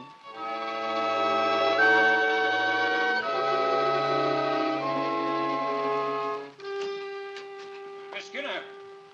In here, please. Oh, yes. Thank you. You all right, Miss Skinner? That was a stupid thing for me to do, breaking the news that way, you know. I'm all right. Well, I came over as soon as you dropped the phone. Well, I felt faint suddenly. Well, ain't no wonder. Tell me what happened, Mr. Brown, Jonathan Brown, Sheriff's Office. Mr. Brown, please sit down. Oh, thank you. Well, your husband was up at the Johnson house this afternoon, as well as we can figure. Up there on the side of the mountain, you know, and he must have been trying to get into the window, and somehow, somebody, well, shot him. You sure you want me to tell you? I'm sorry. Go on, please. Well, we Looked around the place, couldn't see anything. Though we found the, weapon. It was a gun. Found in the brush near where he was, and no footprints or anything, except tire marks down the main highway and a bunch of cigarette butts where someone must have been sitting in the car, waiting, you know. Those were my tire marks. You was up there? Well, I had an appointment to meet my husband this afternoon at the foot of the road leading up to the Johnson house. He had said that he'd had some business to attend to and would get a ride with this other person. He was very mysterious about it. I waited for an hour or more at the foot of the road. You were so clever to recognize the meaning of those cigarette stubs. Well, And when he didn't come, I thought perhaps I was mistaken about the appointment. And so I drove home. Or think about perhaps I'd gone up to the house, I might have saved my poor dear husband's life. They're in and out terrible shock, I know. I'm all right. I'm all right. I'll be all right. Well, now, don't you worry about a thing, Miss Skinner. The sheriff's office will round up the guilty party or parties and have them brought to trial, you know. Yes, I'm sure.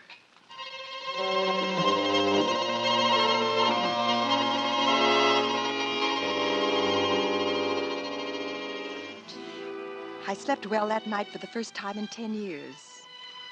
My husband, during his lifetime, had snored loudly and steadily, and during his later years, he had acquired the nervous and distressing habit of grinding his teeth in his sleep. This night, all was quiet and peaceful in the house, in my house. And as I say, I slept beautifully. The next few days were also beautifully quiet. A few photographers and newspaper men, but they were kind and gentle and didn't make too much bother. Finally, Mr. Jonathan Brown called to say that he would send a car for me on Friday morning, the next day, as it turned out, to take me to the coroner's inquest. The small courtroom was crowded, and almost everyone there eyed me with great sympathy. The inquest proceeded evenly. There was as yet no evidence as to the identity of my husband's murderer. I again stated that I had left the tire marks and cigarette stubs at the foot of the road that led to the Johnson house. No, I hadn't heard a shot. No, my dear husband had no enemies. Then... I've had this blackboard brought to court so that I might show the position of the body when found. I think it might be of interest. Very well. Proceed. The body was found just below the first-story window on the left side of the house. The dead man was obviously trying to gain admittance, you know. He didn't die immediately, as I will show you, but stayed alive long enough to try to keep himself from falling, since marks from each of his fingernails were found running down the side of the building. Here, then, is the window sill, and here are the marks of his fingernails, and here is the spot where the body lay when it was discovered. And here is the house. As he talked, he watched me. Ground floor. And I didn't know why until I heard the first scrape of the chalk against the blackboard. For one awful moment, it was the sound that had been made by my husband as he tried so desperately to hold himself alive. I found myself tightly holding the wooden table in front of me, my arms and body tense, trying not to faint. Since a large deposit of the dried stucco from the building was found under each of the victim's fingernails, I believe I can best illustrate the manner of the victim's last moments with a physical illustration. Suppose I am the victim, you know, and this blackboard is the side of the building. We hear the gunshots, and then the victim slowly sinks to the ground. Oh, please. Please, I can't say. Please, don't make me alive.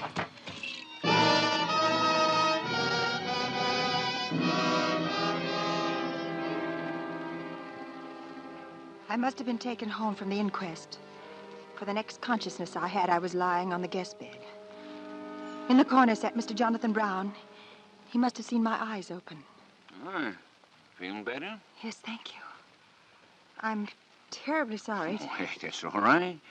Quite a strain, you know. Yes, it was quite a strain. The coroner asked whether it'd be all right to go on without you. Everybody seemed agreed, you know, so we finished up while the doc looked you over. What happened? Oh, he said you'd be all right. Shock. I meant about my husband. And his death at the hand of persons unknown, you know. Oh. Is there anything further I must do? Not a thing, Miss Skinner. You've been very kind. Well, it's terrible thing happened to you. Well, I'll be going now if there's nothing more you need from me. No, nothing, thank you. Well, goodbye then, and don't you worry. We'll find who did it, you know.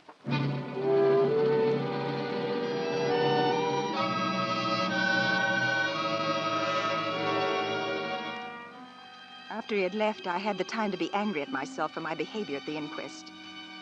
What must the people have thought? To faint only from the noise of a piece of chalk on a blackboard? I wondered if Mr. Brown had suspected anything, because as I remembered back to earlier afternoon, he had been watching me as he drew those silly little diagrams on the board. He hadn't been looking anywhere else, not at the coroner or at any of the reporters, not even at what he was doing. He'd been looking at me. Well, of course he was looking at me. He was showing his sympathy.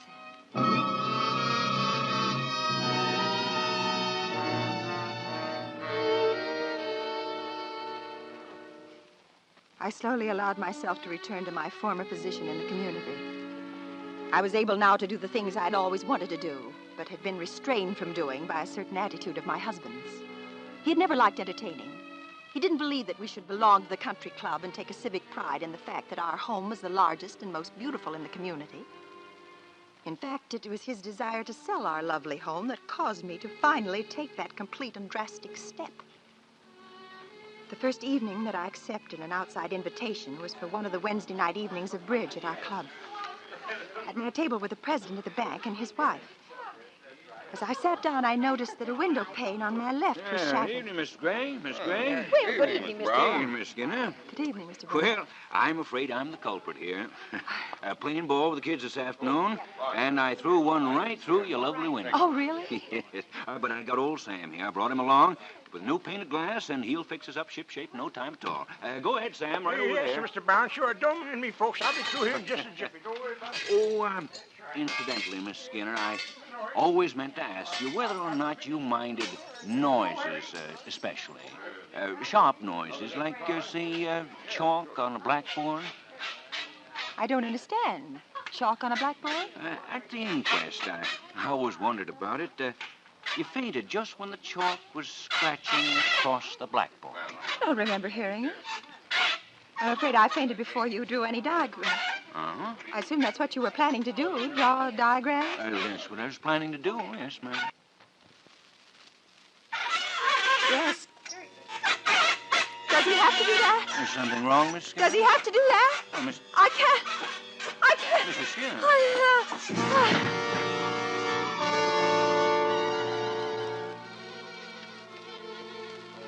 Again it had happened. And again, when the noise was made, it sounded like my husband's fingernails scraping down the rough side of the Johnson house. And again, as I slipped into darkness, I could see that Mr. Brown was watching me.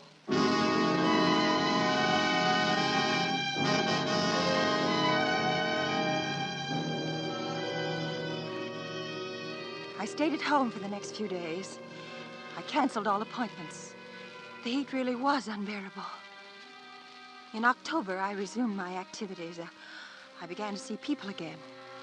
I grew especially interested in chamber music. Through my activity, I arranged a musical evening to be given by a group of which I was the second vice president. They planned the formation of a Philharmonic Society eventually. I went to the musical alone, and I was studying my program when... Is this seat taken? Oh, good evening, Mr. Brown. Mrs. Skinner, good evening. Didn't recognize you, ma'am. Well, I was to be joined Well, later. I'll just sit here a moment then. You know, I'm terribly sorry about the other night. Oh, there's really nothing at all for you to be sorry about. Well, now, it's very kind of you to say that, you know, but I do feel guilty as all sin, being the cause of you getting sick. Well, like really, that, Mr. you Brown, know? I wasn't sick at all. Mr. Gregg told me I'd probably been affected by the heat. Oh. It was very close in the club that night, if you'll remember. Oh, yes, ma'am, it was hot. Well, just so I don't feel it was my fault, you Oh, know? no, I don't want you to feel it was your fault. Yes, well, that's very kind of you, you know.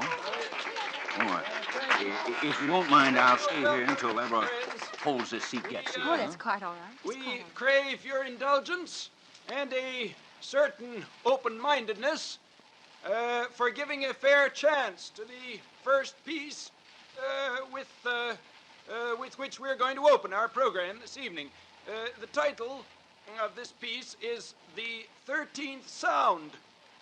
And the composer is Julian Carrillo. This piece, because of the unorthodox nature of it, created a veritable furor in New York City some weeks ago on the occasion of its premiere. It's what you'd call, I guess, modern music. And the really unusual thing about it is that the instruments, instead of playing as they usually do in Mozart, Haydn, and such classical veins, play in quarter tones. Now, a quarter tone is somewhere in between the other tones, such as we are accustomed to hearing. So, on this following piece, the instruments are not playing, as you would think, out of tune. This is the way it is supposed to sound. Thank you. So now the various members of the quartet will tune their various instruments into these quarter tones. This is a short piece, but I know you're going to like it. Tune up, gentlemen.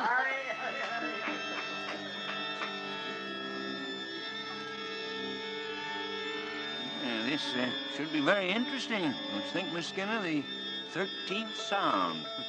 Have you heard it? Huh? No, I haven't. All right. Too hot again, Mrs. Skinner? Well, it does get stuffy here. Oh, I know. All All right, it's hot in here. You look terribly peaked. Sure you're all right? I'm quite... Excuse me, will you let me out, please? Excuse me, please let me out.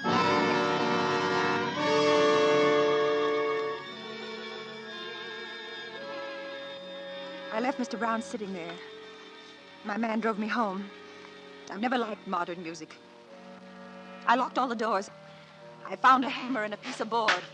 And I beat and beat and beat and beat on the board with the hammer as hard as I could. And finally, the heavy, steady, safe pounding that I made drove the other sharp, shrill, awful noise from my mind. Then I turned out all the lights, opened the windows, and went to sleep. I didn't sleep well, but I didn't stay awake either. I hadn't set the alarm next to my bed, and when I first awoke the next morning, for a minute I couldn't remember what had happened. I felt drugged.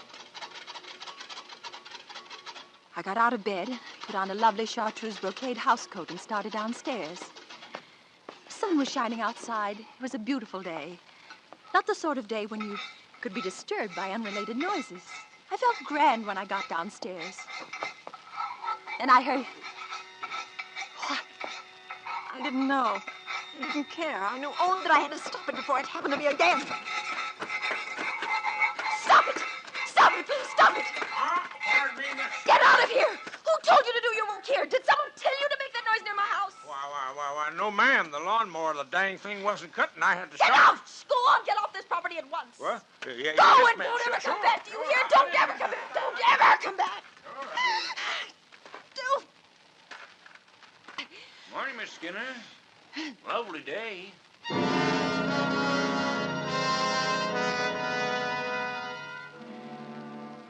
I turned and ran right back to my living room. I stood shivering there in a beam of sunlight. I waited for him to come bursting into the room after me. I waited, and then the doorbell rang. Who is it? It's Mrs. Gregg. Oh, just a moment. Come in. Did I disturb you? Oh, no, not at all. Then I will come in, but I can only stay a minute. Would you like some coffee? Oh, no, thank you. When I was so sick, you remember, the doctor absolutely forbid me having any more coffee. Oh, I didn't know that. Sit down, please. Do you drink much coffee? No. Why do you ask? Well, I thought perhaps your recent attacks might have been caused by that. Oh. Mr. Gregg is a great one for aspirin and salt tablets. I think it's much simpler than that. Cut out coffee. Well, I think my attacks were just caused by this heat. I plan a sea voyage. Oh, how splendid. That will certainly fix you. I don't mean to be disrespectful, heaven knows, but perhaps on the boat you might meet a fine young man who, well... Perhaps. When do you plan to leave? This afternoon. I'm leaving from New York. Oh, you can't. pardon? Why, the clubhouse. The unveiling ceremonies are this afternoon. Oh, I'd forgotten. Well, you simply can't leave. We have no one who can replace you on the speaker's platform. Oh, well, all right then, Mrs. Gregg. I'll stay for the ceremonies.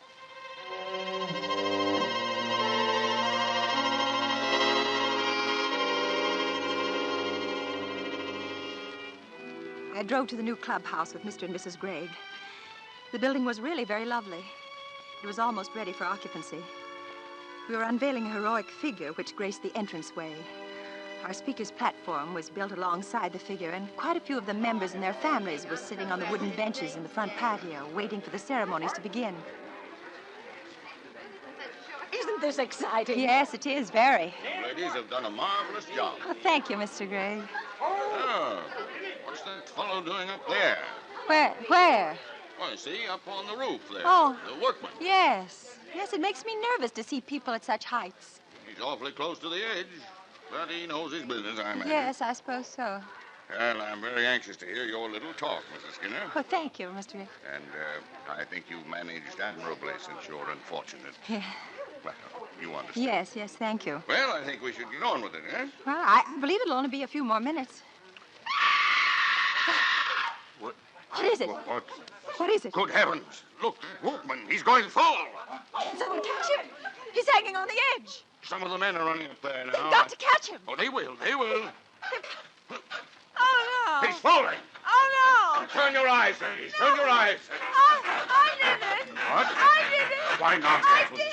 I did it. I killed him. He's not hurt at all. I killed him. Well, you're not well. Here, let me take you home, Mrs. Listen to me. I killed him. He's not hurt at I all. killed him. Listen to me. Don't you understand? I understand, I yes. killed him, Mr. Brown. May you listen to the news. Can't you hear it? I killed him. I know, ma'am. It's going to be all right, you know. You just come along with me, that's all. Come on, Mr. Skinner.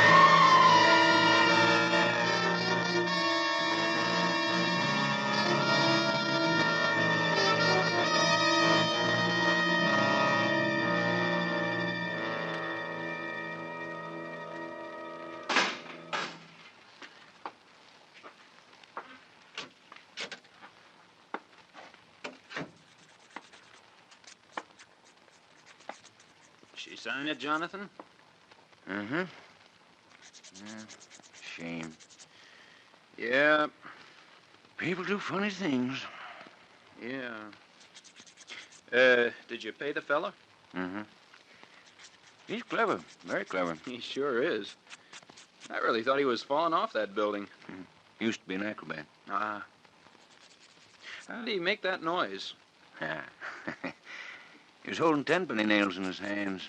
Scraped them along the face of the building as he slid down. Did you think of that, too? Uh-huh. Made an awful racket. Uh-huh. It's a pity. Nice lady, you know. Yeah. What the devil are you doing? Oh, fixing my nails, I guess. Well, cut it out, will you? Sure. What's the matter with you? Noise makes me nervous, I guess. You know?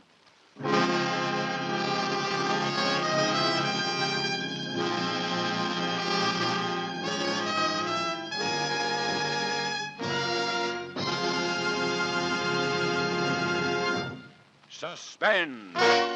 Presented by Roma Wines. R-O-M-A. Roma, America's favorite wines. Tonight's suspense play was written by Kathy and Elliot Ewis. Next Thursday, same time, you will hear Ann Baxter as star of Suspense. Produced and directed by William Spear for the Roma Wine Company of Fresno, California.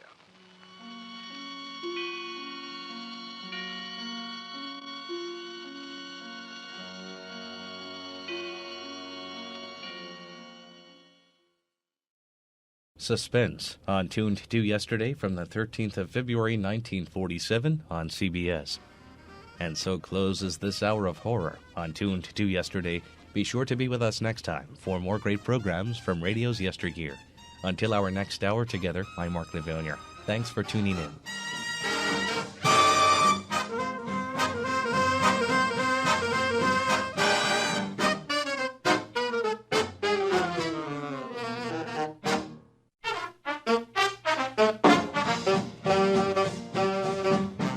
Welcome to Tuned to Yesterday, broadcasting programs from radio's golden years. I'm your host, Mark Lavonier, bringing you an hour of horror. Later on, master storyteller Nelson Olmsted tells us 2 tales on Sleep No More. But right now, a visit to Old Witch Nancy for The Witch's Tale. This episode first aired on September 7th, 1934, called The Puzzle. The Witch's Tale.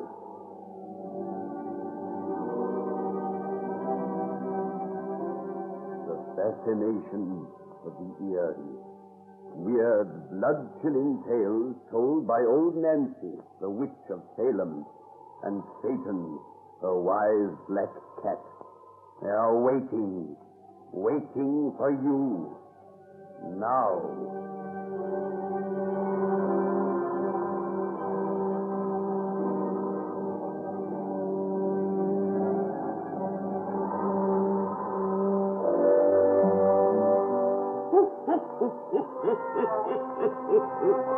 I'm 117-year-old I be today.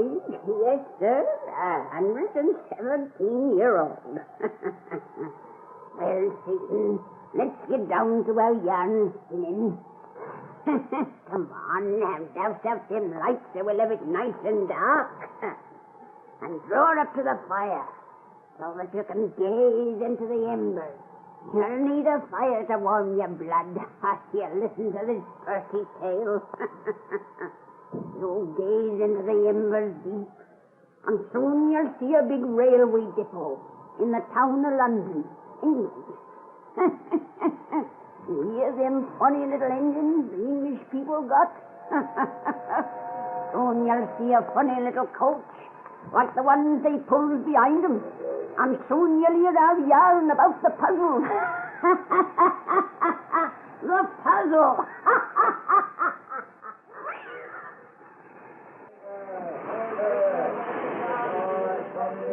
Everything's stowed away, sir, and the guard has assured me, Mr. Holmes, that you'll have the compartment to yourself, sir, all the way to Theory. Oh, that's just bully. This chauffeur of yours is a born fixer, Cecil. Yes. You know, since I first came to England, I've learned to appreciate the privacy of your railway compartment system. And today, I take it, you're especially appreciative. The chap who's on his way to meet the parents of his prospective bride for the first time will want privacy for the examination of his conscience. Our Julia hasn't much respect for her stepmother's opinion. I really have only my future father-in-law to worry about. You know, it's funny you haven't heard of him. I'm told he's one of the most successful attorneys in London. Well, his name's vaguely familiar. Ormeroyd. Ormeroyd? Yes, Theodore Ormeroyd. Firm of Ormeroyd and Hardy. Oh, is there any other claim to fame? Well, Julia tells me he's a puzzle expert. Puzzle expert? Yeah, you know, puzzles are his hobby. Oh, you mean he solves those crossword thingy-bobs and plays with those wire and steel, what do you call them, huh? Yeah, that's it. My word. Well, let's be walking towards the train, Cecil. Very well. Lead the way, Colin. Yes, sir. I'm dashed sorry you won't stand till the next train, will it? We've only had these few minutes together since you arrived from Dover. Oh, I can't stay over. But it was awfully good of you to meet me here for this brief get-together. Oh, I had to hear more of the wonderful girl you've been writing me about. You met her in France? Yeah. Oh, deucedly romantic. You from USA and she from England go to France to find each other. Well, the poet says, 2 shall be born a whole wide world apart. Oh, the man is in love. He's even quoting poetry. Yeah, I guess I have got it pretty badly. Well, here's the train. Nearly ready to start. I'm very anxious to rejoin her. Why did she leave Paris just ahead of you? Our stupid convention. Julia's chaperone couldn't get away, and she maintained it wasn't proper for engaged people to travel unaccompanied. Oh, I say. I'm sorry I didn't tell the old dodo to go jump in the Seine with a Victorian notion. Julia shouldn't have made that trip alone. She was too badly upset. Oh, upset? Well, you see, she was called home by a telegram from her stepmother. It was one of those vaguely worded, "Your presence is required immediately" messages. Makes you imagine all sorts of calamities. Well, Julia decided something had happened to her father. She's very devoted to him. Well, to ease her mind, I called her home by long distance and was told there was no illness there or accident or death. They just wouldn't explain the reason for her summons, though. Well, that only made it more urgent. So when I put her on the train, she was still greatly worried. Sounds rather mysterious. Yeah, it does. But whatever the trouble is, it can be very serious. Illness, death, and accident have been definitely ruled out. All aboard! That means me. Which is my compartment, Collins? Right here, sir. Number 3. This is my gentleman guard, which you promised to take care of. Oh, yes. Sit right in, sir. You'll be alone in the compartment all the way, sir. I've arranged for that. Oh, that's fine, guard. Here, thanks very much. Oh, thank you, sir. Thank you very much. Well, now, in perfect solitude, you can prepare yourself to meet your future father-in-law. Too bad you haven't made a study of puzzles, Willis. Then it accepts you as a kindred soul. I suppose I'll have to give that subject a lot of serious thought. Yes. Toodaloo, old thing. So long, Cecil. Goodbye, Colin. Bye, Mr. Collins. Best of luck, Willis. Thanks. I may need it. Well, I'm off.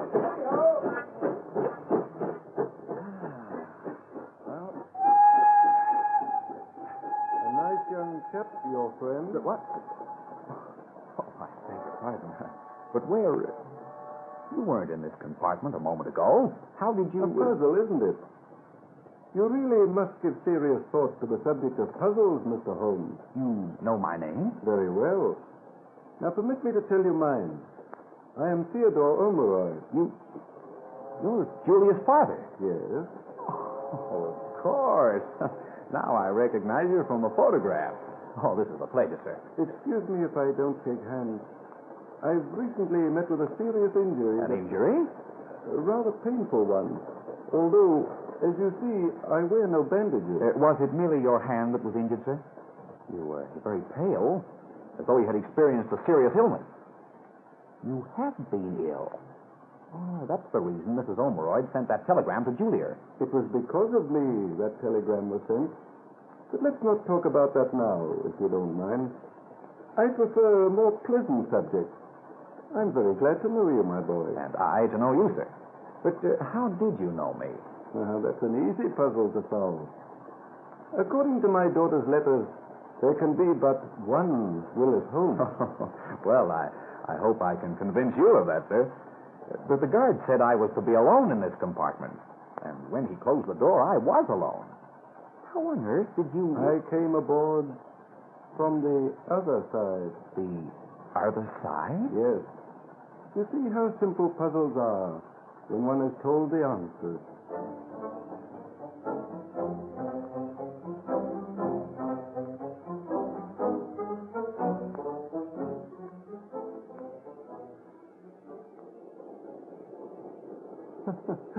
My gracious.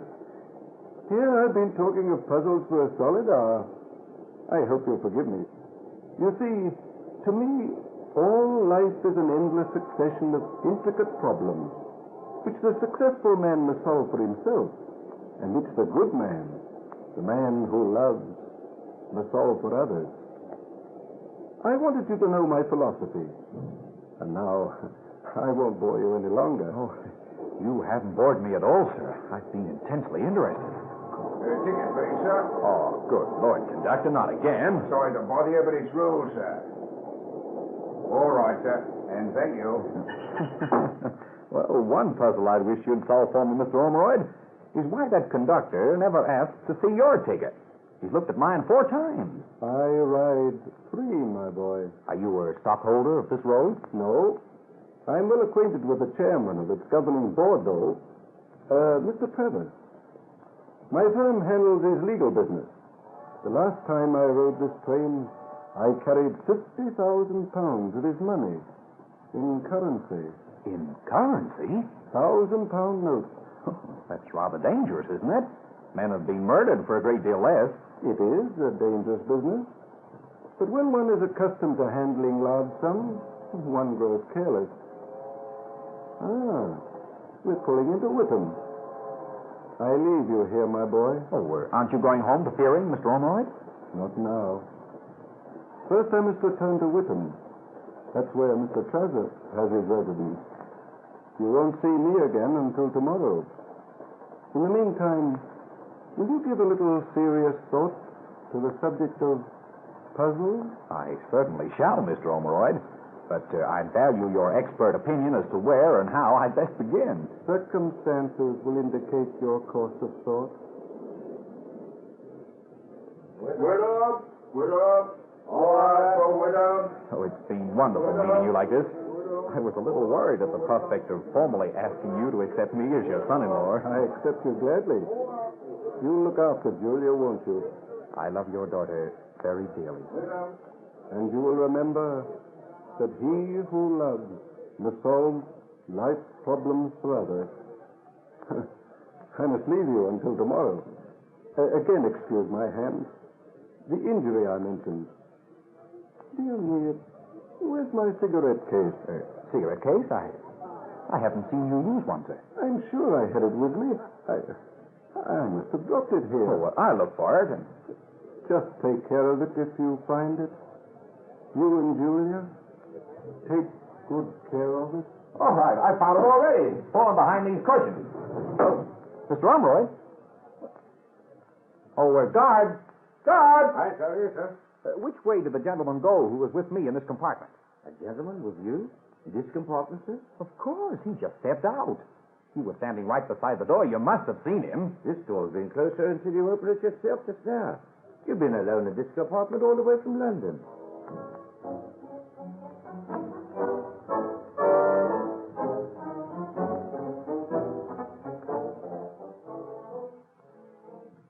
The gentleman we've been expecting has arrived, Mrs. Omeroyd. Mr. Willis Holmes. Show him in, Barker, and then inform Miss Julia that he's here. I'll fetch Julia if you wish, Mrs. Omeroyd. Well, perhaps you'd better, Mr. Tom. You're going to let Julia tell the young man our bad news? Naturally. He's her affianced husband at present. You think he'll break the engagement when he learns? Well, then what would you do if you were in his place, Mr. Hardy? Mr. Willis Holmes. Oh, come in, Mr. Holmes. Julia will be here directly. I am Mrs. Omeroyd. Oh, this is a great pleasure, Mrs. Omeroyd. Julia has told me so many things about you, I feel I already know you. I'll wager she never told you many nice things about me. Agatha, control yourself. Really, Allow me to present these gentlemen, Mr. Hardy and Mr. Holmes. How do you do, young man? Mr. Hardy, you're Mr. Omeroyd's partner, I imagine. I'm the junior member of Omeroyd and Hardy. And this is Mr. Justice Rowley, Mr. Holmes. How do you do, Justice Rowley? Justice is a difficult title, isn't it? In America, I believe you would call me judge, although I'm merely a provincial justice of the peace. Julia will be down directly, Mrs. Omeroyd. Oh, excuse me. Oh, this is Mr. Toms, Mr. Holmes. How do you do? Pleasure, old chap. Charms, all that, you know. Mr. Toms is my husband's personal secretary. Won't you all sit down? Oh, thank you. Mr. Holmes looks rather uncomfortable. I don't imagine he expected to encounter such a large gathering. Of course he's uncomfortable. Poor chap. Comes to pay a visit to Miss Omeroyd's family and finds the house party in full swing about the place. House parties? Huh. Agatha, you must control yourself. I don't understand. Well, there's nothing you need to understand, old man. Not now. I'm told you're an American. How do you like England? I have learned to like it very much, Mr. Toms, with some exceptions. Oh, what are they? Well, one is the type of guard employed on your railway train. You don't approve of our railway guards? And I've just had a very ridiculous experience with one. A chap either afflicted with blindness or a very faulty sense of humor. It's a rather silly story, but if you care to hear it, Willis! Julia. Oh, Willis, I'm so glad you're here. So glad. Darling, what's the matter? Julia, control yourself. Things are already bad enough, Julia. If you wish to tell him now of our disgrace, at least wait until I can leave the room. Disgrace? Well, what do you mean? Julia, dear, I talked to your father on the train an hour ago, and he didn't mention any trouble here. What did you say? You talked to my father? Yes. We traveled from London together as far as Whipham. I don't believe it. He wouldn't have dared. Quiet. Willis, you're sure it was my father? Of course I am. Why, he... Did he say where he was going when he left you? Did he say when he'd be home? Yes. He was on his way to a place called Whipham. And he said he'd be home tomorrow. Tomorrow? Oh, thank God. I knew everything would come out all right. That father would come back and explain. Mr. Holmes was mistaken in the man he talked to. Yes, Omeroyd couldn't have traveled on that train as far as Whipham. The police would have arrested him before he got aboard. Police? Well, Mr. Bobby's missed him. Every guard and conductor on that road has his description. Well, I haven't the faintest idea what any of you are talking about. Though I've never met him before, I've seen his photographs. And I was neither mistaken nor the dupe of an imposter. What did he think to you, Willis, besides the other things you've told us? Well, he talked mostly about puzzles. It was, Father. Won't someone please explain to me what all this is about? Perhaps that's my painful duty, Mr. Holmes. Through powerful influence, we've thus far kept the story from the newspapers. But 2 weeks ago, Theodore Omeroyd disappeared with £50,000 belonging to a client of our firm, a Mr. Travis of Whipham.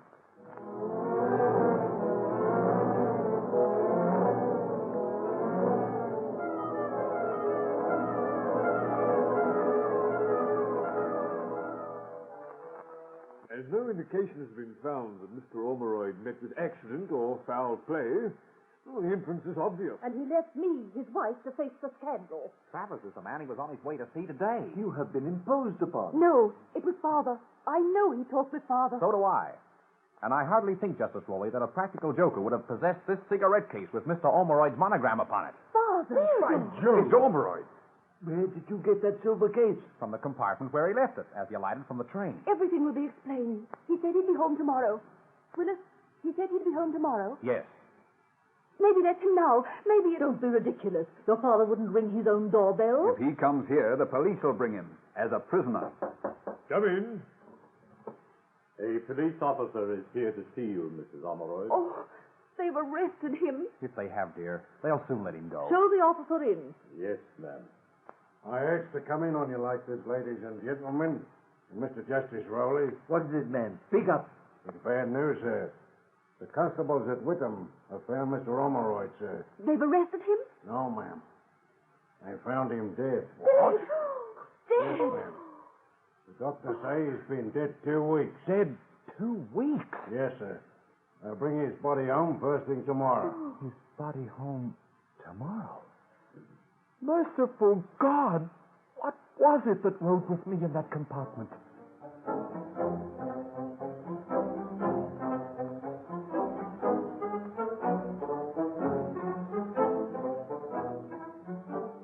But, my dear Holmes, it's been established conclusively that my partner was lying dead in that pit where they found him, the very time you insist he was with you on that train. Nevertheless, he, or his spirit, was with me, as I said. Oh, I know it sounds mad, impossible. I've always laughed at the tales of the supernatural, just as you're laughing at me now. But I saw Mr. Ormeroyd. He talked with me an hour, I tell you. Julia, you at least believe me. I don't know. It's all so horrible. It's too fantastic for anyone to believe. And even if you did see a ghost, Holmes, what purpose did the thing accomplish? Oh, none, I guess. Still, I feel it had a purpose in coming to me. One I can't grasp. Seems to me the traditional storybook phantom would have been of more practical service, Mr. Holmes. They always accuse their murderer. And such an accusation seems the only means by which the killer can ever be brought to justice. We know now that poor Ormeroyd was struck down for that large sum of money he carried. But other than that obvious conclusion, we of the law haven't found a single clue. The ghost should have known his murder had left no trail, but instead of dropping a helpful hint, Mr. Holmes says his spectre merely talks of puzzles. That would have been my father's way. Julia, you're not going to become a champion of this young man's mad delusion. If your father's spirit could return to earth, he'd appear to you or to me, rather than to Zentio's fiancée, whom he'd never met in life. Father always said, the man who loves solves the problems of others. That's what he said to me. Oh, this is asinine. You've had a dream, my boy. Better forget it. No, for it wasn't a dream. It was real. And it had a purpose. Only I'm too blind to see it. I didn't dream this silver cigarette case. Isn't that tangible proof? I'm afraid that now I must shatter your illusions. I was advised today that the coach in which you traveled from London by a strange coincidence was the one in which 2 weeks before Mr. Ormeroyd took his fatal journey to Witham. Lying in idleness, the car had not been cleaned carefully. So you found that case where the unfortunate man had mislaid it. Then he returned to put it in my hands. That was his purpose. I see it now. Somehow in this cigarette case is the solution of the puzzle. Willis! Since you regard the case in that light, perhaps you'd better give it into my keeping as a possible clue for the police. No, I give it to no one. For now I know a guilty conscience has been keener than my wits. A guilty conscience?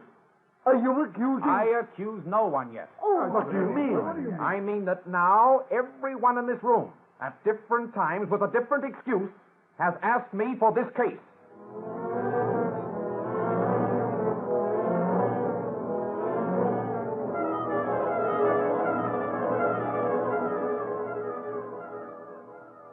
Let me close this door, Julia. We can then talk in private. Willis, what did you mean by the insinuation you made a moment ago? Exactly what I said. That perhaps a guilty conscience has been keener than my wits. The killer of your father wants this cigarette case because he has some reason to be afraid of it. Your father's partner, Hardy, came to me 2 days ago and requested it as a keepsake. The day before that, Tom's made the same request. Yesterday, your stepmother asked for it, and now Rowley would like to have it. Fortunately, some instinct made me refuse to give it up, even before I guessed it was the solution of my ghastly puzzle. Oh, but your suspicions are terrible. In spite of the frightful way they'd acted, those people were my father's friends. Your father was killed for a sum of money that only his friends or his confidants knew he carried on his person. If I can only solve the puzzle of the cigarette case, I'll learn which one is guilty. His last words to me were, take care of it.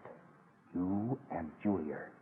Take good care of it. Your theory must be right. With Father, everything was the foundation of a puzzle. You think there may be a secret compartment in the case? Yes, in which something is hidden. The metal is unnaturally thick on the sides and heavily embossed. There may be a shallow cavity between. Look for a spring or lever hidden in that scrollwork. Here I am. Feel around the edges. Maybe something slides. That's it, a sliding edge. Look, I found it, look. The metal slides are hollow. And there's a folded paper in the recess. What's written on it? It's dated June 12th, the day your father went to Whittam with that 50,000 pounds. It says, on the understanding that if I have not left England by tomorrow noon, Theodore Omeroyd, to whom I give this writing, will make its contents public. I hereby confess... Confess? To what? Oh, that can wait. Let me see whose name is signed here. Ah! The light! Who turned out those lights? Someone with us in this room. Let me go! No, you won't get this paper! Ah! Help! Help! Someone killed Willis. They're running up to the door. They're getting away. Help! Help! Help!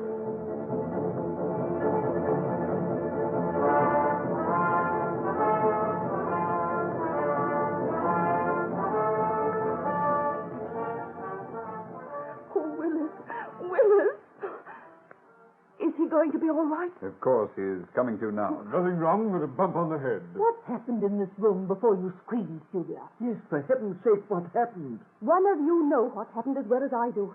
For one of you came in that door while our backs were turned. One of you turned out these lights. One of you struck Willis, then seized the paper we'd found and ran. And the one of you who did it is the one who killed my father. The girl's insane. Mad. How dare you accuse one of us? Your father's friend. Because one of you is guilty. Oh, don't. Julia. Oh, Willis, darling. Are you all right now? Yes. Whoever hit me got away with the paper before we saw the name apart. Yes, they got away. I failed your father. When you failed, I may succeed. If my father came to you, perhaps he'll come again to me. What are you doing, Julia? I have locked the one door leading from this room. Why? What have you done? She's turned off the lights. Stop that! Turn on those lights. Oh, I say, you're going too far. No. Only one of you need fear the dark in this locked room. But if my prayer is answered, that one must face the man he killed. Oh, Lord, I pray thee, send my father from the dead to bring justice. Open the door. Turn on these lights. Are you afraid? No, I didn't kill him. Father, come to me from the grave. This nonsense has gone far enough. Are you afraid? I have no cause to be afraid. Lord, send my father here to bring justice. Oh, I'm not going to be made a fool of by a sick-brained girl. Think what you like. I'm going to leave this room. Yes, we'll all leave. Open that door. Come on, quickly. Turn on the light. Stay where you are. That voice, Mr. Omeroyd. Theodore. Good heavens. Father, God has let you answer. Some puzzles are too difficult for men to solve alone. Let me out of this room! Oh, don't be afraid. That's not Ormerod's voice. You see, Holmes and the girl are playing a trick upon us in the darkness. No. There's something awful here. A hazy light is growing in this room. Ormeroyd's face is taking shape there. Keep him away! Keep him away! You help us with our puzzle, Rowley. I'll do anything you say, only don't come near me with your cold, dead hands. Keep away. I'll tell them. I'll confess. But keep away. Yes, I killed him. Tell them why. He learned I'd taken bribes. He made me sign a confession that would send me to prison if I stayed in England. I waited for him on the road to Rabbit's house. I didn't know about the money he had with him. All I wanted was the paper that I didn't find. The paper in that cigarette case that I never found until tonight. Here it is. Use it to send me to the gallows. But don't come near me with your cold, dead hands. Don't come near me with your cold, dead hands. I have the paper. His confession. You and Tom hold on to him. I'll phone for the police. Oh, I won't try to get away. There's no escape from the dead. The dead. Father! Father! Willis! His form is fading. Goodbye, Julia. My task is over. We will not meet here again. Father! Julia, dear. Take care of her, my boy. And remember, he who loves must solve the puzzles of life for others.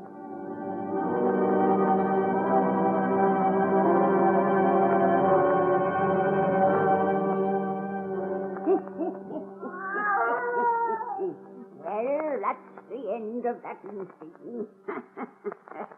You folks come see us next time I had a birthday.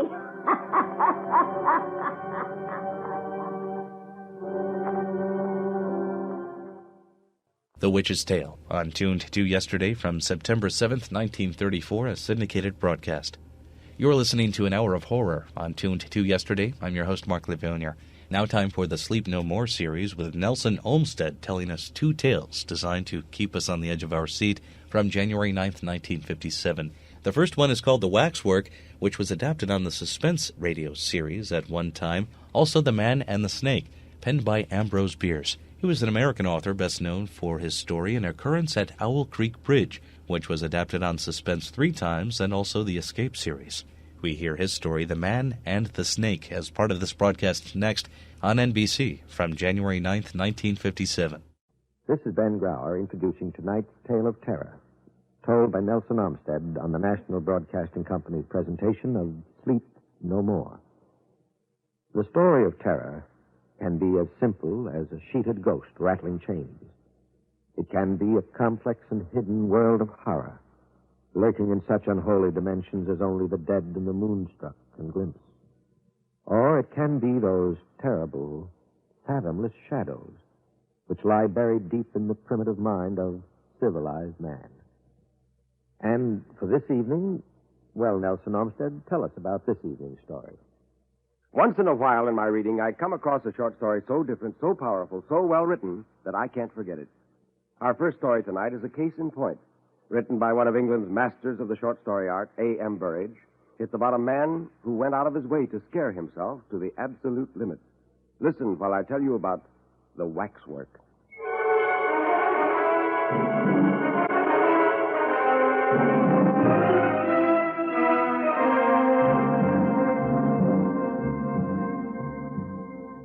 While the uniformed attendants of Merrimer's Waxworks were ushering the last stragglers through the great glass-paneled double doors, the manager sat in his office interviewing Raymond Hewson, a journalist.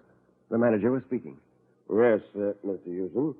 It used to be said years ago that Madame Tussauds would give a man £100 for sleeping alone in the Chamber of Horrors. I hope you don't think that we've made any such offer, Mr. Hewson. However, if you get your story printed in the Morning Echo, there will be a £5 note waiting for you here when you care to come and call for it. Well, that's satisfactory. Fine. But, first of all, it's no small ordeal that you're proposing to undertake.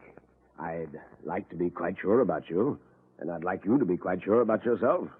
I own I shouldn't care to take it on. I've seen those wax figures dressed and undressed, and I know all about the process of their manufacture. I can walk about in their company downstairs as unmoved as if I were walking among so many skittles, but I should hate having to sleep down there among them, alone. Well, why? I don't know. There isn't any reason. I don't believe in ghosts. It's just that I couldn't sit alone among them at night, with their seeming to stare at me the way they do. No, the whole atmosphere of the place is unpleasant. And if you are susceptible to atmosphere, I warn you that you are in for a very uncomfortable night. Hewson had known that from the moment when the idea had first occurred to him. His soul sickened at the prospect, even while he smiled casually upon the manager. But he had a wife and family to keep, and for the past month, he had found almost no newspaper work. Here was a chance not to be missed. The price of a special story in the Morning Echo with a £5 note to add to it. It meant comparative wealth and luxury for a week, and freedom from the worst anxieties for a fortnight. Besides, if he wrote the story well, it might lead to an offer of regular employment. So, he said to the manager, I've already promised myself an uncomfortable night because your murderer's den is obviously not fitted up as a hotel bedroom. But I don't think your waxworks will worry me much.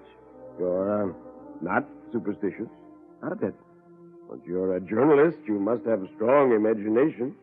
Well, the news editors for whom I work have always complained that I haven't any. Yeah. There is one condition I'm afraid I must impose upon you. I must ask you not to smoke. Yes, we had a fire scare down in the murderer's den earlier this evening.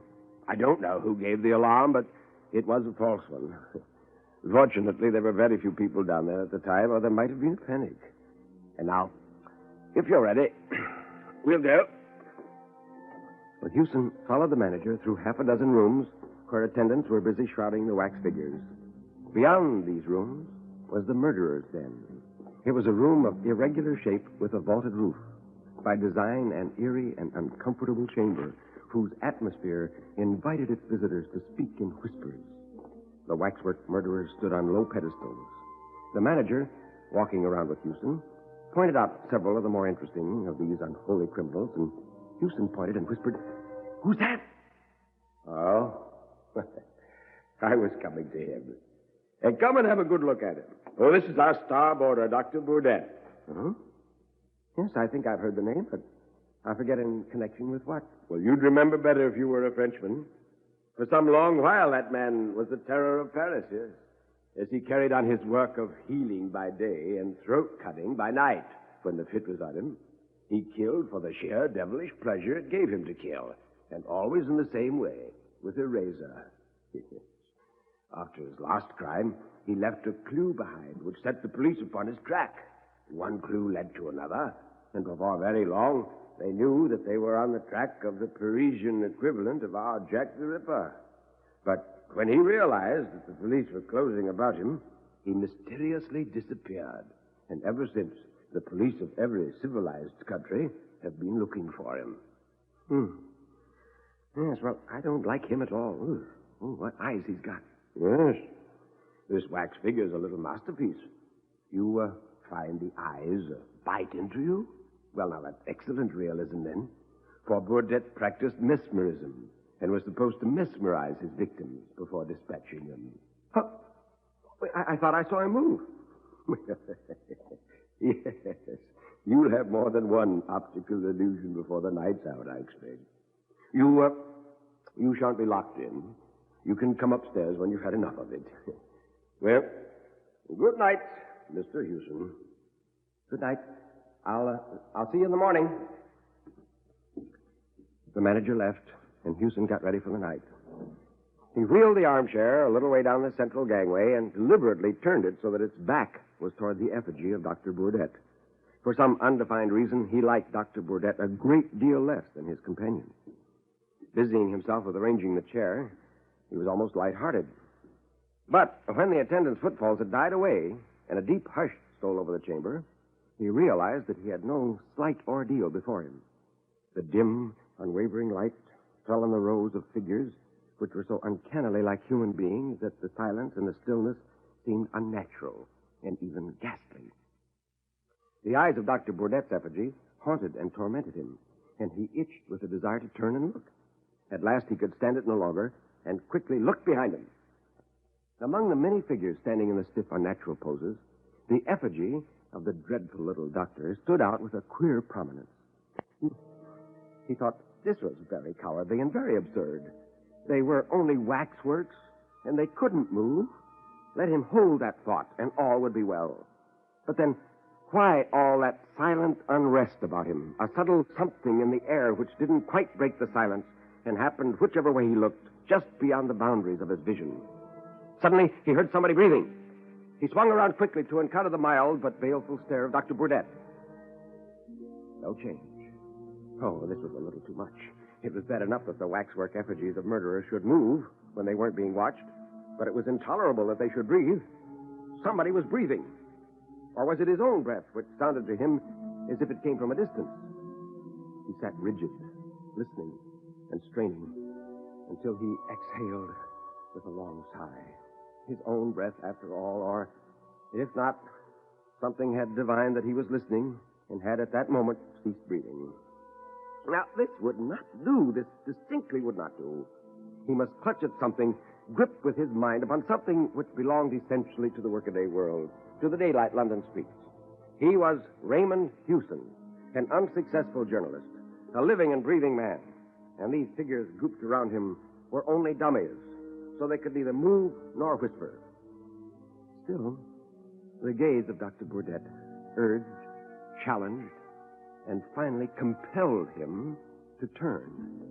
Hewson half turned and then swung his chair so as to bring him face to face with those dreadful hypnotic eyes. Hewson's own eyes were dilated, and his mouth lifted at the corners in a snarl. And then Hewson spoke and woke 100 sinister echoes. "You moved, blast you! Yes, you did! I saw you!" And then he sat quite still, staring straight before him, like a man found frozen in the Arctic snows. Dr. Burdett's movements were leisurely. He stepped off his pedestal with the mincing care of a lady alighting from a bus. He stepped off the platform and sat down on the edge facing Hewson. And then he nodded and smiled, and he said, "Good evening." He spoke in perfect English with only a trace of foreign accent. I need hardly tell you that not until I overheard the conversation between you and the worthy manager of this establishment did I suspect that I should have the pleasure of a companion here for the night. Now, you cannot move or speak without my bidding, but you can hear me perfectly well. Something tells me that you are, shall I say, nervous? My dear sir, have no illusions. I am not one of these contemptible effigies miraculously come to life. I am Dr. Burdett himself. Let me explain. Circumstances with which I need not fatigue you have made it desirable that I should live in England. I was close to this building this evening when I saw a policeman regarding me a bit too curiously. So I mingled with the crowd, and I came in here, and an inspiration showed me a certain means of escape. I raised the cry of fire, and when all the fools had rushed up the stairs, I stripped my effigy of the caped coat, which you behold me wearing. I donned it, I hid my effigy under the platform at the back, and I took its place on the pedestal. I own that I have spent a very fatiguing evening, but fortunately I was not always being watched and had opportunities to draw an occasional deep breath and ease the rigidity of my pose. Oh, one small boy screamed and exclaimed that he saw me moving. I understood that he was to be whipped and put straight to bed on his return home, and I can only hope that the threat has been executed to the letter. I am obliged to the chance which brought us together tonight, and perhaps it would seem ungrateful to complain. From motives of personal safety, my activities have been somewhat curtailed of late years, and I am glad of this opportunity of gratifying my somewhat unusual whim.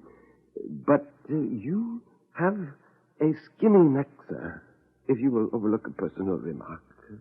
I should never have selected you from choice. I like men with thick necks, thick red necks. This, which I have in my hand, is a little French razor. They're not much used in England, but perhaps you know them?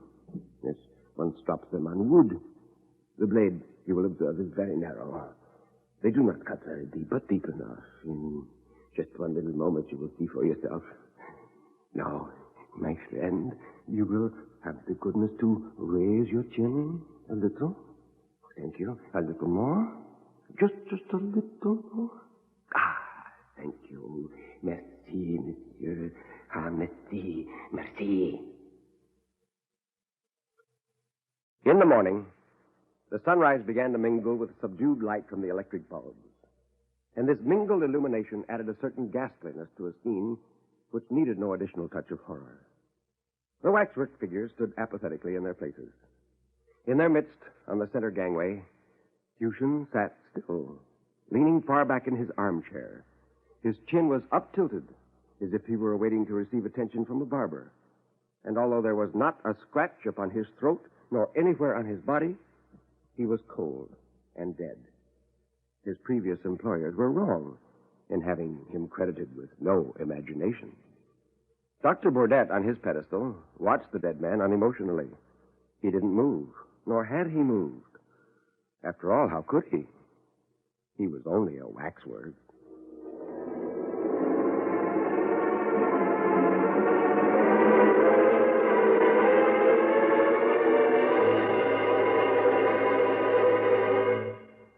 And that was Nelson Olmsted and the story The Waxwork by A.M. Burridge.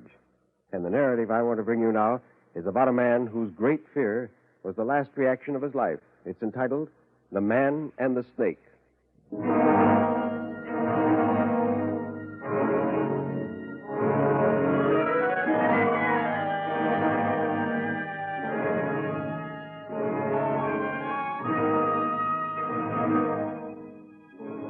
Stretched at ease upon a sofa in gown and slippers, Harker Brayton smiled as he read from Morrister's Marvels of Science. It was an ancient book with its archaic English, which stated, "It is a veritable report, and attested of so many, that there be now of wise and learned none to gainsay it, that ye serpent, his eye, hath a magnetic property, that whoso falleth into its suasion is drawn forwards in despite of his will, and perisheth miserable by ye creature his bite." Brayton smiled again as he thought, the only marvel in the matter is that the wise and learned in Morrister's day should have believed that snakes could hypnotize their human victims. And a train of reflection followed. For Brayton was a man of thought, and he unconsciously lowered his book without altering the direction of his eyes. As soon as the volume had gone below the line of sight, something in an obscure corner of the room recalled his attention to his surroundings. What he saw, in the shadow under his bed, was two small points of light, apparently about an inch apart. They might have been reflections of the gas jet above him in metal nail heads. He gave them but little thought and resumed his reading. A moment later, some impulse, which it didn't occur to him to analyze, impelled him to lower the book again and look for what he saw before. The points of light were still there. They seemed to have become brighter than before, shining with a greenish luster that he had not at first observed. He thought, too, that they might have moved a trifle, were somewhat nearer. They were still too much in the shadow, however, to reveal their nature and origin to an indolent attention. And again he resumed his reading. Suddenly, something in the text suggested a thought that made him start and drop the book for the third time to the side of the sofa, where, escaping from his hand, it fell sprawling to the floor, back upward. Brayton, half risen, was staring intently into the obscurity beneath the bed, where the points of light shone with, it seemed to him, an added fire. His attention was now fully aroused, his gaze eager and imperative. It disclosed, almost directly under the footrail of the bed, the coils of a large serpent. The points of light were its eyes.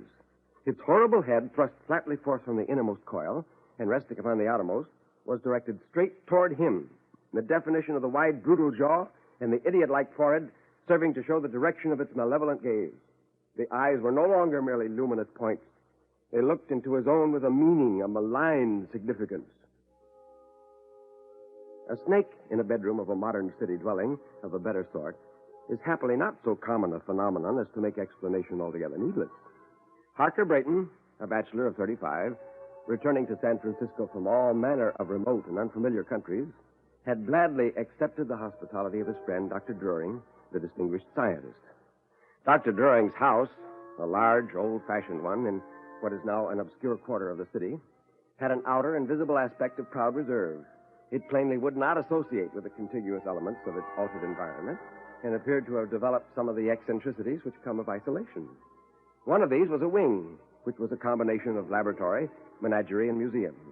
It was here that the doctor indulged the scientific side of his nature in the study of reptiles. He loved nature's vulgarians and described himself as the Zola of zoology. His wife and daughters, not having the advantage to share his enlightened curiosity regarding the works and ways of our ill-starred fellow creatures, were with needless austerity excluded from what he called the snakery.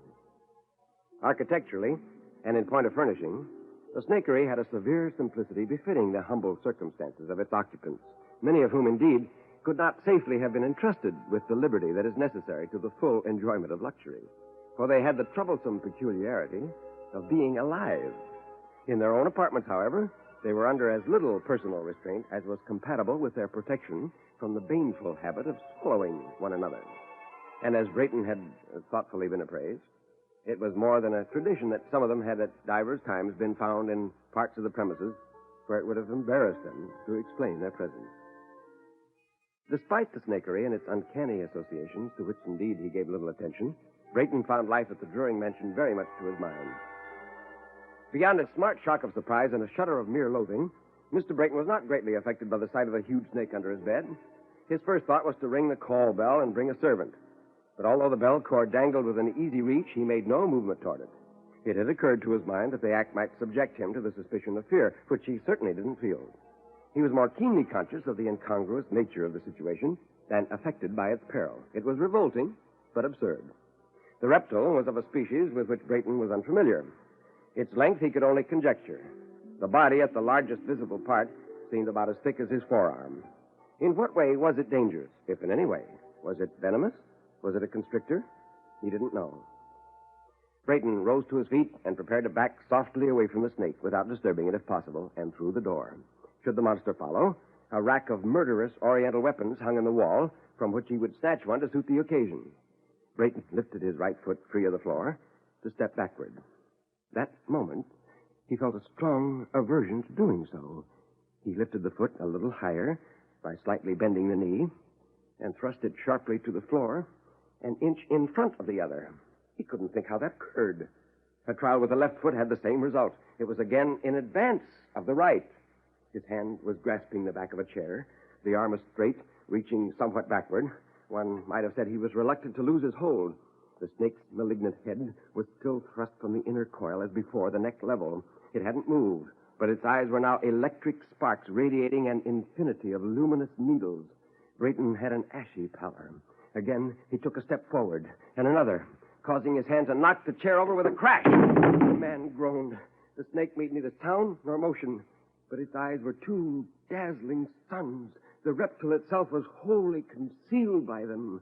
They gave off enlarging rings of rich and vivid colors, which at their greatest expansion successively vanished like soap bubbles. They seemed to approach his very face and again were an immeasurable distance away.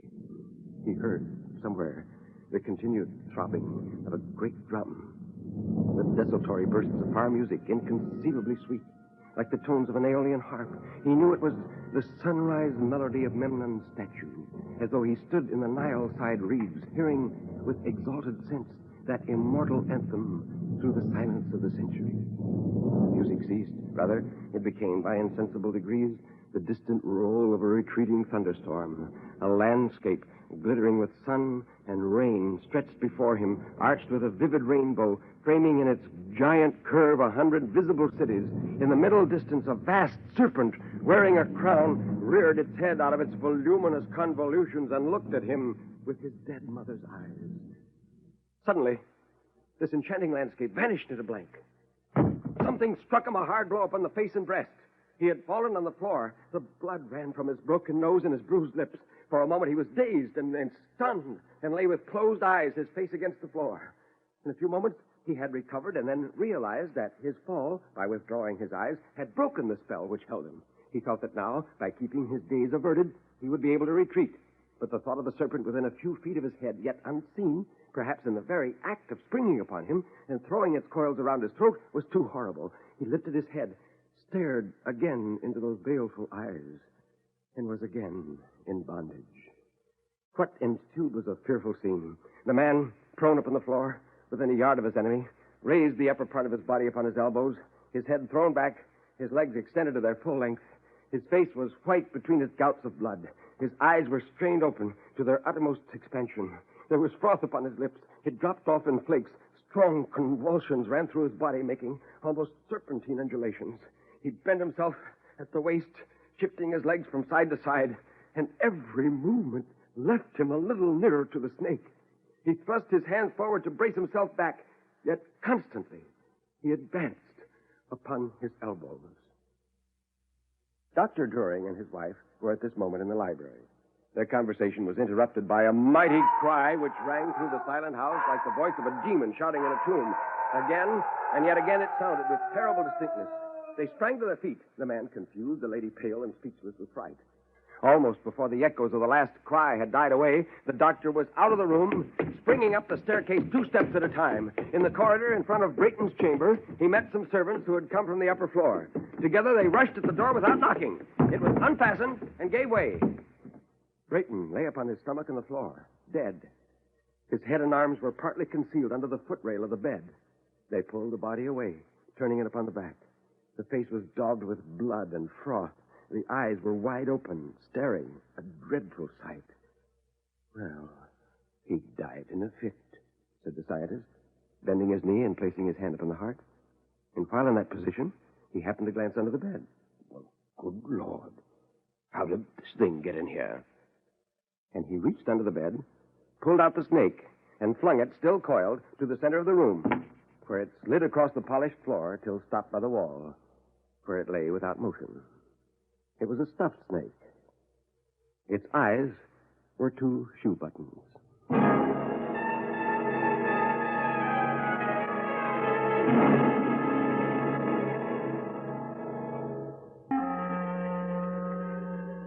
You can turn up the lights now. You can look around you. Nobody is there, really. Everything is all right, isn't it?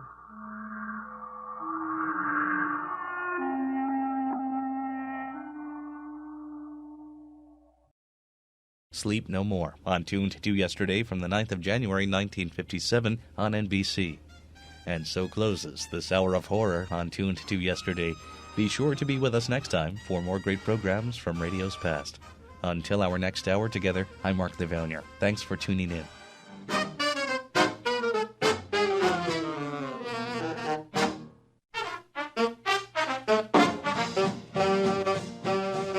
Welcome to Tuned to Yesterday, broadcasting programs from radio's golden age. I'm your host, Mark Lavonier, delivering an hour of horror. Later on, it's Inner Sanctum from 1949, but right now, a 1944 broadcast of The Weird Circle.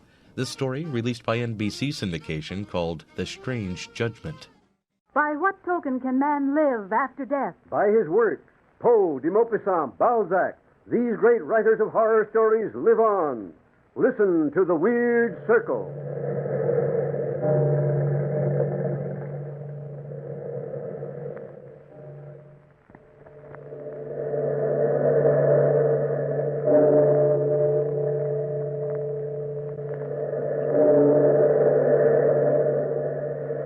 Out of the past, phantoms of a world gone by, speak again the immortal tale, The Strange Judgment.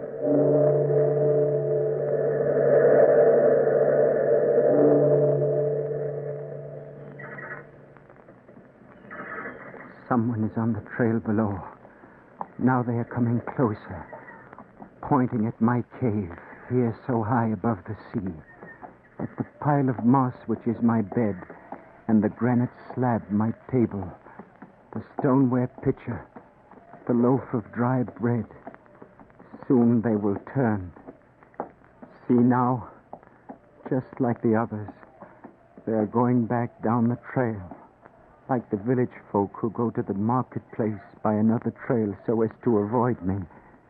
They will tell others about me, about the fearful old man in the cave above the sea with his little wooden cross, ascetic old man with bloodshot eyes. They do not know the real reason I am here, that once many years ago, before I took a vow to do penance in this prison in the open air, I lived down there on the little islet near the salt marshes at Guérande, lived with my wife Brouin and fished. Now only my niece Perrotte comes to me every morning, bringing me bread and talks to me. But I cannot answer. I can talk to no one, dare only to kiss her forehead. But then, so long ago, I had many friends. These shaggy hands do not show it, but I was strong then, and the muscles of my body were hard. I could fish with the best of them. That Pierre Compromet has the devil's own luck. He left no sardines for us others. Can I help it that I know where fishes play, huh? Look at your name. So? Compromet. Meaning the sea bends to your will. It's in our family. We know our trade, Oh, devil's luck, I call it. Maybe. Oh, there is my wife. Pierre, I'm so glad you're back. Hello, my wife. Pierre, I've got good news for you. And I have something to tell you. Come now, let us walk up the path to the house together, eh? You look so happy, darling. I should be. We have made money, my Cherie. We can afford a bigger vessel. Oh, please, no, Pierre. But the sardine fishery has brought us money. The boats we have are only small. With a bigger boat, I could go cod fishing. Don't know. You'd be away so long. I love you so much, Pierre. The days and nights are so long when you're at sea. Then I shall stop going for sardines. No, I don't want that. I know. Cod fishing is too long to be away. I think so. Then I shall stick to the sardines and a little deep-sea trade for the dealers, huh? Mm-hmm. Oh, that was a good haul, this trip. Let me see. Here, look at this account. With the house and the island, the boats, and now this new catch. Well, one more trip and we will be worth money. Much money? 12,000 livres, I should say. Good. Of course it is good. What woman in the village... Oh, I mean because we'll need a little more now. Cherie, what do you mean? Remember how we talked about a little one? I remember. Oh, no. You mean... Mm-hmm. Bruin. Oh, you sweet one. Maybe it will be a son, eh? A son. Yes, a son. And we'll name him Jacques. Yes. And when he is old enough, we'll take him to the carnival. Yes, we'll take him to the carnival.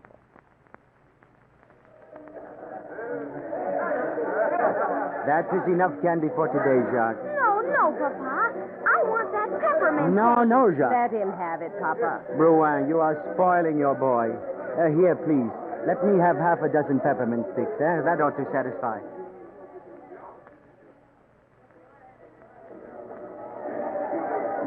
I do not want the doll. I want the gun. But you are too young, little Jacques. Next year, the gun, maybe. Take the doll. No, I want the gun. I want the gun. You see, Bruin, he has a will of his own, that boy. Oh, I'll buy that gun there, please.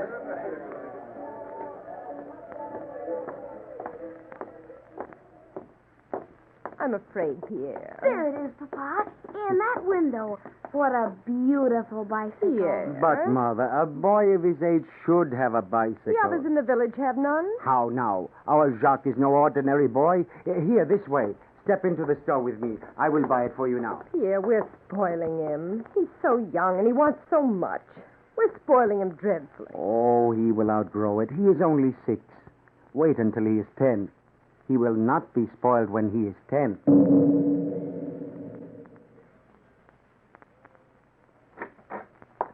Where is Jacques? Upstairs. Oh, Jacques! I sent him upstairs. Why, Bruin? He's been fighting again. He all but killed Montre's son. Oh. Why do you weep, Bruin? They're saying in the village he put out Poucault's little girl's eye. Nonsense. In the village they will talk about anything.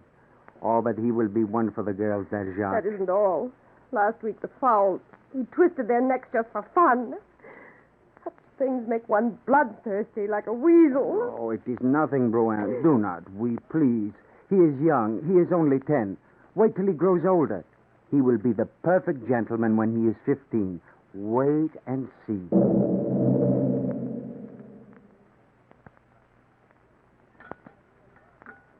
Come on, sit down to supper, Pierre. Ah, the stew, it smells good. Pierre.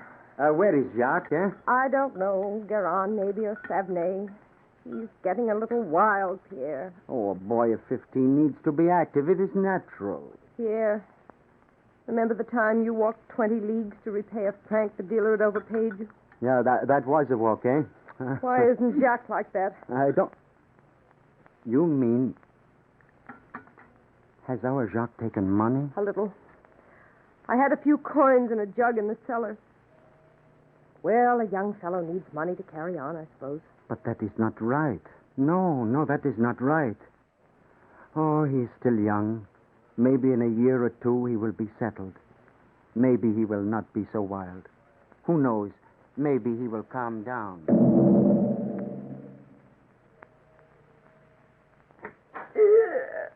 Rouen, what is it, Sherry? This table, it is strange. What has happened to the Oh, other? Pierre. This furniture. I know. Oh, the furniture, it is not our stuff. What happened to it? Rouen, what happened to our furniture? Look in the wardrobes, too, and in the closet. The linens, they are gone. The sheets, everything. Where has this chair come from? Neighbors, they loaned it to me. You have traded our furniture? No, Pierre, no. Then what has become of it? I tried to stop him. He wouldn't listen to me. Jacques, eh? He sold it. Didn't he? Answer me, Yes, Rouen. I tried to stop him, but I couldn't. Where did he go? To the cafe in town, I think. But it's late. He should be back soon. Oh, Pierre, what shall we do with him? I do not know. Imagine a youth of 17 selling his family's own furniture so that he may carouse in a cafe. Maybe he isn't really bad. Maybe he just needs someone to talk to him. Jacques, is that you? Yes, it's me. Where have you been, Jacques? Oh, at the cafe. It's your business to know. Your mother and I want to talk to you, Jacques. All right. Make it quick. Jacques, listen to your father now. Son, you are old enough to make your own way. You mean work? And what is so wrong in earning your bread with your hands, eh? Fishing. I cannot stand the smell. If one can handle the money that comes from fish, it is not too much to stand their smell, Jacques. Cambramays have always been men of the sea. It is not too much to ask of my son. Oh. Maybe it is better if I go away. Huh? Jacques. No, son, that is not what we meant. It's just that times are getting a little harder. There's your uncle's family to think of. Joseph's wife is sick, and the little girl, Perrot, needs a doctor's care. It all takes money. Well, let them pay their own way. Have a care, Jacques. It is true. He is my brother. One must be loyal to his kin, whatever. And I say I am closer than your brother. Charity begins at home. If you are giving any money, then why not give it to me? We're already half poor from all your carryings on. Oh, say nothing of that, Cherie. But all you are asking of him is to lend a hand with the fishing, to earn the bread he eats and the money he spends. Will you be quiet, woman? You have put my father up to this. Have a care, Jacques. You are talking to your mother. Well, if it had not been for her, nothing would have been said about the furniture. Meddling old woman. Silence! No! Pierre, don't you kill him! Get up, Jacques. His head is cut. Suppose you've killed him.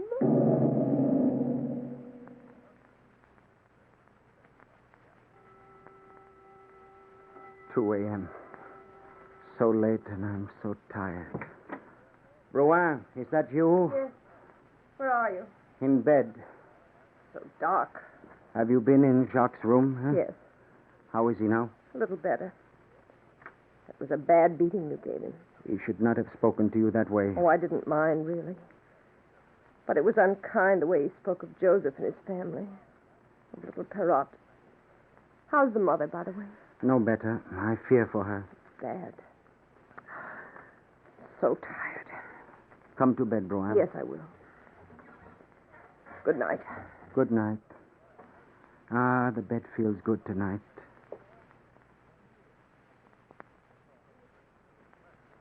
Pierre.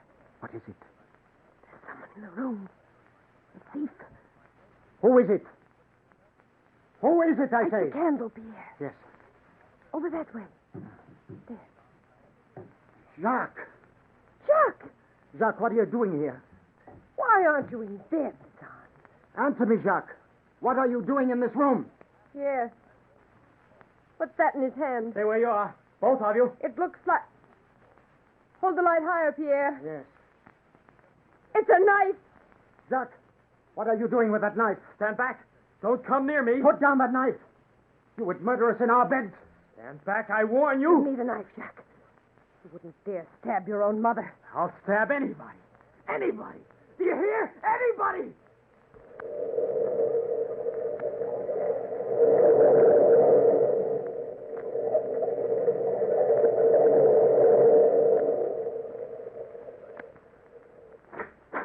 Rouen, where are you? Oh, there you are. You're home early, Pierre. The fish are running poorly. Where have you been? At your brother's.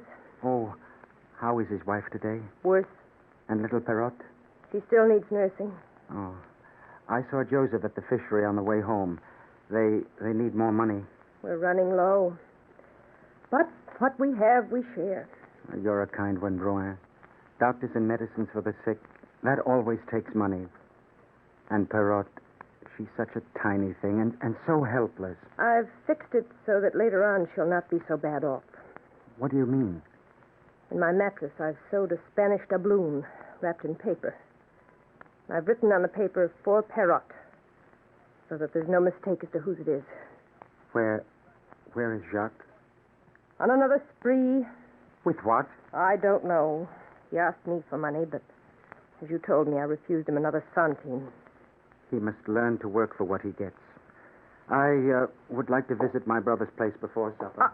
Look out, Pierre. What is this, Rouen? Water for my flowers. This dry spell, you know. But must it stand in the doorway? Go along to your brother's. Supper in an hour. Oh, wait. Who is that coming up the path? Look through the window. Oh, it's Father Gabot, the rector from Pirioc. I will let him in. I wonder why he comes now. Oh, good day, Father. Good day. I come with sad news, my friend. Sad news. Joseph's wife. The fever. It was too much for her. She passed away. Joseph will fish with me tomorrow. Sardine's running any better? Not yet. A break in the weather would be good. For my garden, too. It will be harder taking Joseph on this way. We'll manage. If Jacques would only lend a hand. More hands are needed in hard times. Every little catch helps. As long as there are fish for you to catch, we'll eat. But a man needs meat now and again.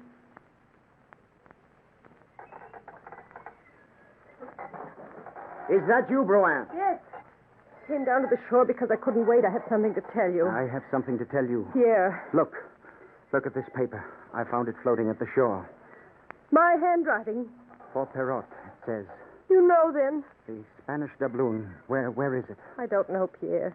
I looked for it this afternoon. I thought I'd take it to a safer place or give it to Perrot now when she needs it so much. But yes. It was not in the mattress. Jacques. He found your hiding place. Where are you going? I'm going to the cafe to find Jacques. To see if he took the coin. Go up to the house, Bruin. Go up and wait for me. Florent, have you seen my son, Jacques? He is in there, in the billiard room. Has he paid his score yet? Yes. Let me see with what he has paid you. Certainly. No, where isn't? Oh, this coin, Pierre.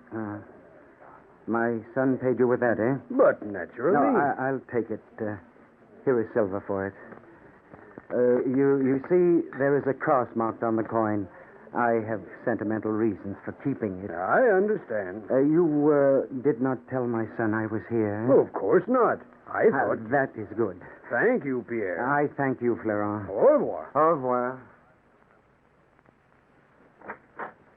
Did you find him, Pierre? Yes. Where? At Florent's cafe. And the coin. Did you find the coin? Look. Is this it? Yes. It has the cross on it. Right. Does he know? No. Florent brought it to me secretly after Jacques paid his bill. What are we going to do? Find your wedding gown, Bruin. You will have to wear it for what I plan.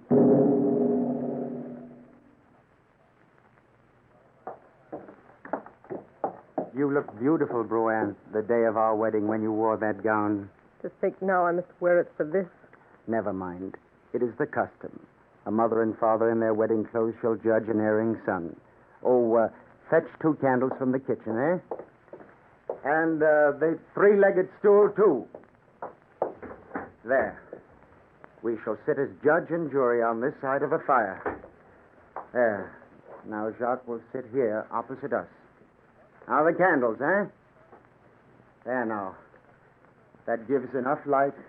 That gun in the chimney corner, Pierre. Careful, it is loaded. Pierre, I'm afraid. What are you going to do? What must be, must be. But He is coming. It is either very dark or he's very drunk. Let him in, eh?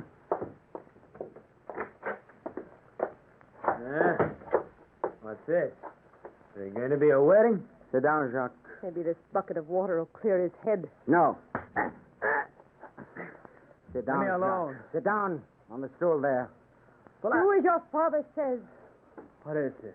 You have sinned against your mother and father. We are sitting in judgment over you. See here, you can't do this. The law won't. If you make any noise, if you stir, if you don't sit up like a mast on your stool, I will shoot you like a dog. He means what he says, Jack. What do you want? Here is a bit of paper. Look at it. Have you ever seen it? No. Look closer. At the handwriting. That is your mother's handwriting, is it not? I guess so. Guess so. You know it is. All right, yes. See what it says? For Perrot. It says for little Perrot, who has no mother, whose father is suffering hard times, who needs every centime anyone can offer. Well... Your mother wrapped up a Spanish doubloon in that bit of paper, sewed the whole of it into her mattress. And now, Jacques, the coin is no longer in the mattress. Oh. And I'm supposed to know where the coin is. Sit still. I found that bit of paper floating on the water when I came in. And then your mother told me of the missing coin. So I went to town. You were at Florence this afternoon, were you not, Jacques? Well, how did you... You did not think I knew, did you? But you don't deny it, eh? All right, I was at Florence. And you paid your score with a Spanish doubloon. What if I did? There are other gold coins in the country besides what my mother hides in her mattresses. Nobody but we three knew it was there. Well, maybe you took it and hid it, so as to blame me. Jacques! Tell you I did not take the coin. How came you by the doubloon, then? I got it north. How can you prove it? I tell you I got it there. You insist you did not take your mother's coin, eh? I did not take it. Can you swear it on your salvation? Jack! Swear if it's not true. You can repent and mend your ways. There's still time. Oh, be quiet, old woman. You have always tried to ruin me. That is another thing to add to your wrongs. Now come to the point. Will you swear? Yes. All right, now. Take a look at this coin, which Florent gave me. The one with which you paid your bill this afternoon. See the cross on the coin where the sardine merchant nicked it before he paid me? Did the coin you picked up in Nantes have that cross marked on it? Well, I... Answer me! No. Enough talk.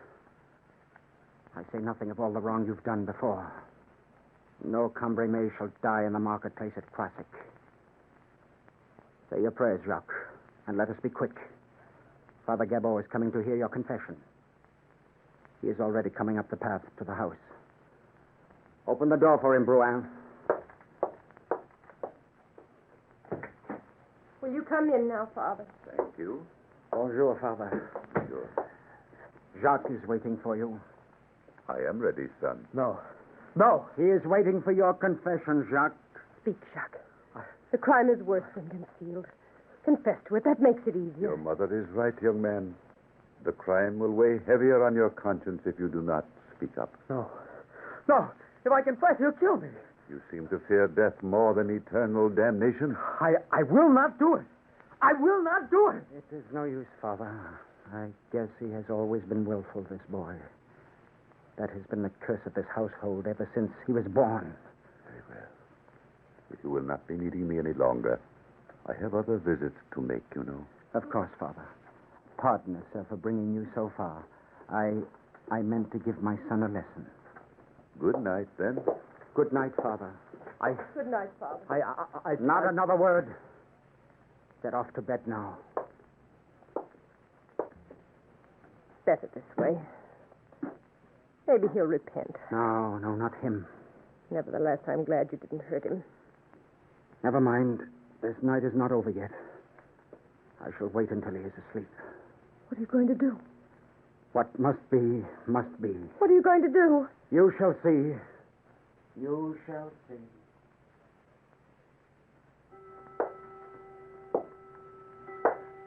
Who's there? That light, I can't see. Who is it? Father. That rope. That strip of silk. What are you going to do to me? Pierre! No! Don't do it! If you will not help me, I will do it alone. No! Don't do this! No, let me go! Get it now. tie his feet. There. Where are you taking him? What are you going to do with my son?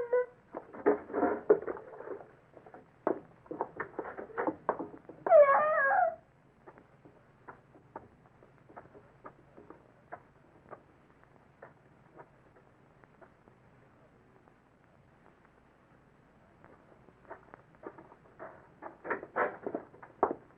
Pierre, what have you done with Jack? What have you got in your hand? It's Jacques' cap. Where is he? Why are you holding his cap? Tell me, what have you done with him?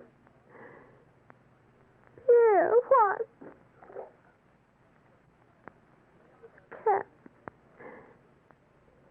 It fell into the bucket of water. It's floating. Pierre! It's floating on the surface of the water.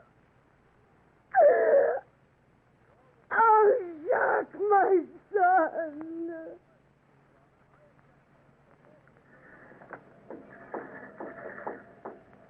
It broke my poor wife's heart.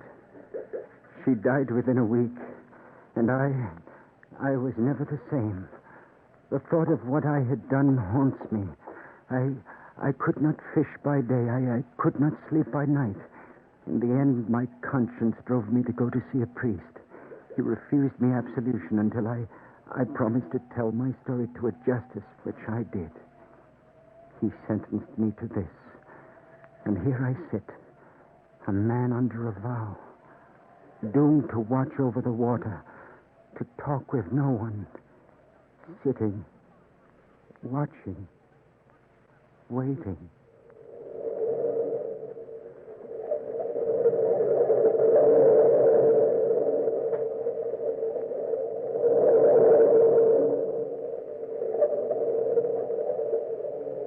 From the time-worn pages of the past, we have brought you The Strange Judgment. Bellkeeper, toll the bell.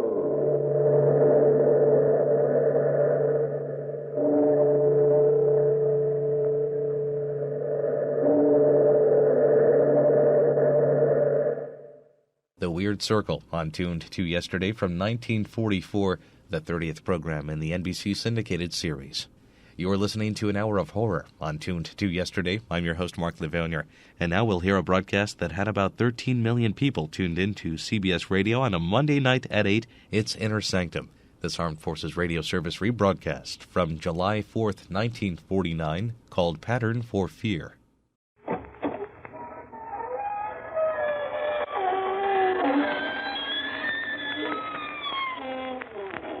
Good evening, friends. This is your host to welcome you through the creaking door into the inner sanctum. Well, went picnicking over the weekend. Found a lovely, restful, woodsy place. Oh, it was beautiful. So quiet, you could hear a body drop. And quite a few did. The sun was so hot that one of our party melted to the ground. I'd always wondered over that waxen look about Charlie. Still, it's an ill wind because Charlie had his usefulness at bat. Came the deep night, we ran a string through him and played marbles by candlelight.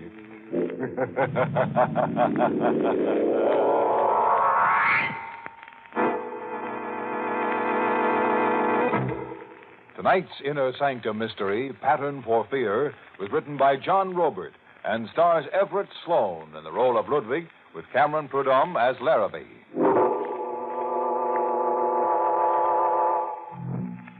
And now for tonight's ramble in the Never Never Land. We're in the Avalon Lounge, a fashionable metropolitan restaurant. A waiter approaches a table secluded behind an arrangement of tall potted plants. A lone patron sits at the intimate circular table for two. Your order, sir? If you please, I will take your order. You know what I want, Ludwig. Oh. Caught you unawares, huh? I had forgotten you. In 5 years, one forgets. Then I'll reintroduce myself. Captain Larrabee, 9th Precinct. Did you read the morning papers, maybe? I can recommend our lobster Newburgh. The recipe... A page 1 headline says that Guthrie Stewart dropped dead of a stroke. Men die, Captain Larrabee. Every day men die, so that new I life... thought maybe with Guthrie Stewart dead and gone now, you'd want to talk about things. You were wrong, Captain Larrabee. I have no wish to talk. Well, in that case, I guess I'll just have to make myself comfortable and wait right here. You are just wasting your time. I don't think so, Ludwig. You're still suffering something in silence. Guthrie Stewart died without a word. But there's an envelope somewhere now on its way over here to you. An envelope? Yes, it's coming by special messenger. The envelope reads, to be delivered on Guthrie Stewart's death. Don't look so befuddled. Stewart's lawyer tipped me off about that envelope 15 minutes ago. I said I'll wait, Ludwig. What I really mean is, we'll wait. We wait, the policeman and I, in a grim watch for a messenger soon to come. Captain Larrabee doesn't say it, but I am his prisoner. The restaurant fills up with people, and my mind thinks back 5 years to this same table for two hidden behind the plants. I remember a conversation I overheard by chance, and the terror that came out. Are you absolutely clear on what you are to do? Lady, murder is my business. Very well. Repeat my instructions again. Okay, I'm up there on the terrace outside his bedroom holding a submachine gun. When the 11:30 train comes around the curve, I shoot to kill. You empty the machine gun into his bed. Understand? You empty it. You don't just want him killed, huh? There must be no chance of his surviving this time. This time? So you tried it before, huh? Yes. Here. The address is on the slip of paper. Read it, memorize it, and then destroy it. When do I get paid? Tomorrow at 6. Here at this table. I'll leave first. I watched her leave the restaurant. A heavily veiled woman in black whose face I could not see. A man was to be murdered by a killer for hire. A killer with a cold, businesslike look. I watched him read the address, tear it to bits, drop it into the potted plant, and then push the bits of paper under the earth. When he left, I recovered the bits of paper and pieced them together. The victim was Guthrie Stewart. The address was Havermeyer Heights, in the suburbs just outside the city. A man's life was in my hands. The murder was to be at 11:30. At 10, I was in Guthrie Stewart's library, warning him. But he was only amused. And his wife, too. So I'm to be murdered in my bed. Yes, at 11:30, when the train goes around the curve. Well, darling, somebody's undoubtedly heard you snore and has finally decided to take drastic action. Well, you'll make a charming widow, Ellen, if it all comes true. But it is true, Mr. Stewart. You joke foolishly. I overheard them plotting. See, I have here the pieces of paper the killer threw in the base of the plant. Look. Well, it's my name and address, all right. But what does it prove? I'm in the phone book. Anybody could jot down my name and address. Anybody. What did you say your name was again? Ludwig Heller. I am a waiter at the Avalon Lounge. You think perhaps I wrote your name down. The way you look at me, I see you think I am a crank. Even crazy, perhaps. Well, frankly, Ludwig, I don't know exactly what to think. You have no enemies? Not at one, so far as I know. I heard her speak. A voice lusting for blood. Your blood, Mr. Stewart. And I saw him. A man without a heart. A cold machine that kills. You are to die, Mr. Stewart. Hey, hear that? The train close to your home, just as I heard her say. Yes, laugh and make jokes, but when the 11:30 train goes around the curve, you are going to die, Mr. Stewart.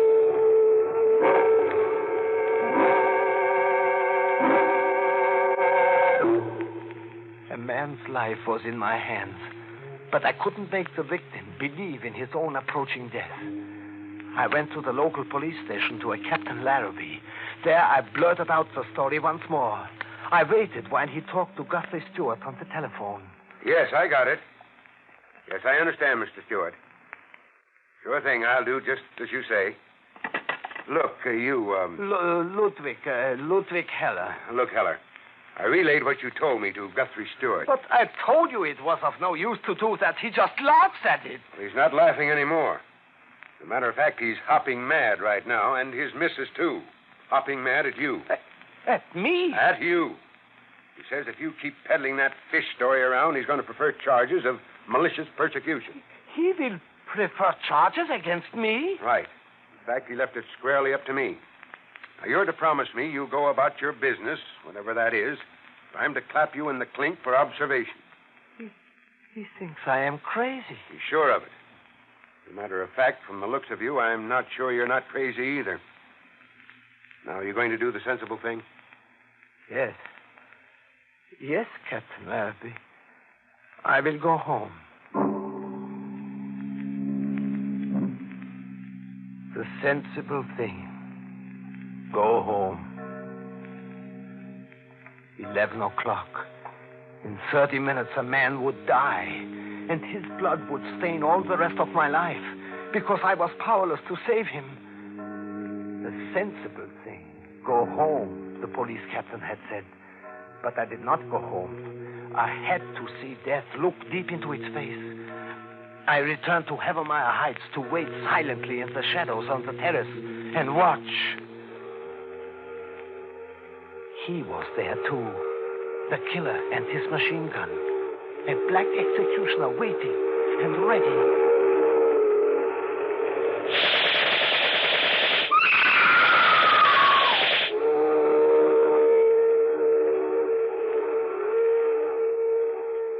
But Guthrie Stewart lived. I saw them in the pale moonlight on the terrace. A shaken man and a frightened woman, both in their nightclothes, armed and unharmed, seeking the assassin, but afraid to search for him. A moment later, I overheard him on the telephone talking with great excitement to Captain Larrabee. I don't want any publicity on it, but an attempt was just made on my life. Yes. Someone machine-gunned my bed while the 11:30 went around the curve. What? I wasn't in my bed. A dummy was machine-gunned. I fixed the bedclothes to make it appear that I was in bed, just in case that Ludwig person was really telling me something. I melted into the night like the killer had. Guthrie Stewart was safe. I had been spared his death. The sensible thing now was to go home. But I was to have another moment with the police that night. Walking along a tree-shaded road to a bus stop, a police car suddenly flew toward me, and I was ordered to halt. You there! Stop! But I didn't stop. Instead, I ran. I don't know why, but I ran like the wind. Stop or I'll shoot! Still I ran, faster than the bullets exploding behind me.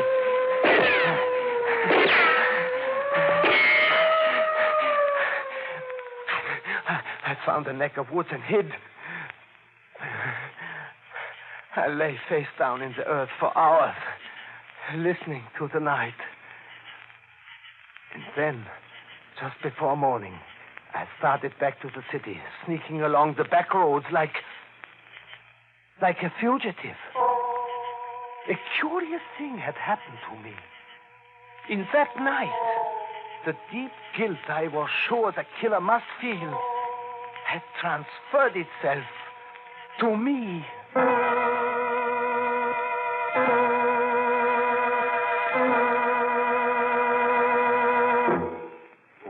Well, Ludwig the waiter sure got himself one big tip to a slaughter. Poor Ludwig, his errand of mercy got in the bum's rush over at the stewards. What do you do with a character who laughs at an advance notice of his own death, did somebody ask? Strangle him on the spot, I say. That way he'll positively believe you the next time you're around.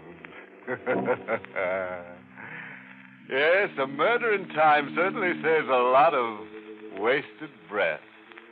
Tell a corpse he's dead and he'll never dispute it for a minute. Let's worm back into the story. The next evening, I went to the Avalon Lounge to my job, as I always did. The police hadn't called, or Guthrie Stewart. It was as if there had been no night before. But there had been a night before. The same two were at their table again, behind the tall palms, as they had agreed to be. The heavily veiled woman in black and the hired killer. 5 years have passed, but I can remember that conversation I overheard word for word. Bungler, Stewart is alive. I sprayed the bed full of holes like a Swiss cheese, maybe 20 bullets. But he wasn't in the bed. Someone was. From where I stood, I could see a figure all curled up. Well, you've got to do it all over again. Okay. Tell me where and how. Listen carefully. He will be at a shorefront casino in Norwalk tonight. He will motorboat there from Rye and then back the same way. You will wait at his landing pier. When he docks, you will have your second chance. What do I do? Wait all night at the pier? No. He always returns home close to midnight. Which landing pier do I wait at? Number 19. It's Stewart's privacy. The motorboat he drives has a black eagle painted on it. Will he be alone? He usually is. Do you have a face behind that veil? Don't ever try finding out.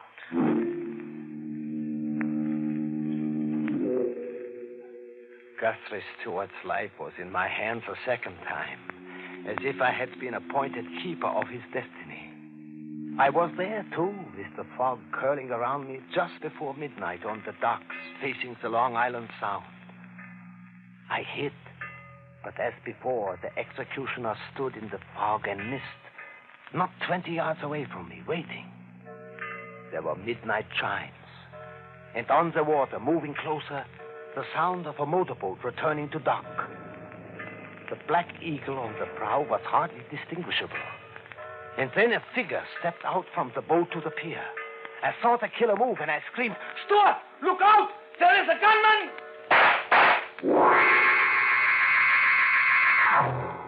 He was in a heap on the pier, a white figure. I ran to him and kneeled down to see if life had gone completely. "Mr. Stewart! Mr. Stewart!" That's not his name, Ludwig. You are alive! Very much so. But he... My pilot, Jameson. He got the bullets evidently intended for me. Do you get a pulse? No, I don't think I do, but I'm not experienced in such things. Then let me. He's alive. I will call an ambulance. No, I will. You go home. Oh, but Go home, Ludwig. It's better that you do, for both of us. It is better for you that I go home? Yes. I'd like this treated discreetly. I'm an investment broker, quite an important one. I know. You know? Yes, I know a great deal about you. That's odd. Since I have been given your destiny in my keeping, in my hands, I have familiarized myself with things about you.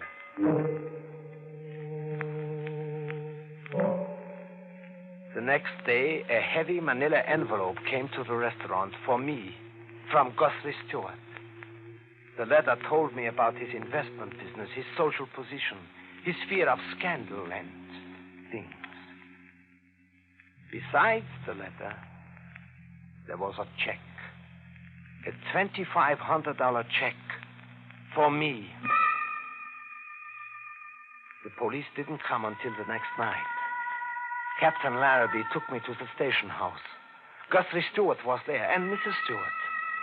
Captain Larrabee was trying hard to understand things. Ludwig, Who were you before you began waiting on tables at the Avalon, and before you started to overhear murder plots? I was just myself in the world. Oh, quit that kind of talk. I meant, what were you? A waiter. I have always been a waiter. Do you have a mental history somewhere? If you have, better talk up. Might help you out of a jam being mentally irresponsible. Okay, don't talk up. Mrs. Stewart. Oh, yes, Captain Larrabee. On this sheet, I have some of the speeches written. The speeches that Ludwig claims he's overheard that woman make. Now, please read them in your own natural-speaking voice. And read them like a woman bent on getting somebody murdered. Captain Larrabee, you dare... Now, look, Mrs. Stewart, no dramatics, please. I'm just doing a job. Now read them, please. Very well. You empty the machine gun into his bed. Understand, you empty it. There must be no chance of his surviving this time. Oh, Captain Larrabee, must I go on? No, that's enough. Is it the same voice, Ludwig, or almost the same voice? No. The voices are entirely different. You can say that positively? Yes. Also, the other woman was taller and much stouter. Okay, that's that. And I'm not surprised. I'm sorry, Mrs. Stewart. You should be. Put your hands out, Ludwig. But put my hands out? That's right. Bracelets for you. Ludwig Heller, you're under arrest for attempted murder. I was sent to a mental ward for observation. There were tests, doctors examining me for weeks, and questions. And one day again, Captain Larrabee came to question me once more. I found these certificates in your room, Ludwig. They're yours, aren't they? Yes, they are mine. Common stock certificates in the Guthrie Stewart Investment Company. 50 of them worth $100 apiece on their face. That's $5,000. Where'd you get $5,000 to invest in stocks? It was my life savings. From waiting on tables? Yes, from waiting on tables. The stocks took a drop, a big drop. These certificates are worth about 20 cents on the dollar today. I know that, Captain Larrabee. Yes, a bear market did it, some people think. A lot of big fellows squeezed a lot of little fellows, maybe. Is that how you figure your life savings were wiped out, maybe? Maybe. Guthrie Stewart's market operations cost you your life savings. Isn't that how you figured it? Isn't that why you came around telling him his life was in danger? To terrify him? Get money out of him for saving his life? Maybe even kill him in the end, anyhow? I am tired, Captain Larrabee. I want to sleep now. You're not going to answer? I wish only to sleep now. Doctor! Okay, stall. Don't confess you toted that machine gun up to that terrace. That it was you firing away on that pier. Play tired, play sick. Even beat the rap that way. But you'll still face charges for extorting $2,500. We've got you dead to rights on that. No, Captain. I sent the $2,500 back. 5 years ago. I went from the hospital to jail for months without bail while the police tried to build a case. In the end, there was no evidence, and I was free. Free to be watched through the years. Like tonight here in the Avalon Lounge. Guthrie Stewart is dead. But Captain Larrabee sits with me as we wait for a messenger to come. Ludwig Heller? Yes, I am Ludwig Heller. I got an envelope for you. Sign here, please. I'll take that letter, Ludwig. It's from the grave. The envelope reads, Ludwig Heller on my death. Guthrie Stewart. Now, let's see what's inside. You know what's inside, maybe, Heller? Yes, I think I know. In a second, we'll both know. Doesn't say much. Does it say, thank you, Ludwig, from the bottom of my heart? Yes. Yes, it says exactly that, word for word. Guthrie Stewart thanking you? What for? I have here in my pocket a letter for you, Captain. It was sent to me 5 years ago with a check that I returned. Guthrie Stewart told me to give this letter to you any time I wished. I wish now. Here, Captain. Dear Captain Larrabee, Ludwig Heller's story is the truth, the whole truth. The woman plotting my murder is Ellen, my wife. Not out of hatred, Captain, but out of sickness. A mind that has never been strong. She lives in darkness, and I, too, because of her. If I can keep this secret, I can live and perhaps help her. If Ludwig Heller can endure for me and carry my burden, even for a while, Ellen will be hospitalized, and we both will hope. If Ludwig Heller has the strength. Now, you understand, Captain Larrabee? Those stock certificates I found in your room. We put them there for you to find, Captain. Guthrie Stewart and I. You did that? You took the kind of rap you did for Guthrie Stewart? For a fellow human in distress. Yes. You let yourself be slapped around, hospitalized, jailed, hounded day and night for years, all for an absolute stranger? For a reward, Captain. A great reward. Ellen Stewart was pronounced cured 6 months ago. I am not too young in years, but it has fallen to me, a mere waiter on tables, to bring a new life into the world. The life of Ellen Stewart. Ludwig. Yes, Captain Larrabee? Let's shake hands.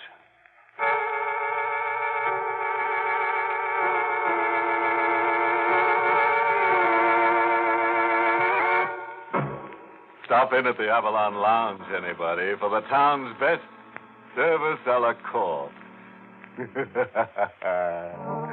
Love that Ludwig. A man with a heart of gold and a terrifying knack for business. Other people's business. Big-hearted Ludwig borrowed Guthrie Stewart's troubles and almost lost his own interest in living. Oh, that suggests a moral. I overheard this one while eavesdropping on a short-order cook in a chop suey restaurant. Fool who not mind own business always get the business.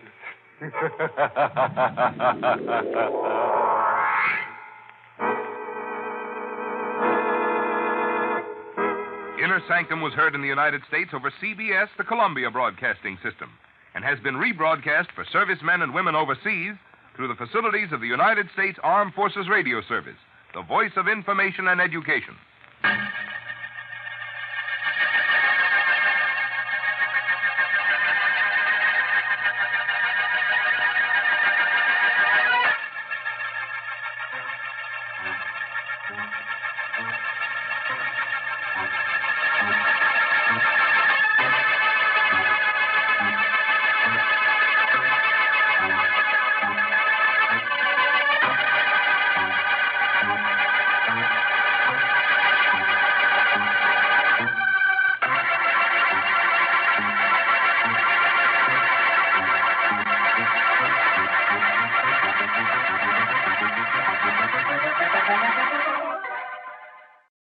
Inner Sanctum, on Tuned to yesterday from the 4th of July, 1949 on CBS. And so closes this hour of horror on Tuned to yesterday. Be sure to be with us next time for more great programs from radio's yesteryear. Until our next hour together, I'm Mark Lavonier. It's been a pleasure.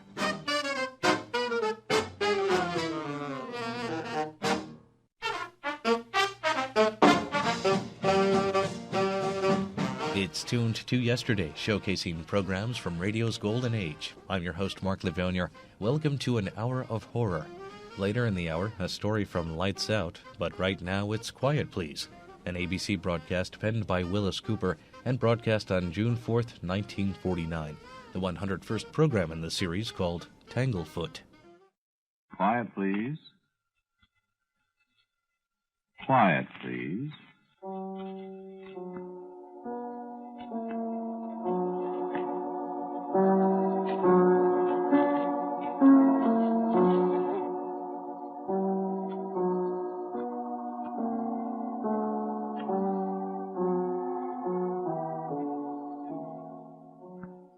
American Broadcasting Company presents Quiet, Please, which is written and directed by Willis Cooper and which features Ernest Chappell.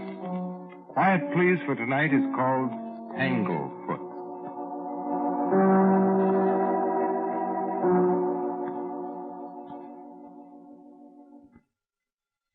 Back in the old days, when GI didn't mean general issue, it just meant galvanized iron, I used to be a plumber.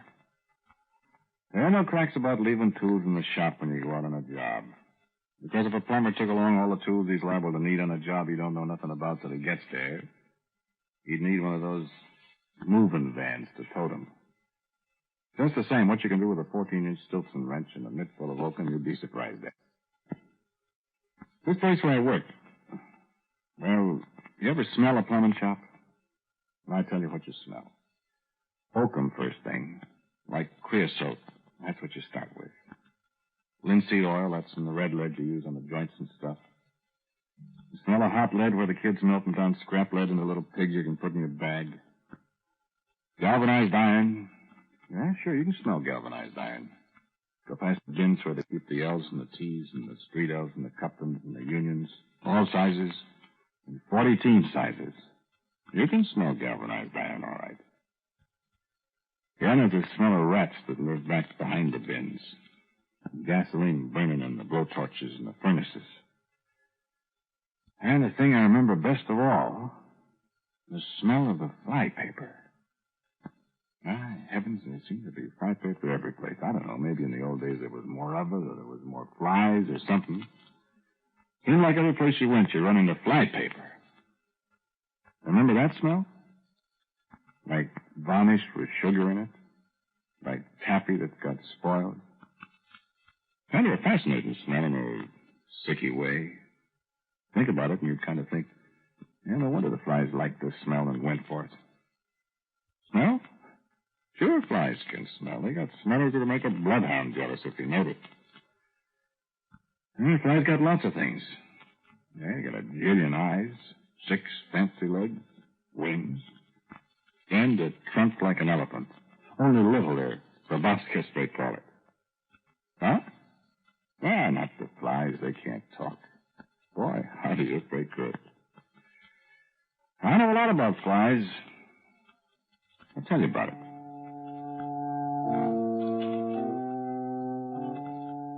I can see it today. There was people living upstairs above the plumbing shop where I worked. That was in the summer of 1915, I guess, or quite a while ago.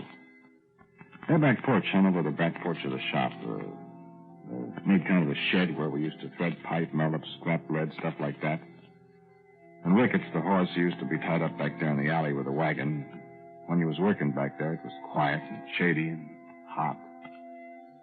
All you could hear was Ricketts stamping his feet and switching his tail at the flies, and maybe the hoo of the gasoline furnace, and whoever he was working with talking kind of lazy and slow in the heat. And boy, was it hot. I and Herbie, we was threading 3/4-inch black iron pipe. You want the boat excursion tonight, Buck? Yeah, what boat excursion? Crawfish Club. On the Percy Swing tonight. Well, I thought it was tomorrow. No, tonight. Yeah, that's good enough. Get another length of pipe. Hot, ain't it? 91 around the sheds. In the shade. It's hot for old Ricketts out there in the sun. His head's in the shade. What's he hollering about? Flies, I guess. Should put the fly netting on him. Yeah. Look out, don't step in the fly paper. Fly paper every place. That Bert Kincaid, he's nuts about fly paper. Doggone stuff. It's all over the place. Well, that's where you're throwing it. You shut up the pipe. I'll take care of the fly paper. You think with all that stuff around there wouldn't be so many flies? Flies are smart. How do you mean, smart? About fly paper. Fly paper's always full of them. And them's the dumb flies. Smart ones look at it and smell it and fly away. Land on people, horses. Take a bite. Well, they're blinded. I wonder how long flies live. I don't know. Too long. Any more lengths of pipe we ain't threaded? upstairs. I wonder what guys think about. Eating? That's what I'm thinking about. What time is it? Look at that fancy new wristwatch of yours. Busted. Must be pretty near noon.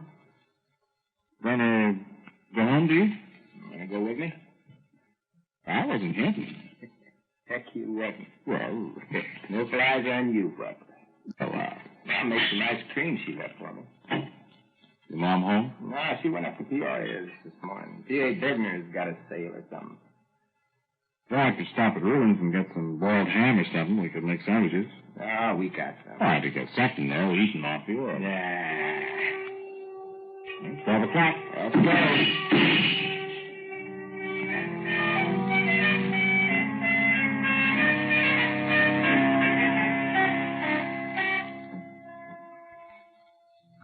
Do you ever hear anything start so simple and easy and not meaning nothing? Does that mean anything? Yeah, you get it in a minute. You get a lot of stuff you don't expect. It all started that way, with threading pipe and kicking flypaper around and stuff. We ate up the ice cream at Herbie's house, sitting in the kitchen. It was kind of cool. And gosh, I hated to go back to work. I hate to go back too, but I'd like to lay down and take a nap or something. Yeah, Bert Kincaid, can you? Yeah. Wish that was a fly. Yeah. Go bite Bert Kincaid. Ah, but only thing's wrong with him is he's a boss. Flies don't have bosses. Yeah. Want some more ice cream? Yeah, leave some for your mom. Well, she don't like ice cream. Don't you want some more? No, I'm full. Thanks. We can set a couple minutes more. It's only 20 to 1. Yeah. I'm thinking about flies. Are you crazy about flies today? I'll just stop thinking about it. Well, what became of your dog? I got in the backyard. It's hot. I like to get under the coal shed. Keep cool. Maybe you handled one myself. Wished I had a pet fly. You're crazy. Got a pet fly. Fasten the rope on him. Lead him around. No, these little bitsy rope you'd have to have. Now, this would be a great big fly. Big as a dog. What kind of a dog? I like that old collie, Masterson. Why, fly that big bite you, you'd be ruined. Looking at a fly with a magnifying glass the other day. I seen one once. Got the meanest looking faces I ever seen. Great big eyes. Jillian eyes. Look at you from all over. Always washing their faces like a cat. They carry germs. Oh, sure. Germs, though. Gee. That big fly'd sure be something. She'd be a swell pet, though. If we could tame him. Oh, I'd tame him all right. Maybe the fly tamer. Be as big and strong as a bull. Have to put a big chain on him. And fly away with you. Maybe I could train him to take me places. Fly, you know. Yeah, you should thinking of the educated fly. Flies are smart. Fly paper catches and good old Tanglefoot, boy. Well, if they have an awful big piece of Tanglefoot to catch this old boy. Ain't that much Tanglefoot in the world. There ain't no fly like that in the world either. Oh, boy, if there was. Didn't you hear the whistle? Come on, 1:45. Yeah. I know what you'd feed a fly that big. Have to feed them people, I guess. Come on, let's go.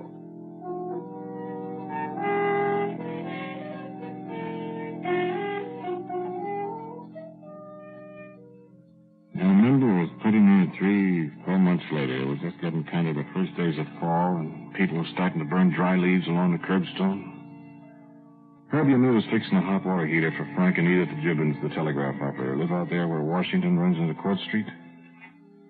Kind of cool that day, I remember.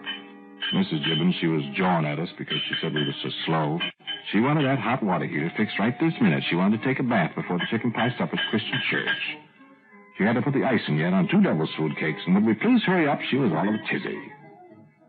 Well, finally Henry come with the reducer tea we was waiting for. Mrs. Gibbons, she went out to the kitchen to look at the cakes, and don't go banging things around and make my cakes fall, she said. I said, yes, ma'am, for about the 14th time, and she shut the door. I laid down my ball-peen hammer, and I said, whew. Me too.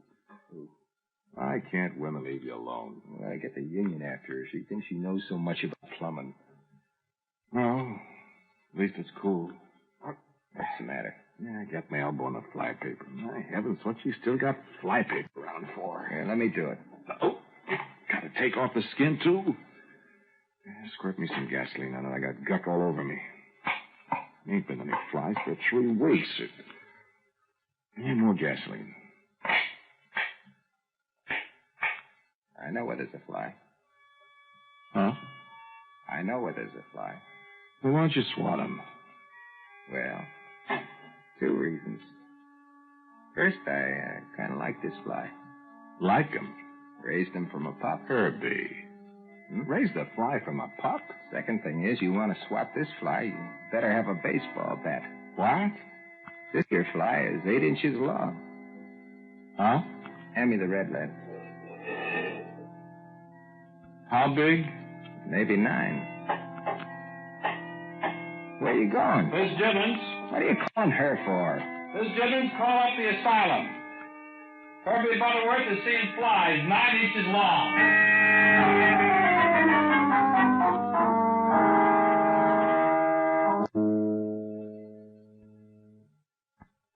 Here, under the coal shed.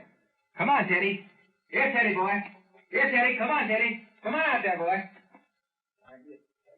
Come on, Teddy. Here, boy. Good dog. Come on, Ted. Ted, you hear me? Come on out of there. Come on now. Ted. Come on, boy. Teddy. He's asleep, maybe. What, with me hollering that way? Well, maybe he ain't there. Maybe he's up. Yes, too. I can see him. He's laying down in there. Here, Teddy. Here, Teddy. Well, reach in and pull him out. Come on, dog. Come on. Huh? He's dead.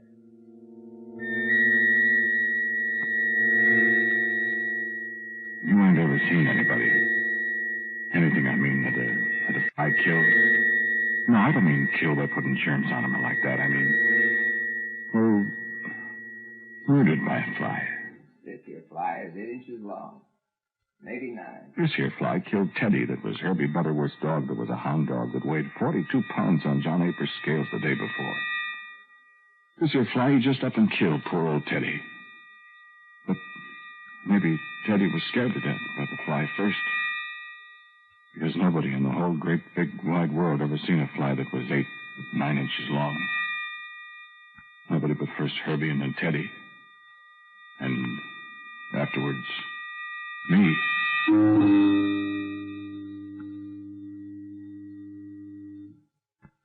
I ain't found him yet. Maybe he got froze to death. Kind of scares me, Buck. Don't it you? He comes after me. I'll bat him on the head. He'll come flying up to you. Come flying up. You won't even see his wings. You know how a fly's wings is. You can see through them. Maybe he's froze to death. Flies can't stand cold weather. They die. They don't always die. Sometimes they go into, what is it, a coma? When they get warm, they come to again. And then they're hungry. Well, I think he's dead. Because we ain't heard about anybody croaking, with a mystery. Not since Teddy.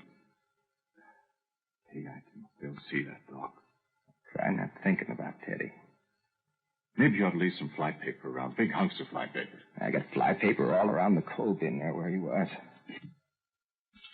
Heavy enough? It don't have to be so heavy. He lands on a hunk of Tanglefoot. It'll get all stuck to the hair. And hair? Hair on his legs. Flies got hair on their legs. Real hair? More like bristles, like spikes, kind of. You get fly paper stuck in his legs, his wings. He ain't gonna go skittering around much. Maybe he's dead. Sure hope not. Hope not? Well, I kind of liked him. Till he ate up Teddy. I'd be just as satisfied if I never get to see him. He must be quite a sight, though. Like looking at a fly through a magnifying glass. Sure glad he only got to be 8-9 inches long. Hate to lose him. I could put him in a circus or a sideshow or something. Make $1 jillion. Take him up to Chicago. People would come from miles around. To a zoo, just about. A museum like that one. Where is it, New York? Yeah, he was quite a thing. He used to eat mice. I went and caught mice and let him have them.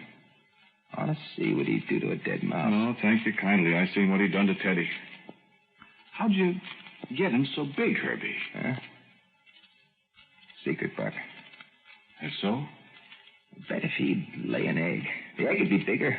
I mean, the pup would be bigger than he was. Fly egg. Bigger than a hen's egg it'd be. Bigger than maybe a turkey egg.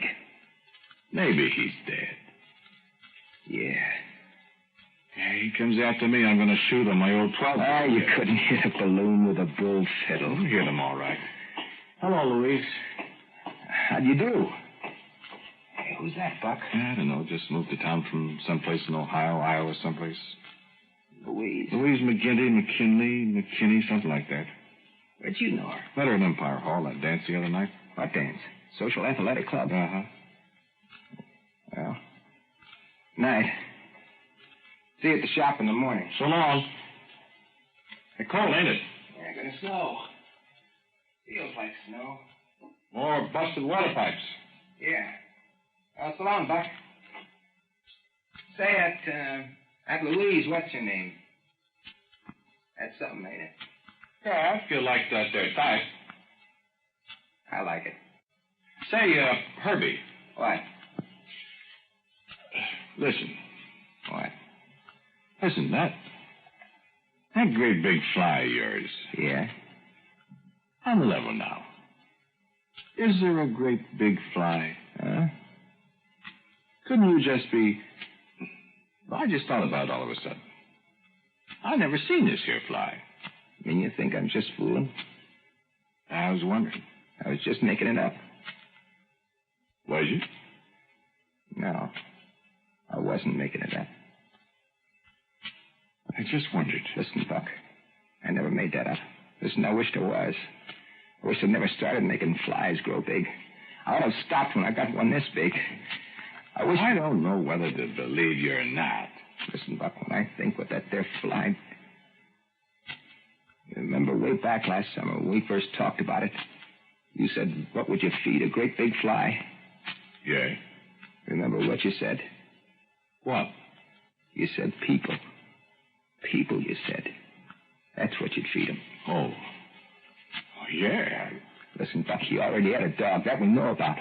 What if he ain't dead by now and all is cold, he must be... Must be what? Hungry.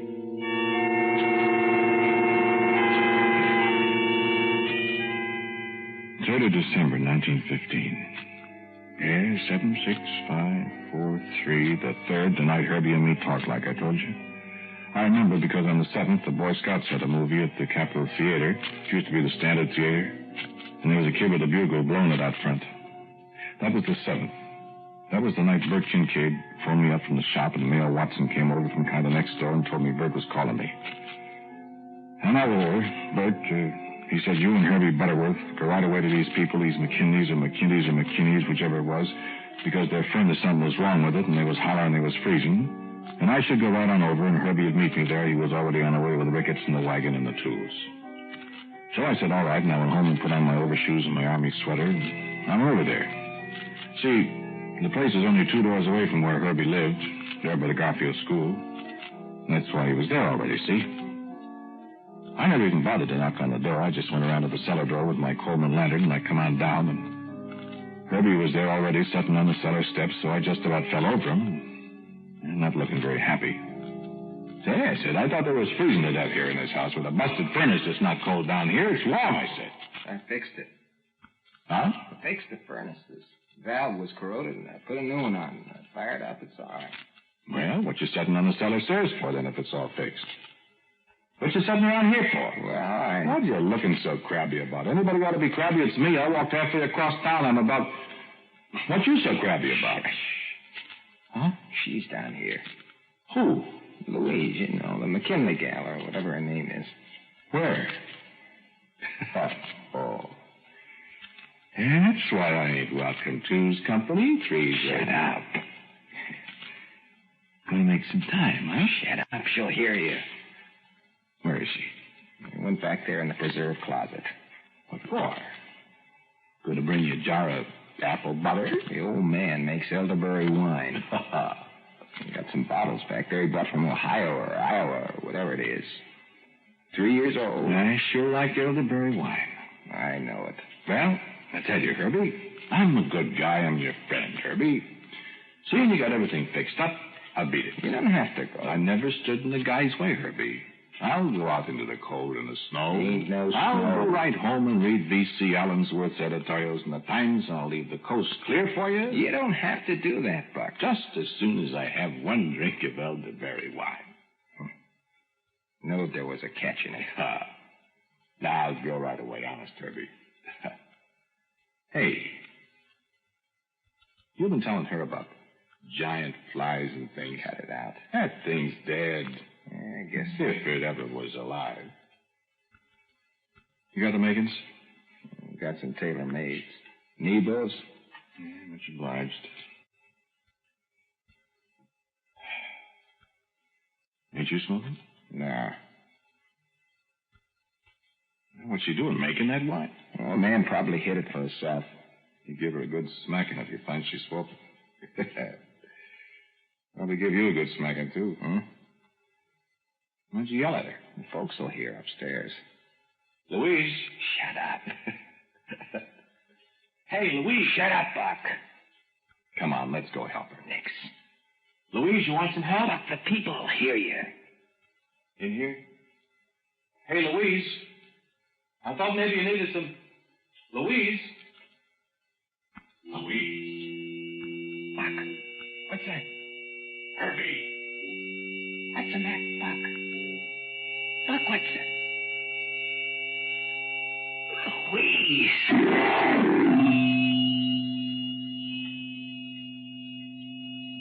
I could recognize her by her clothes. By her clothes, that's all. You never saw a person that met a fly? No, you never did. Herbie and I did. A big, not 8, 9 inches long now, down in the hot, stuffy cellar. 2 feet long. And fat and kind of logy it was, dopey, like after you had a big dinner. And Louise, Herbie, he fainted, and I... Back there by the furnace pipes, I could see them eyes, the Chilean eyes, and that trunk like elephant. It kind of buzzed and wiggled its eyes at me and rubbed its face with its paws like a cat washing its face after dinner. And I tried to holler, but all I could hear was this buzzing, that's all. And then it kind of stumbled out from the pipes, and it jumped, and it come right past my face, and it flew kind of sagging, kind of out of the corner of my eye. I seen it. It flew right out into the furnace room, and the furnace door was open, and the fire...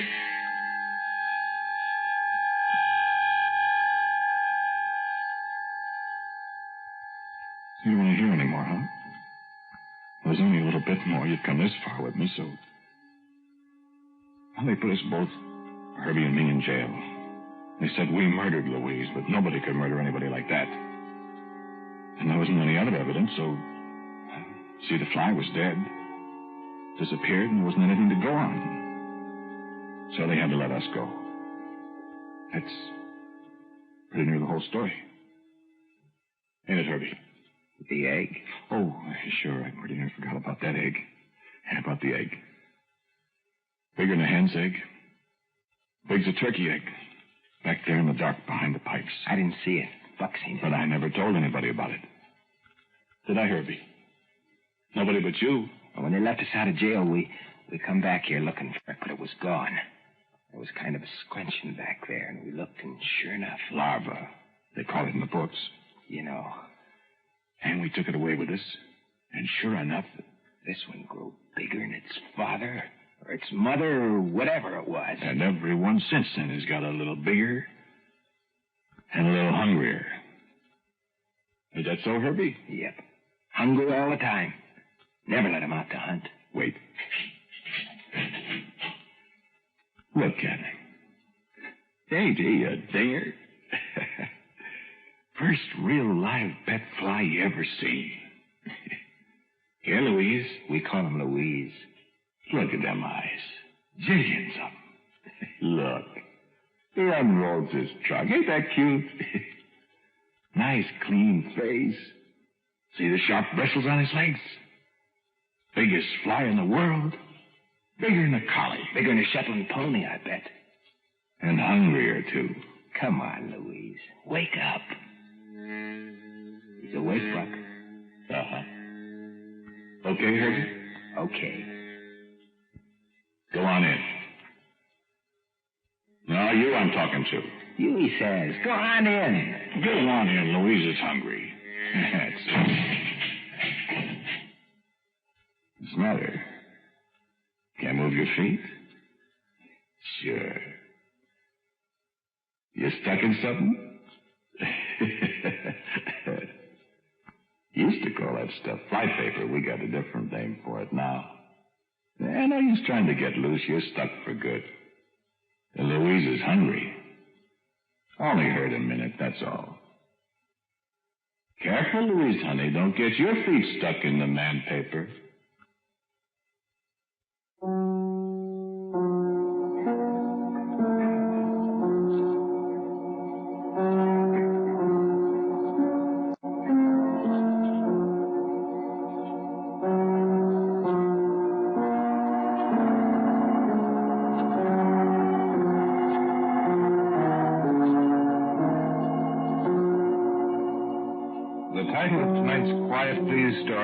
Tanglefoot. It was written and directed by Willis Cooper, and the man who spoke to you was Ernest Chappell. And my friend Herbie was played by Jack Lescoulie. As usual, music for Quiet Please is by Albert Berman, and the sound by William J. McClintock. Now for a word about next week's Quiet Please, here is our writer-director, Willis Cooper. Okay, Bill? Thank you for listening to Quiet Please. Got a story for you next week. The strange title of The Hat and the Bed and John J. Catherine. The Hat and the Bed and John J. Catherine. Next week. So till next week at the same time, I'm quietly yours, Ernest Chappell.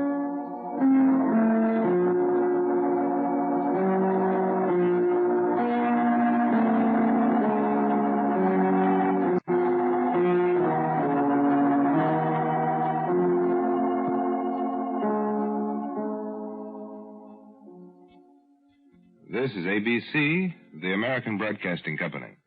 Quiet Please, on Tuned to Yesterday, a broadcast from June 4th, 1949 on ABC. 3 broadcasts later, the show would be off the air after about 107 episodes heard since June of 1947.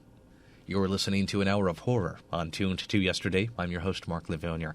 And now a broadcast of Lights Out featuring the early work of Joseph Kearns, who, during the same period, and even on the same day, was heard on the Suspense series as the announcer or the Man in Black. This episode of Lights Out from December 1st, 1942 on CBS, called The Story of Mr. Maggs. This is Arch Obler bringing you another in our series of stories of the unusual. And once again we caution you, these Lights Out stories are definitely not for the timid soul. So we tell you calmly and very sincerely, if you frighten easily, turn off your radio now.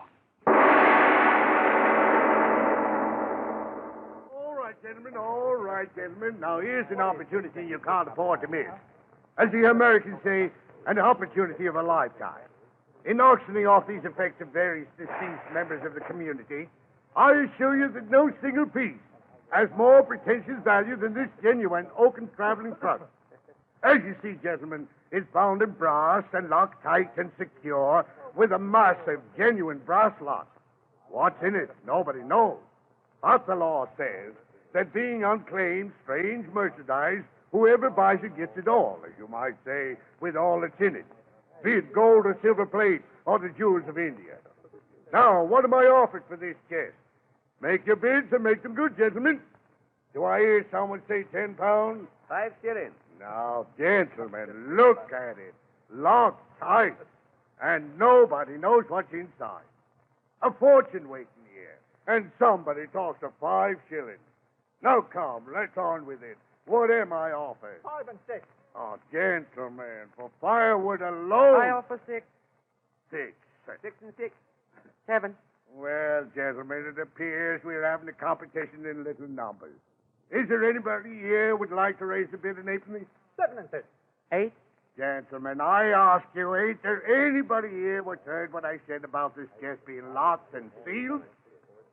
Oh, let it go. It's the last thing I've got to auction. So let it go, and we'll all go home. Go into the little gentleman right down there for 8 shillings even. Do you hear any more? Sold. Step right up here, sir, and claim your purchase. Now, what might your name be for the record? Name? My name is Maggs. Yes, Harold Maggs. And the money, Mr. Maggs? Oh, yes, sir. My pocketbook got it all ready. 8 shillings, sir. Here you are. Right you are. You understand, of course, the cartage is extra. Oh? Oh, is it? Right you are. Now, where will I send the chest? Well, I don't know. I mean, extra charges. Where will I send it? 92 Applegate Southwest 3. Right you are. Is that all? That's all. The chest is yours. You'll get it in the morning. In the morning, but I'll be at work in the morning. Your old woman will be home, won't she? Oh, yes, but she doesn't In know the anything morning, about... they'll deliver it, and in the morning you'll get it. Good night to you. Oh, good night, and thank you. Thank you. Thanking me, huh? If you knew what I know of that trunk, you wouldn't be thanking me. You'd curse me to the devil.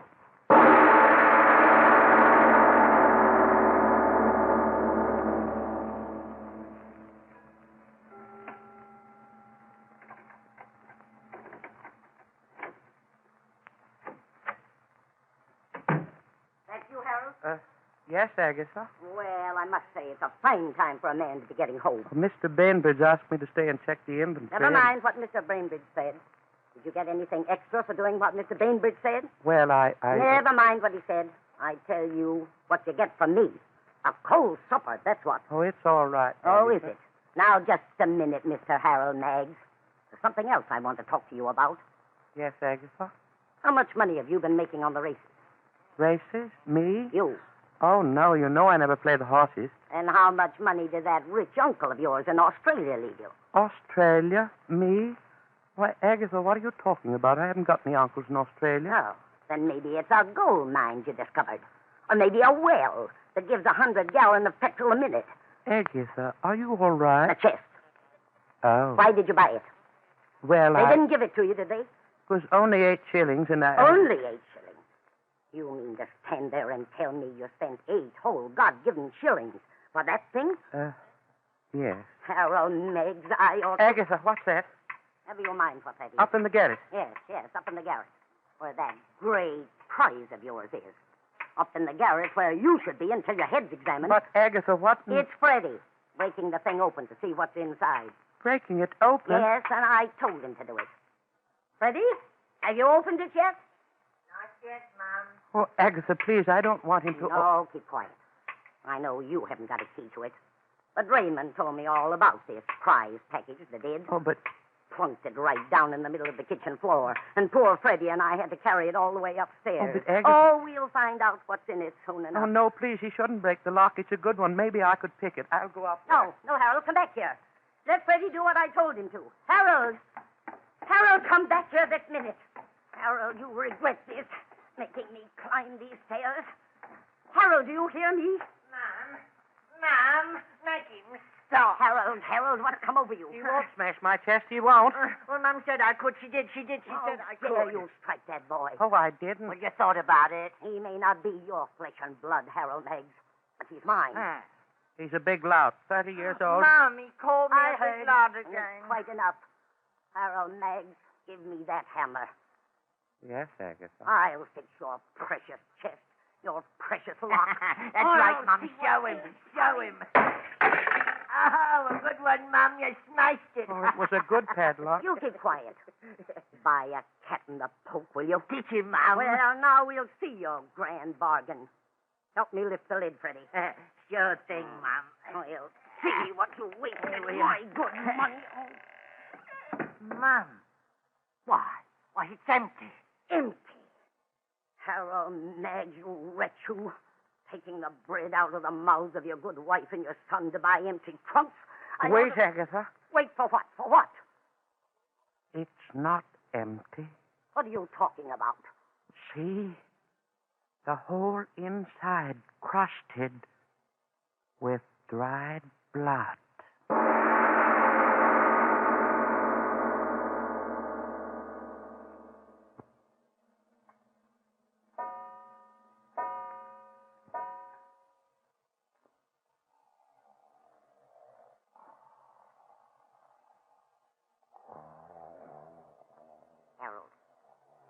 Harold, wake up. Wake up. Open your eyes, you fool. What? Wake up.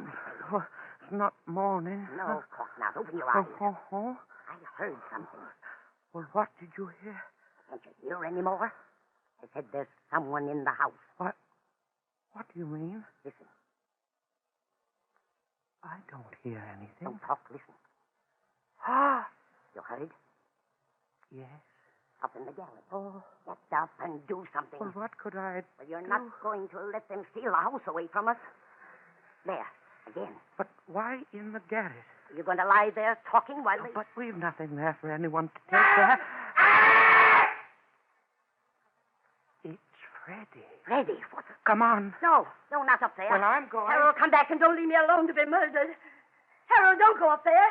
Harold, I'm frightened. Agatha, come up here quickly. No, I'm afraid. Agatha, quickly. All right. I'm more afraid down here than I'll be up there. Can't be much to be afraid of. If you're not afraid, Harold. So dark up here. Well, Harold, what is it? Agatha, come here. Help me. Well, what is it? What's the matter with you? What? It's your Freddie. Freddie?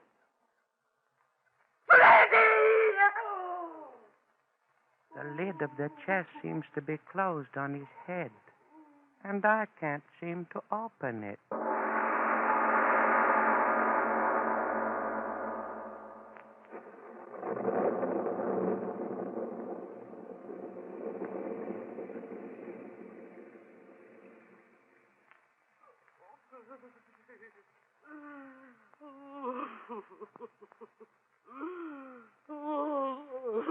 Agatha, it's no use going on like that. There's nothing we can do. I knew you loved the boy. Guess he's the only thing you ever loved in all your life. Oh, do something, you worm, you. What is there to do? Storm's so bad, just have to wait until morning, that's all. If you hadn't bought that infernal chest. If I hadn't bought it. Murdered him, you did. You hated him for the memory of my first husband. No, I wouldn't say that, Agatha. Why not? You bought the chest, so it's your doing. Well, in a way, you're right. I brought the evil into the house now, didn't I? What are you talking about? An unhappy house, and now there's evil in it. What are you saying? Since we came downstairs, all these hours since it happened, I've been thinking. Thinking what? How do you think Freddie died? And why? You crazy? Asking me if I know how he died? I saw it, didn't I? But I asked you, why did he die? Why? Because the infernal lid of it fell on his head, that's why. Oh, my Freddie. Yes. The evil did it. Evil. You are crazy. The only thing evil was your buying it. You just don't understand, do you, Agatha? What are you looking at me like that for? I tell you, the lid fell down on his head. Evil. Evil. Stop trying to make me as crazy as you are. Come on back up there and help me carry my son down so I can stretch him out decent and respectful for when the undertaker comes. No, Agatha. What? I've made up my mind. I won't go up there again. Oh, yes, you will. He'll lie dead in a bed, my son. Not up there. No, Agatha, I've made up my mind. I figured out that up in the garret, the evil has taken... Evil be blasted.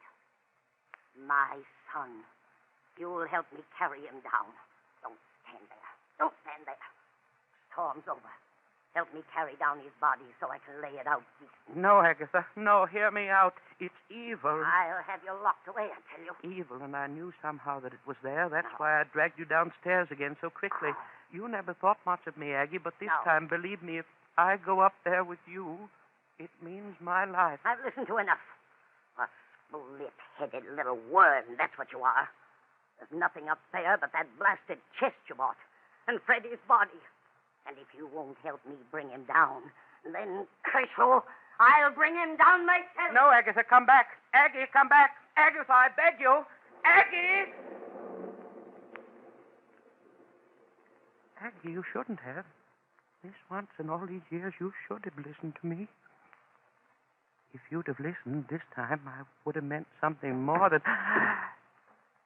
Agatha? Agatha, what's doing up there? Are you all right? Agatha, do you hear me? You all right? What in the... Helen, help me! Agatha, what? Agatha, what? What happened? What's the matter? Oh, Agatha, heaven help me. I can't come up to you. I'm afraid.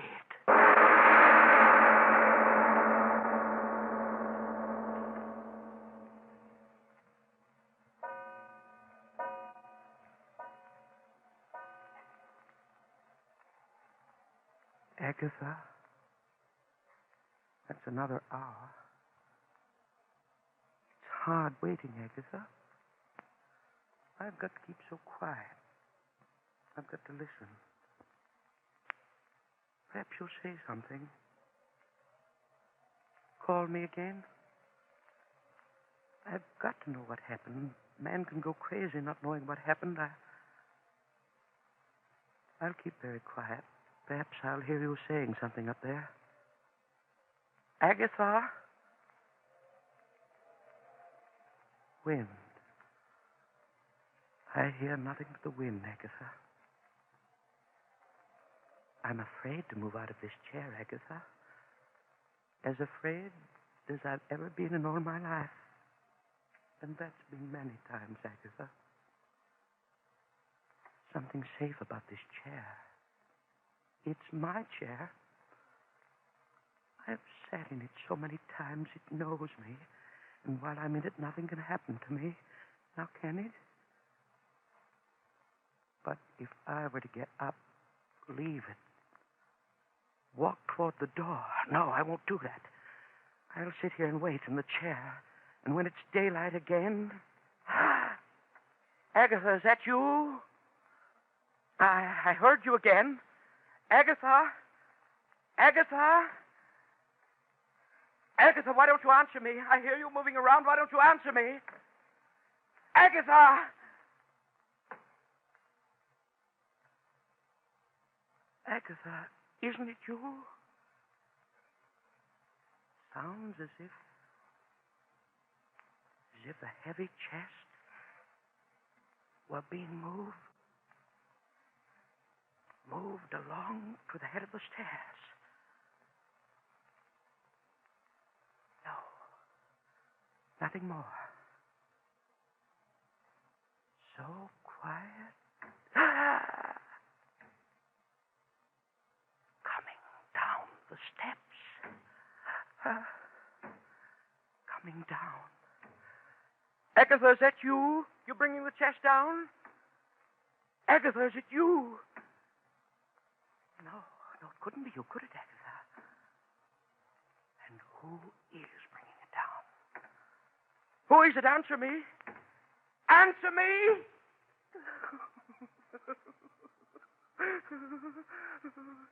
Got to get out of here. Run. But I can't. I'm too afraid.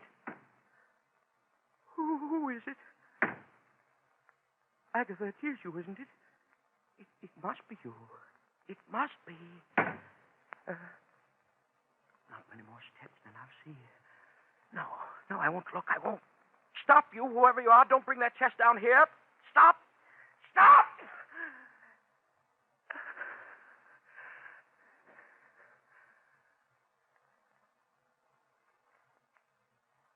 Stopped. No further.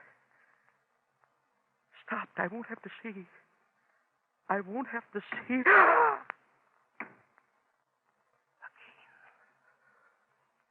Oh, no. So close, bottom of the stairs. I'll see. What? Oh, if I could close my eyes. Only one more step. I know it. Ah! No. How could it be? No one. Just the chest. No one with it. How can that be?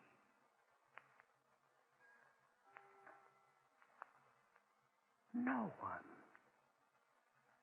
How could a trunk come down the stairs, one at a time, alone?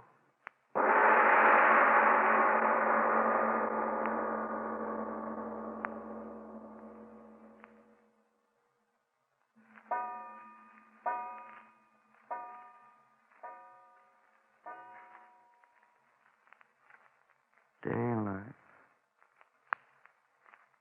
Why doesn't daylight come? There's something buzzing in my head. Oh, my head. Why do I sit here staring at that thing of evil?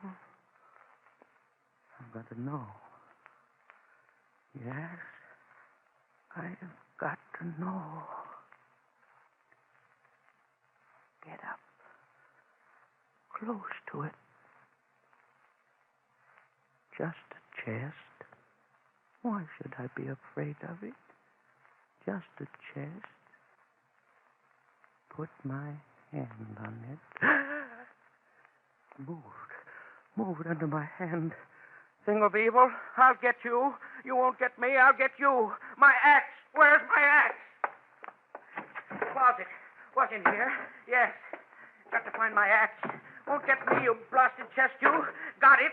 You hear me, you evil? Axe in my hand, I'm coming for you. You came after me, but I'll get you.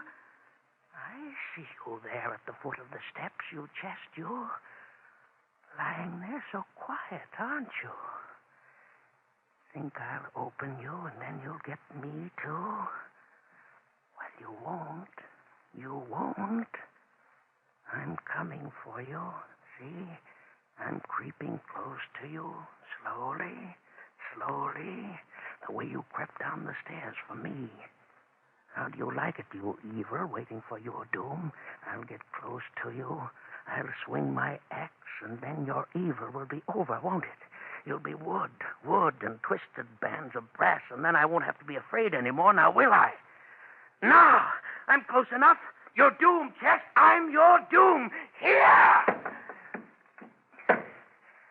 There. I did it, you evil Chest. You cracked you wide open.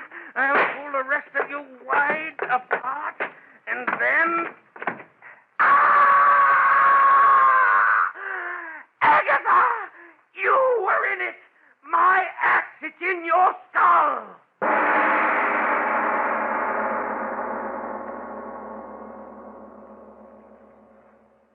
Harry? Oh, Harry. Yes, Mr. Jamison? Harry, that chest you delivered over Applegate Way. Where's the signed receipt for it? Oh, yeah, it is. It's lying right here. Yes. Received one chest. What are you laughing at, Mr. Jamison? Oh, just thinking. Thinking of what, might I ask you, sir? Thinking and wondering if they found out. What's that, sir?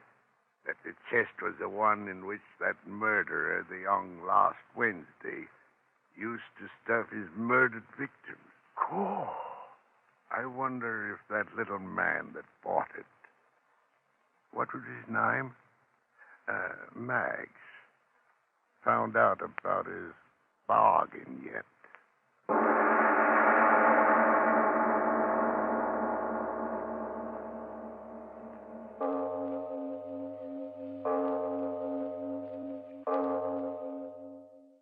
Lights Out on Tuned to Yesterday from December 1st, 1942, a CBS broadcast, wrapping up this hour of horror on Tuned to Yesterday. Be sure to be with us next time for more great programs from radio's past. Until our next hour together, I'm Mark Lavonier. Thanks for tuning in.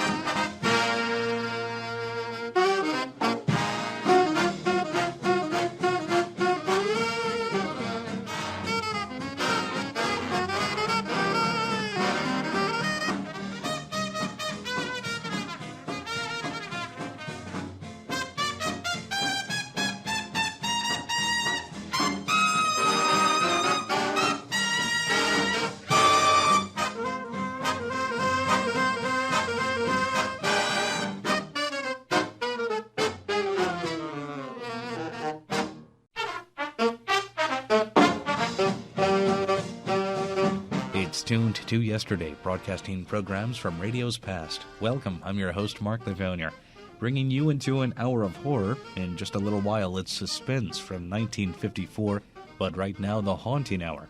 This was broadcast on August 18th, 1945, released by NBC syndication. It's the story, The People in the House.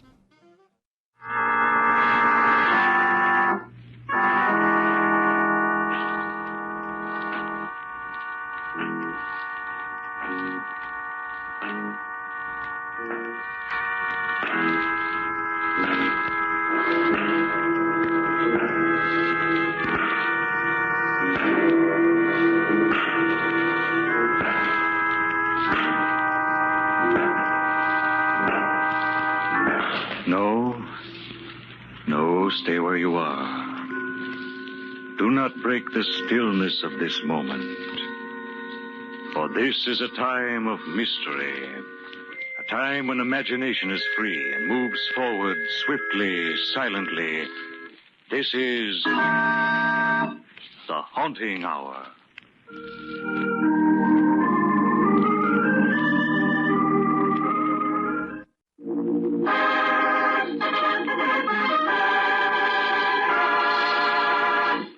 The People in the House.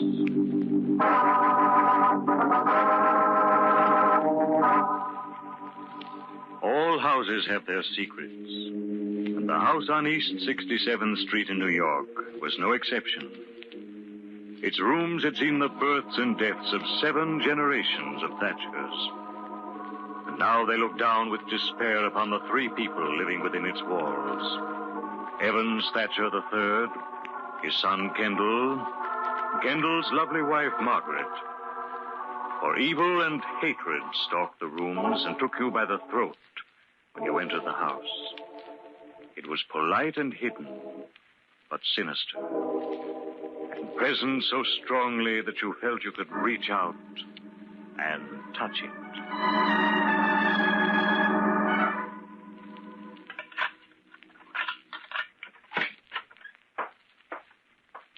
Margaret, come in, my dear. I've been waiting for you. Oh, I didn't know you were home. Aren't you forgetting something, my dear? I didn't know you were home, Father. That's much better, Margaret. I only ask that you behave as any daughter should to a father-in-law. Where's Kendall, Father?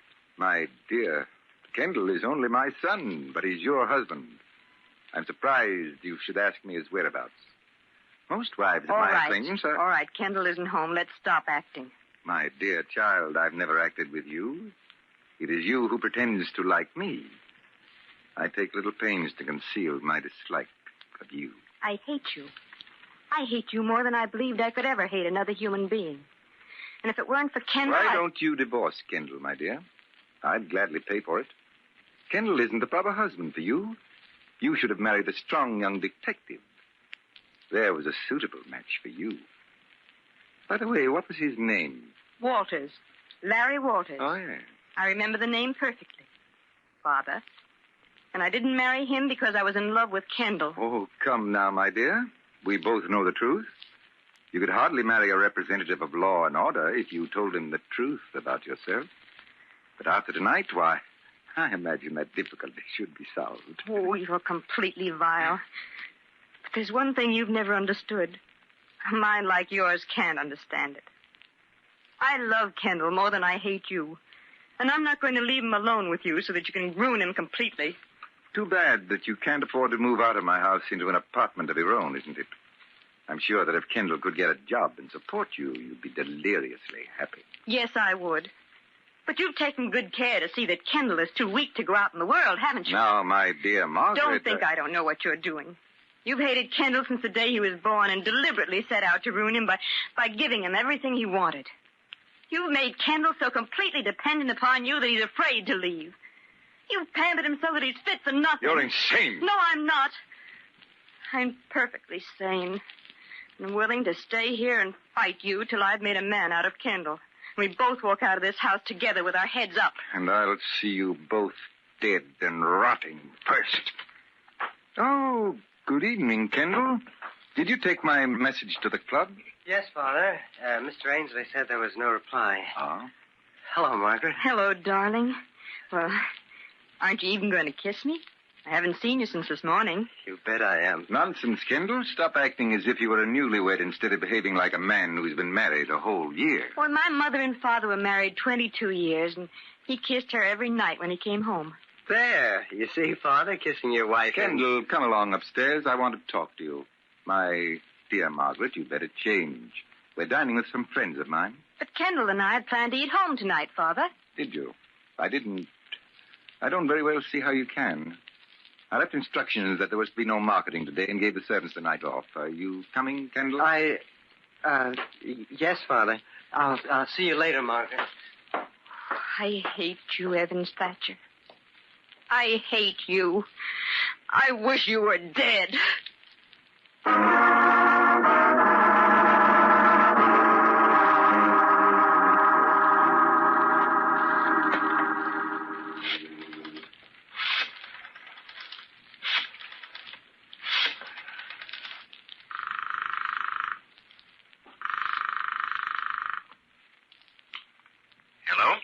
Larry, is that you? Margaret, what is it? What's the matter? Larry, I've got to see you. You foolish child. I must have a wrong number. No, you haven't, Margaret. You're in trouble. I'll be right over. No, you mustn't. You mustn't. Goodbye. Well, are we all ready? Margaret, you look beautiful in that dress. I'm afraid that the dress will have to go back, Kendall. But, Father, why? You said yourself... I changed my mind. I will not pay for it. I don't want you to pay for it. I didn't ask you to buy it. Oh, Kendall. Kendall, can't you see what he's doing to us? I don't want him to pay for anything of mine, ever. Kendall, please. Please, let's get out of this house now. Margaret is hysterical, Kendall. She doesn't know what she's saying. She's just done something very stupid and childish, for which I'm afraid I must punish you, Kendall. No, I'm not going to stand by and see this again. You're not Come going here, to... Kendall. I'm sorry, Father, really, I'm sorry. I mean it. I'll never do it again. It's a little late for that, my dear. Come here, Kendall. You can have the telephone taken out, I promise. Please don't hit Kendall. Oh, please.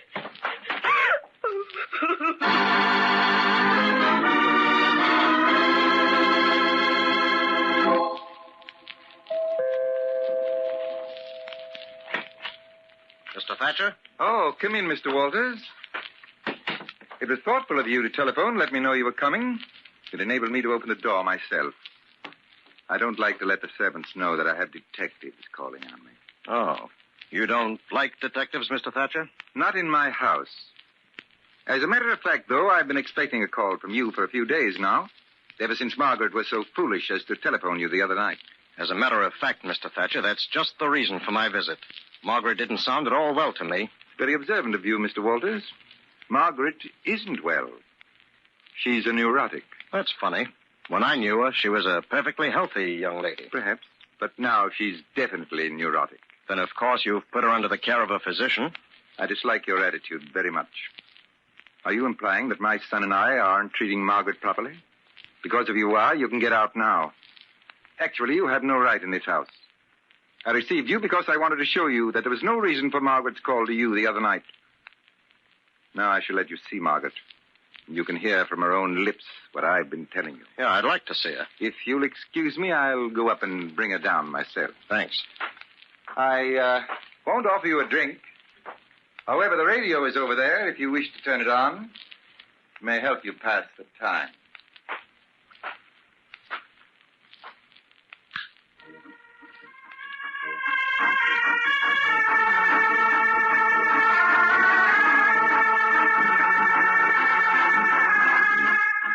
We interrupt this program of dance music to bring you a special bulletin. Dandy Jim Carey broke out of the death house a little over 4 hours ago. Holy mackerel. With only 2 days before his execution, Dandy Jim became the first prisoner ever to escape from the death house. The police have thrown a dragnet all over the country and promise a speedy arrest. Keep tuned to this station for further details.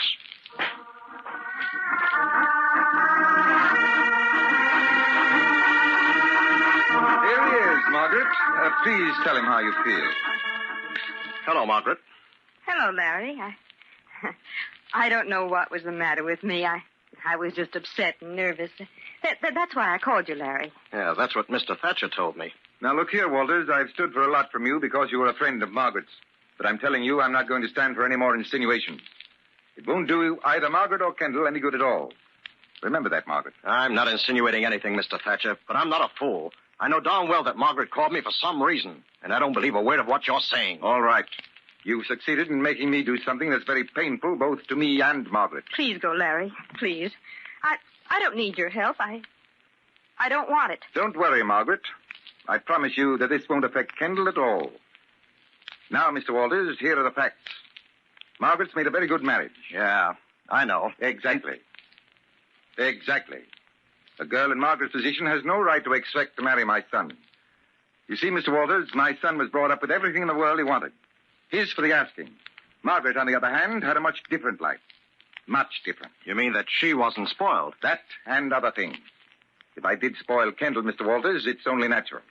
When a child's mother dies at the birth of a child, and a man has to be both father and mother, his son is apt to be indulged.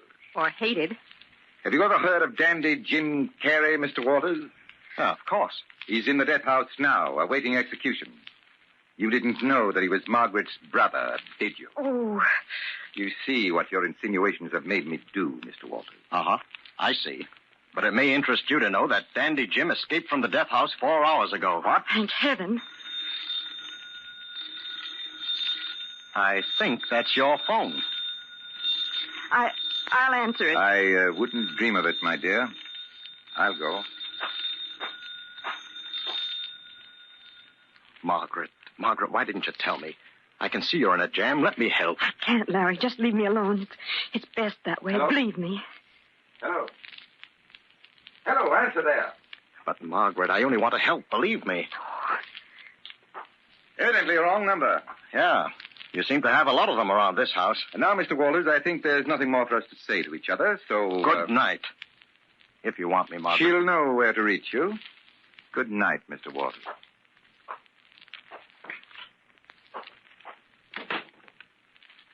And now, my dear, we'll wait for the telephone to ring again.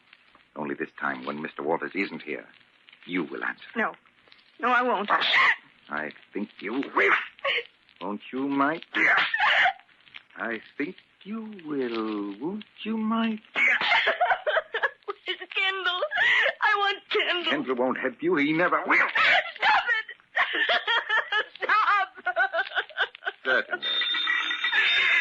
All you have to do is to pick up the telephone and say what I tell you. Well, you wouldn't want to disappoint your brother, would you? He desperately wants to get in touch with you. All right.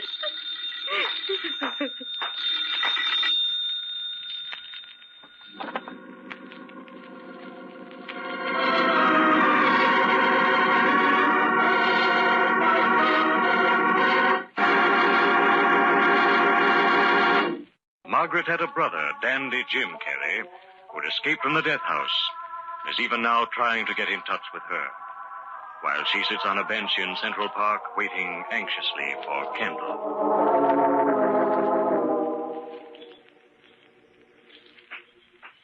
Oh, Margaret, I'm sorry. I'm late. I tried to get away, but Father... I know, darling. Sit down here right next to me on the bench. Oh, the park's beautiful at night, isn't it, Kendall? Gee, I look forward so much to sitting here quietly with you. It's the only time in the whole day that I'm happy. Do you think that's right, Kendall, darling? Huh? What do you mean? Well, that two people so much in love and married should live... Be only happy when they can sneak away from the house they live in to sit in the park and hold hands. Oh, Margaret. I know. I'm no good. Why don't you leave me? Oh, stop saying that, Kendall. Don't you realize that's just what your father wants? I know, but there is just nothing I can do about it. But there is. You're going to have to make a decision, my darling. You're going to have to come away with me. I want to. So much. But I'm scared. We'll starve, Margaret. Oh, we won't. I tell you we won't. It's hopeless. Do you think that I could stand watching you work and support me? You wouldn't have to. You could go to work. I want to. But you know what happened when we tried it once before. Father saw to it that no one would hire me. And if I did get a job, he had me fired. Well, we made a mistake. We'll have to leave New York. Where will we go? What difference does it make? We'll be together and we'll be happy. But you won't have anything. I don't care so much for myself, but I couldn't stand it for you. That's not true, Kendall. Do you mean I'm lying? You mean that I really don't want to go with you? I mean that you're afraid to face the facts. You have no reason to be afraid for me. I wasn't wealthy before I married you, and I wasn't unhappy. I am now. I won't be because I love you very much if we go away together. I don't care how little we have as long as we're people, living together, supporting ourselves and away from your father. Margaret, I will. We'll go away. We'll never see my father again. Oh, Kendall. Kendall, darling. Oh, when will we go, Kendall? Tomorrow? No, we'll have to make plans. Why? Your mind is made up, isn't it? Of course it is, but we can't just pack up and go like that. Why not? Well, there are things to do. We have to find a place to go, get the tickets. We'll go down to the station and get on a train. What difference does it make where we go? But we can't rush. Maybe... Oh. All right, Kendall. I have an appointment now. With whom? Your father and my brother. I don't suppose you want to come with me. No. I think it's better if I stay out of this. Yes, Kendall. I guess I have to face it. I think it's better if I stay out of your life, too. Permanently. Margaret. Yes, Kendall. I love you very much, but you'll never break away from your father. As he told me, he's done too good a job. Well, you talk as if Father were deliberately You trying don't see it. You'll never see it. Goodbye, Kendall. No, Margaret, wait. Wait!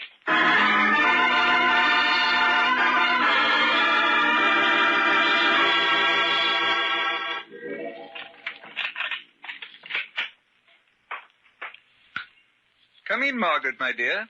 It's cozy in here. Why did you make me tell Jim to meet us here? It's an ideal place, my dear. Who would ever think of looking for an escaped murderer in the Castle Chess Club? Are you going to help him get away? Question is premature, my dear. This reunion between beautiful sister and doomed brother appeals to my sense of the dramatic.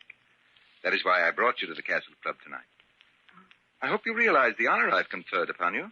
The first woman ever to set foot in the Castle Chess Club. That was your idea, wasn't it? You're the president of the club, and you made them put that rule into effect. Why, yes, my dear. Now that you mention it, it was.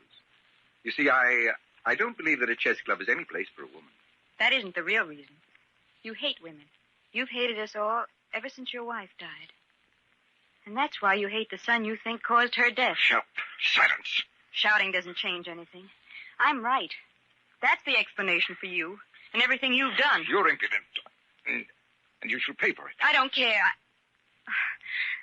I'll do anything you want if you'll only help Jim get away. Do you realize, Margaret, that you're asking me to break the law? Aiding an escaped criminal? Stop it. I know all about you. How do you think I met Kendall? It was through Jim, of course. I knew that you were the leader in all the crooked business that Jim was doing. I begged him to stop, but he wouldn't. Thank you for being so frank. I often wondered how much you knew about me. And I know that it was your fault Jim killed Mr. Merritt. Rather a bold knock for a man who's hiding. Open the door. Your brother will be glad to see you. Kendall. What do you mean by coming in here? I thought that you should know that... Well, I followed you. You followed me? For what reason? I specifically told you I noticed Larry Walters following you, too, and I thought maybe there was some trouble. Well, it was very thoughtful of you, Kendall. Very thoughtful indeed. But as you see, there's nothing wrong. Margaret and I were just having a little chat. You can go now. Did you hear me, Kendall? I said you can go. I heard you, Father. Kendall, I want you to stay. You'll regret this, my dear Margaret. Go home, Kendall. If you won't do as I ask, then I want Kendall to stay. I hope you heard what Margaret just said, Kendall. A deliberate attempt to blackmail your father and to do something unlawful. Well, I'm not... It's time you knew the truth, Kendall. We've been married a whole year, and if you're ever going to become a worthwhile person, now is the time. Margaret. You can't stop me now. I'm going to tell him. Kendall, you can prepare yourself for some vicious lies. Kendall, you're going to have to be strong enough to face the truth. Your father is a blackmailer. I don't believe it. No, Margaret, It's true. After your mother died, when you were born, Evans Thatcher became a bitter, rotten old man. He used his position and his reputation to find out things about people, and then he blackmailed them. Ridiculous. But Margaret, Father didn't need money. He liked to hurt people, to see them squirm. He wanted to hurt the world because he'd been hurt. Kendall, she hates me so much she's trying to poison your mind against me. She hasn't one iota of proof. You covered your tracks well, didn't you? You had my brother Jim do all the dirty work for you. Didn't you ever wonder, Kendall, what business affairs your father and Jim could possibly have had together? Well, it did seem kind of peculiar. Kendall, go home. Let me handle this. I'll explain everything to you in the morning. My word of honor. But, Father... You have my word. Go home. Hello, everybody. Well, this is a nice little family gathering. Jim. Stay where you are, Jim. Stay right where you are, or this gun might go off.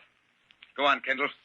Get out. No, I'm staying. I want to hear all of this. Yeah, tell your son how you double-crossed me with Merritt. Shut up. Why? What have I got to lose? If you don't kill me, the cops will. But why don't you tell your son how you made me pack a gun when I went to Merritt's and how you knew he'd have one, too? So it's true. Margaret wasn't lying. You are an evil old man. One more step, Jimmy, you'll be dead. Jim, wait. Mr. Thatcher will help you to get away. Too late now, sis. But he could have helped me. He folded. And I kept my mouth shut in court for him. Now we'll have the truth. You didn't accuse me because no one would have believed you. I was too careful. What's the difference? First I'm going to kill you, and then I'm going to die happy. Now get out of my way, Kendall. Stand back, Kendall. He's not going to hurt me. I'm going to kill him. I won't be blamed for it. He's an escaped convict. I'll tell. I swear I'll tell. I'll tell the police just how it happened. You're not going to be alive to tell anyone anything. Kendall, stand back. You're not going to shoot, Father, or you'll have to shoot me first. Get out of my way. Are you crazy? No, Father. Just seeing you as you really are. I'm growing up, Father. You idiot! These fools can ruin me. I'm going to say that Jim killed Margaret. Then we took the gun away from you, but I had to shoot him in self-defense. All right. Hold it. Everybody reach. Oh, thank heavens you come, Walters. You can arrest this convict. And you, Mr. Thatcher. Now I know why you dislike detectives. Drop that gun. Come along, Jim. Give me that gun, Thatcher. Give it to me, all right. Break it up. Break it up, you two. All right. Here. Take this. Oh, Jim. Jim, darling. So, sis. It's better this way. You all right, Jim? I'm okay. I'll be dead a little quicker than you thought. And, well, thanks for getting Thatcher for me. I didn't get him for anybody. He took a shot at Margaret. Thanks, anyway. Now Margaret will be all right. Won't you, sis? You mean we'll be all right, Jim? Kendall and me. Yes, that's right, Jim. Don't you worry about Margaret. We'll be really together now.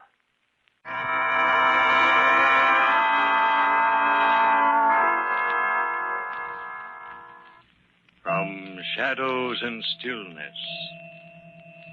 Mystery weaves a spell of strangest fascination, charging the mind with doubts and fears. For mystery is a strange companion, a living memory in the haunting hour.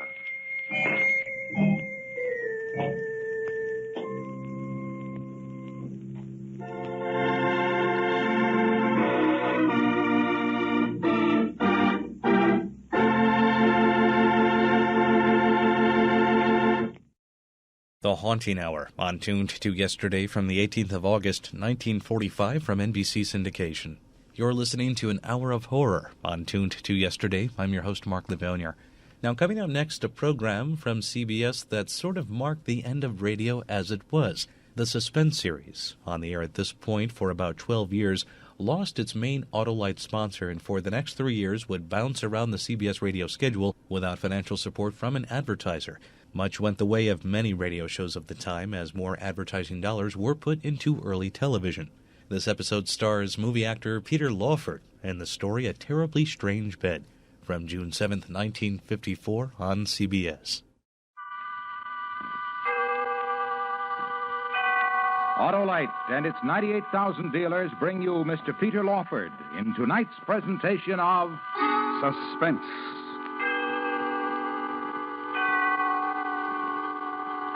Tonight, Autolite presents a classic study of suspense, a new dramatization of one of the most terrifying stories ever written. Wilkie Collins' A Terribly Strange Bed. Our star, Mr. Peter Lawford.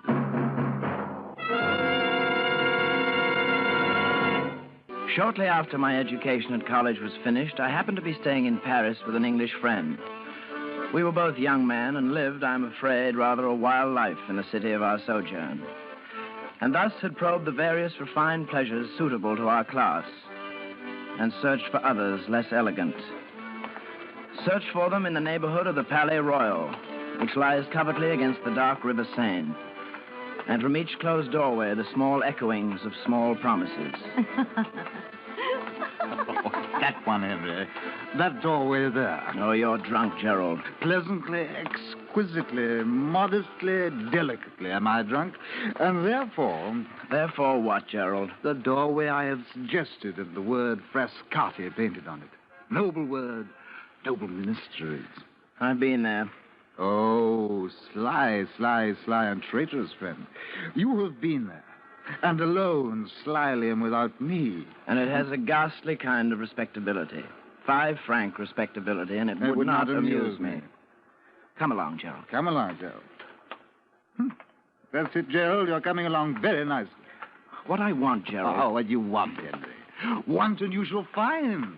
Want and you shall find. What I want is somewhere where we can see a little genuine blackguard, poverty-stricken gaming with no false gingerbread glitter thrown all over it. No gingerbread for my friend. Thank you, then. A place not fashionable, not respectable. A place of evil, perhaps. And of emotions I've never known. Oh, Gerald, come along. Gerald will not come along. Gerald is content here. Look, listen to me. Gerald is content here to lean his weariness and his search against this doorway. Against... Gerald!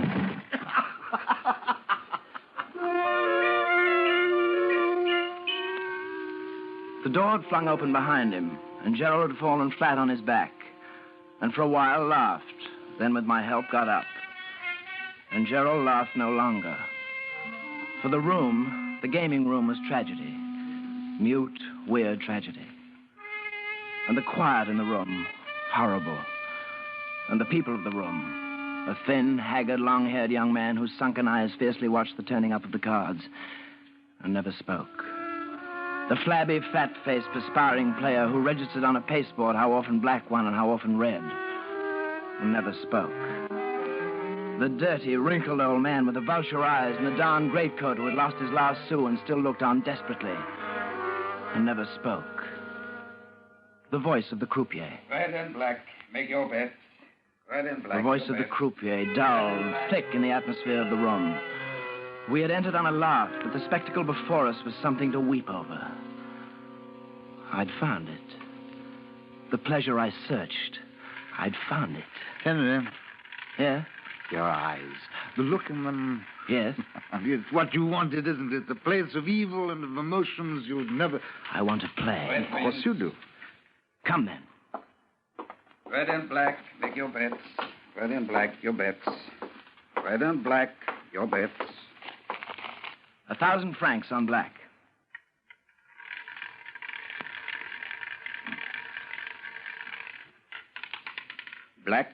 Black wins. Leave it. All of it black. Henry. Shh, wait.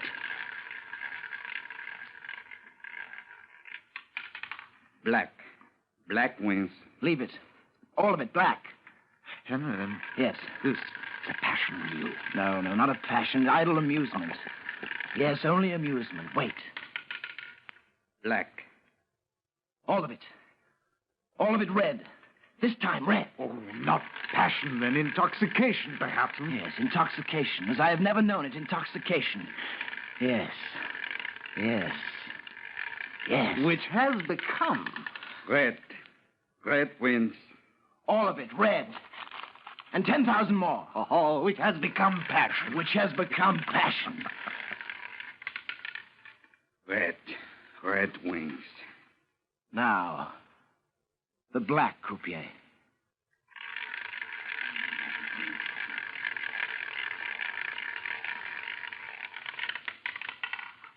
Black. Oh, permit me, sir. Permit me to restore to their proper place the 2 coins which were dropped. There, in their proper place. 1,000 francs.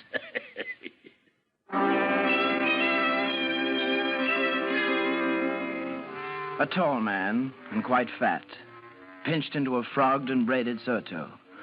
A man of goggling, bloodshot eyes, mangy mustaches, and a broken nose. And the dirtiest pair of hands I ever saw. Yet in the mad excitement, his look, his hands, held no repelling influence on me. For now, in the mad excitement, in the reckless triumph, I was ready to accept even such as he. What wonderful luck is yours, sir. I pledge you my word of honor as an old soldier. In the course of my long experience in this sort of thing, never, but never have I seen such luck as yours. Thank you. Go on, sir. Boldly, handsomely, break the bank. I assure you, sir, I have every intention... Do it then, sir. Go on, break the bank. My gallant English comrade, boldly break the bank. All of it. Black.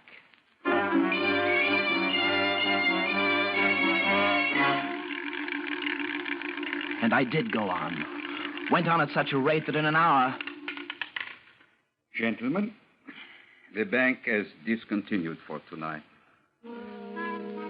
In an hour of a kind of ecstasy I'd never known. All the notes and all the gold in the bank now lay in a heap under my hands. The whole floating capital of the gambling house under my hands, waiting to pour into my pockets. No. No? No? No, not in your pockets, sir. For no breeches pockets were ever sold could hold such heavy winnings. Well, then how... May I take your pocket handkerchief, sir? Thank you. Tie it up, sir. Tie it up in your handkerchief, as we used to tie up a bit of dinner in the army. Shovel it in. Now then, sir. 2 tight double knots each way, with your permission. And the money's safe. Thank you. Feel it, sir. Hard and round as a cannonball. Feel it. Champagne, sir. I will buy you champagne. No, thank you. Well, for your friend, then. For Henry's friend, then. Amiable, gracious Englishman. Champagne! Champagne for the friend, the conqueror of the bank, and for me. Come, sirs, to my table. I am Fabian Nero, gallant sirs. And you? Henry Calder. And this is my friend, Gerald Titchener. Henry, Gerald, Fabian. Oh, lovely. Henry, Gerald. Thank you. Henry and Gerald. Fabian. We are friends, aren't we? To have touched your sleeves, to have you seated here beside me. This old soldier's heart will burst. My eyes will weep. My hands will... the champagne. A toast, gentlemen. A toast to... Not for me, please. Oh, of course not for you. Gerald and I, then. You and Gerald, Fabian. A toast to the goddess Fortune, who embraced tonight our Henry and smiled secretly upon him and nestled very close. The goddess Fortune, gentlemen. An English cheer. Hurrah, hurrah, hurrah! Hurrah, hurrah, hurrah! Ah. Hurrah, hurrah, hurrah! Hurrah, hurrah, hurrah! Fabian, quickly enough. Gerald, you were tipsy before. Now you'll... Henry, not to permit the golden blood of France to flow through the veins of this vivacious Englishman. And Gerald, your friend. Oh, shame, Henry, shame. Drink, Gerald. Toast to France, to the present company, to the croupier. And the croupier's wife. And the croupier's daughter. The croupier's daughters... and to ladies elsewhere, and to ladies... I should like coffee, Fabian. Coffee? Coffee. For me and for Gerald. For our intoxication... Well, coffee it shall be. Coffee. Coffee for the darling of Fortune. Coffee.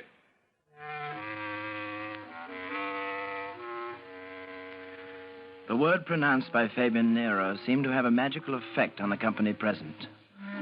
They suddenly had lost interest and all rose to depart. Probably they had expected to profit by my intoxication, by the proffering of champagne. But finding I would have none of it, had now abandoned all hope of thriving pleasantly on my winnings. Whatever their motive might be, at any rate, they went away in a body. And the silence of before was now deeper than ever. Then, from a sort of vestibule at the far corner of the room, a woman appeared, bearing a tray of coffee and glasses, and walked towards us, enveloped in silence. Woman of emaciated face and burning bright eyes and wisps of colorless hair drifting across her rouged cheeks. Your coffee, sir. Thank you. You will find it strong and good. Thank you. Strong and good, handsome sir. Here you are, sir. Thank you. For I am parched with thirst. And it was kind of you and of Fabian, and gracious and generous. How wise you are, Henry, to drink this coffee of Millie's, the coffee of Millie Prudhomme. Millie Prudhomme. Divine Millie. Beautiful Millie Prudhomme. Oh, handsome sir. Will you have coffee? No. Champagne, Millie. To drink your beauty. How wiser than your friend, Gerald, to drink coffee and rid yourself of your little amiable exaltation of spirits before you think of going home. And you must, my good and gracious friend, for with all that money... Good and gracious friend. With all that money to take home tonight, it is a sacred duty to yourself to have your wits about you. Drink, Henry. Drink your coffee. You are known to be a winner to an enormous extent by several gentlemen present tonight who are but mortal men, sir, and have their own amiable weaknesses. Drink, Henry. Who'd surely rob and murder if you were to... Wait. Oh, yes, dear Henry? I'm ill. I'm very... What? He is ill. Very ill. I will weep. Henry is ill and I am drunk. Millie will sob. Will you sob, Millie? Ill. A fit of giddiness. The room whirls round and round, furiously. Henry! Your voice deafens me, furiously. Oh, my dear friend, my dear friend. Madness to go home in your state. You would be robbed, murdered. You need a walking and then a sleep, and not a murdering. A walking and then sleep, and in a safe place, Henry. Yes, walk. Sleep. In a safe place. The place of Millie Prudhomme. A rooming house above the game room. And the capital beds of Millie's rooming house. I don't... Madness to go to your own home. Sleep at Millie Prudhomme's. And tomorrow... Go home safely with your winnings. Tomorrow. In full flow of life. And in broad daylight. Tomorrow. Gerald. Fabian's right, Henry. If anyone needs sleep, you surely need. Come then. Quickly. Come then, quickly. I will help you. Put your arm about me. That's the dear boy. Millie? Millie. Yes, Gerald. Come.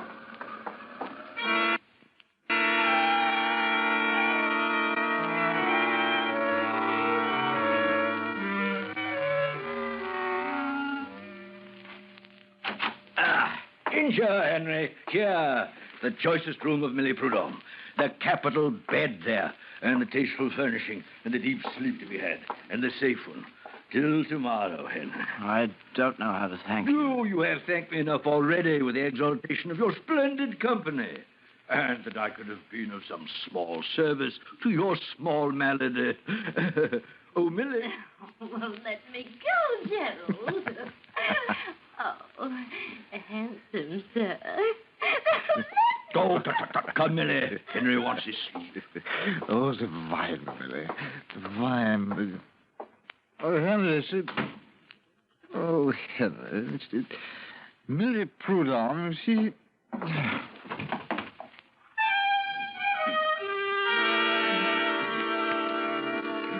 Gerald passed into his particular oblivion in the middle of a sentence. I walked over and locked the door. Then I took my money, my winnings wrapped in a handkerchief, and placed beneath the pillow of my bed. I lay down. My senses still swam, and I looked up at the heavily brocaded canopy, and it seemed to move. Somehow to move. And for an instant I thought, this was a terribly strange bed.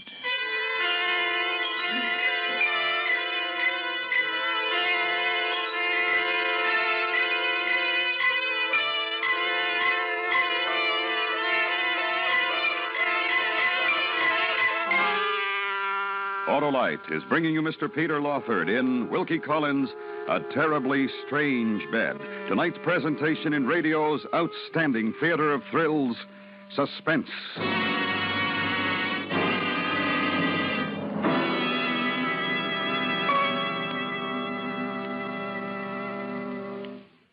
Well, Harlow, vacation time's nearly here. Yes, Hap, but not for spark plugs. They're the very heart of your car's ignition system.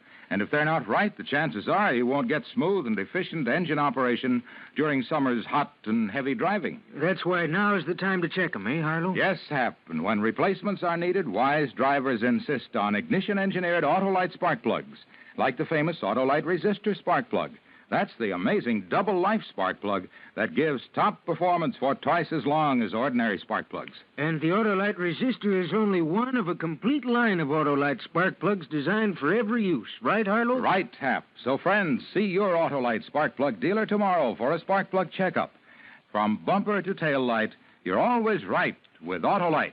And now, Autolite brings back to our Hollywood soundstage Mr. Peter Lawford in Elliot Lewis's production of A Terribly Strange Bed, a tale well calculated to keep you in suspense.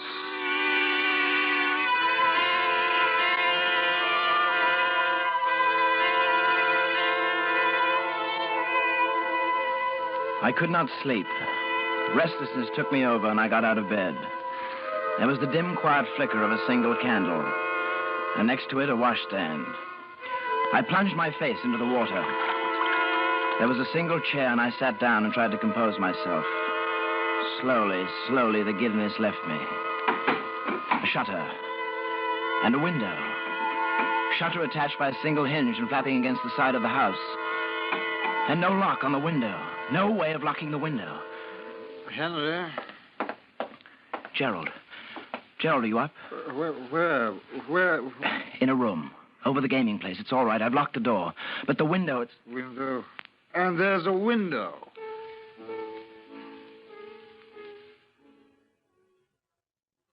Listen.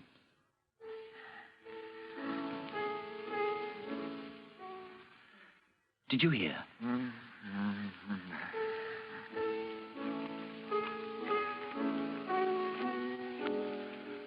I was wide awake, and every one of my senses seemed to be preternaturally sharpened. Piano and a song I had never heard, and then behind it, the laughter. Wide awake, yet somehow the effects of whatever drug I had drunk seemed suddenly to arise again, and for an instant toy with my perception, so that I reached for the wall to steady myself lest I fall down. Leaned against the wall for support. the jollity of the evening, Mildred, and the youth from England. Oh, dear Millie, dear Millie, dear Millie. So it is. And Fabian, the youth and his friend, and the handkerchief now. He's such a dear boy. Yes. He's such a dear boy. Yes. He's such a dear boy. He's such a dear boy. He's such a dear boy. The moment their voices wavered and fled, a kind of melancholy seized me. I walked over to the window and looked out. Looked out upon blackness, a swarm of blackness. No shapes definable could be made out through the gloom, except a lighter grayness of a sort, as if an abutment of some kind, I supposed. Directly across the window and somewhat below it, but how far across and to what length below I could not determine. For all purposes then, I knew only that we were above the street level in some 3 stories. And having felt the walls directly adjacent the window, I found them to be sheer. No one could enter there. I walked over to the bed and took a pillow and placed it beneath Gerald's head. The bed again, and I lay down. This bed that now I was lying upon, I must again describe to you. A 4-post bed with a regular top lined with chintz. The regular fringed valance all around. It was ridiculous now that I tried to sleep. I couldn't even close my eyes. I resolved then to beguile the tedium of my wakefulness by making inventory of every article of furniture I could see. Window, washstand, chest, chair, dressing table, picture. Upon the wall opposite the bed, a picture. A fellow in a high Spanish hat crowned with a plume of towering feathers. A swarthy, sinister ruffian, looking upward, it might be, at some tall gallows on which he was going to be hanged. Such was the picture. Another chair, candlestick, picture. It seemed to be moving. The hat had been pulled over the eyes, and there, the hat itself was gone. The hat was gone, the plumes, the...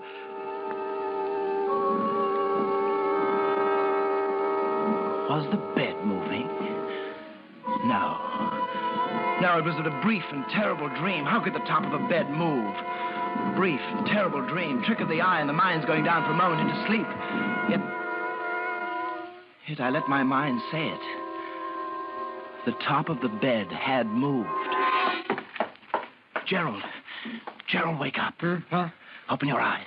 Now what? Shh, quietly. Keep your voice in a quiet tone. Why? What? Shh, listen. Above you. Directly above you. Look, there's a picture. Do you see it? Yes. A minute ago, the man was wearing a hat. He was wearing a hat. Now he is not. Oh, my friend, you're very drunk. I'm very proud of you. You fool. Listen to me. All right, Henry. Where there was a hat is now a peephole, and we are being watched. All right, Henry. Now stay where you are, but be alert. All right, Henry. Henry. Yes. What are you going to do? Make sure of a thing. What thing? The bed. What? Keep your eye on the canopy. I'm going to lie in the bed now, Gerald, and make sure that they're not trying to murder us. How? By feigning sleep. What? By feigning sleep, Gerald. Just that. Now, quiet. Yes.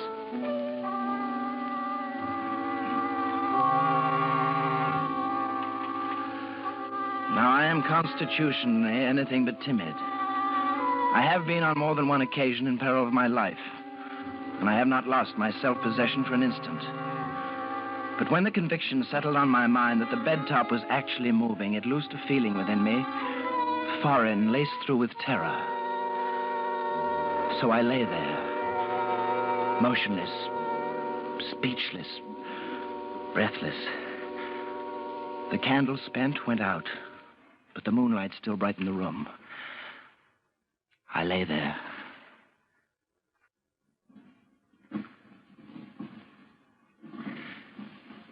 It descended. The whole canopy came down, closed down. Henry. I lay there. Henry. Literally spellbound by what was happening. Out of bed. At once I could not tell whether reality was here or my imagination was taking hold. Quickly, before they... Closer, Closer. Henry. Gerald's voice shattered this warm sea of fascination that bound me, and I leapt from the bed. Look, Henry. Yes. There, the middle of the bed top. The huge wooden screw. Like a press. To smother me and relieve me of my winnings and then kill you. Doctor! Mr. Calder, open! Unlock the door! Open! The light of the morning, Gerald, and look. It comes up and through the window, across the narrow shaft. Another building. We can leap it. Not I. What? No, not I. My legs are still unsteady. If I should stand up on that sill, I'd fall into space. Then wait. And hurry. Yes. Hurry! Hurry! The rest of my story is soon told. From the building next door, I reached the ground and sought police. With them, I returned. And Mr. Fabian was seized, as was Mrs. Prudhomme. The police congratulated me on my good fortune and Gerald's on his, and told us that they would probably never know how many people had been smothered in this diabolical bed. So tightly was the canopy pressed to the bed that I could not retrieve my money. The mechanism had to be released from the room above. The police bade us go, and finding ourselves walking homeward, Gerald said to me, I know a place where gambling is carried on at such a fever pitch that you'll be carried to the heights of excitement. Needless to imagine, I refused to go along with Gerald. My adventure cured me of ever again trying rouge et noir as an amusement. The sight of a green cloth with packs of cards and heaps of money on it will henceforth be associated in my mind with the sight of a bed canopy descending to suffocate me in the silence and the darkness of the night.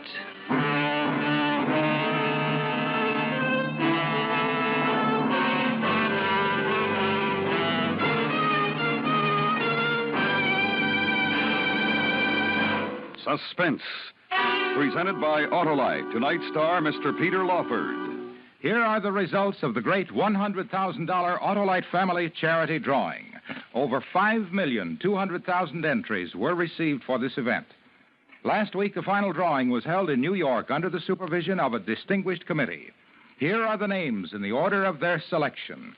$50,000 will be distributed to the charity or charities designated by Desi L. Irish of Vallejo, California. $20,000 will go to the charity or charities designated by Lucille Foisey of Miami, Florida. $5,000 to the charity designated by Vincent W. Sisler of Howe, Indiana. $3,000 to the charity designated by Stuart Smith of Ogdensburg, New York. And $2,000 to the charity designated by L.G. Bridgewater of Kennewick, Washington. These people and 20 others who will each designate $1,000 to their favorite charities have all been notified. And now this is Harlow Wilcox wishing you a summer of safe driving with the reminder that wherever you travel, from bumper to tail light, you're always right with Autolite. Suspense on Tuned to yesterday from June 7th, 1954 on CBS. And that wraps up this hour of horror on Tuned to yesterday. Be sure to be with us next time for more great programs from radio's yesteryear. Until our next hour together, I'm Mark Lavonier. Thanks for listening.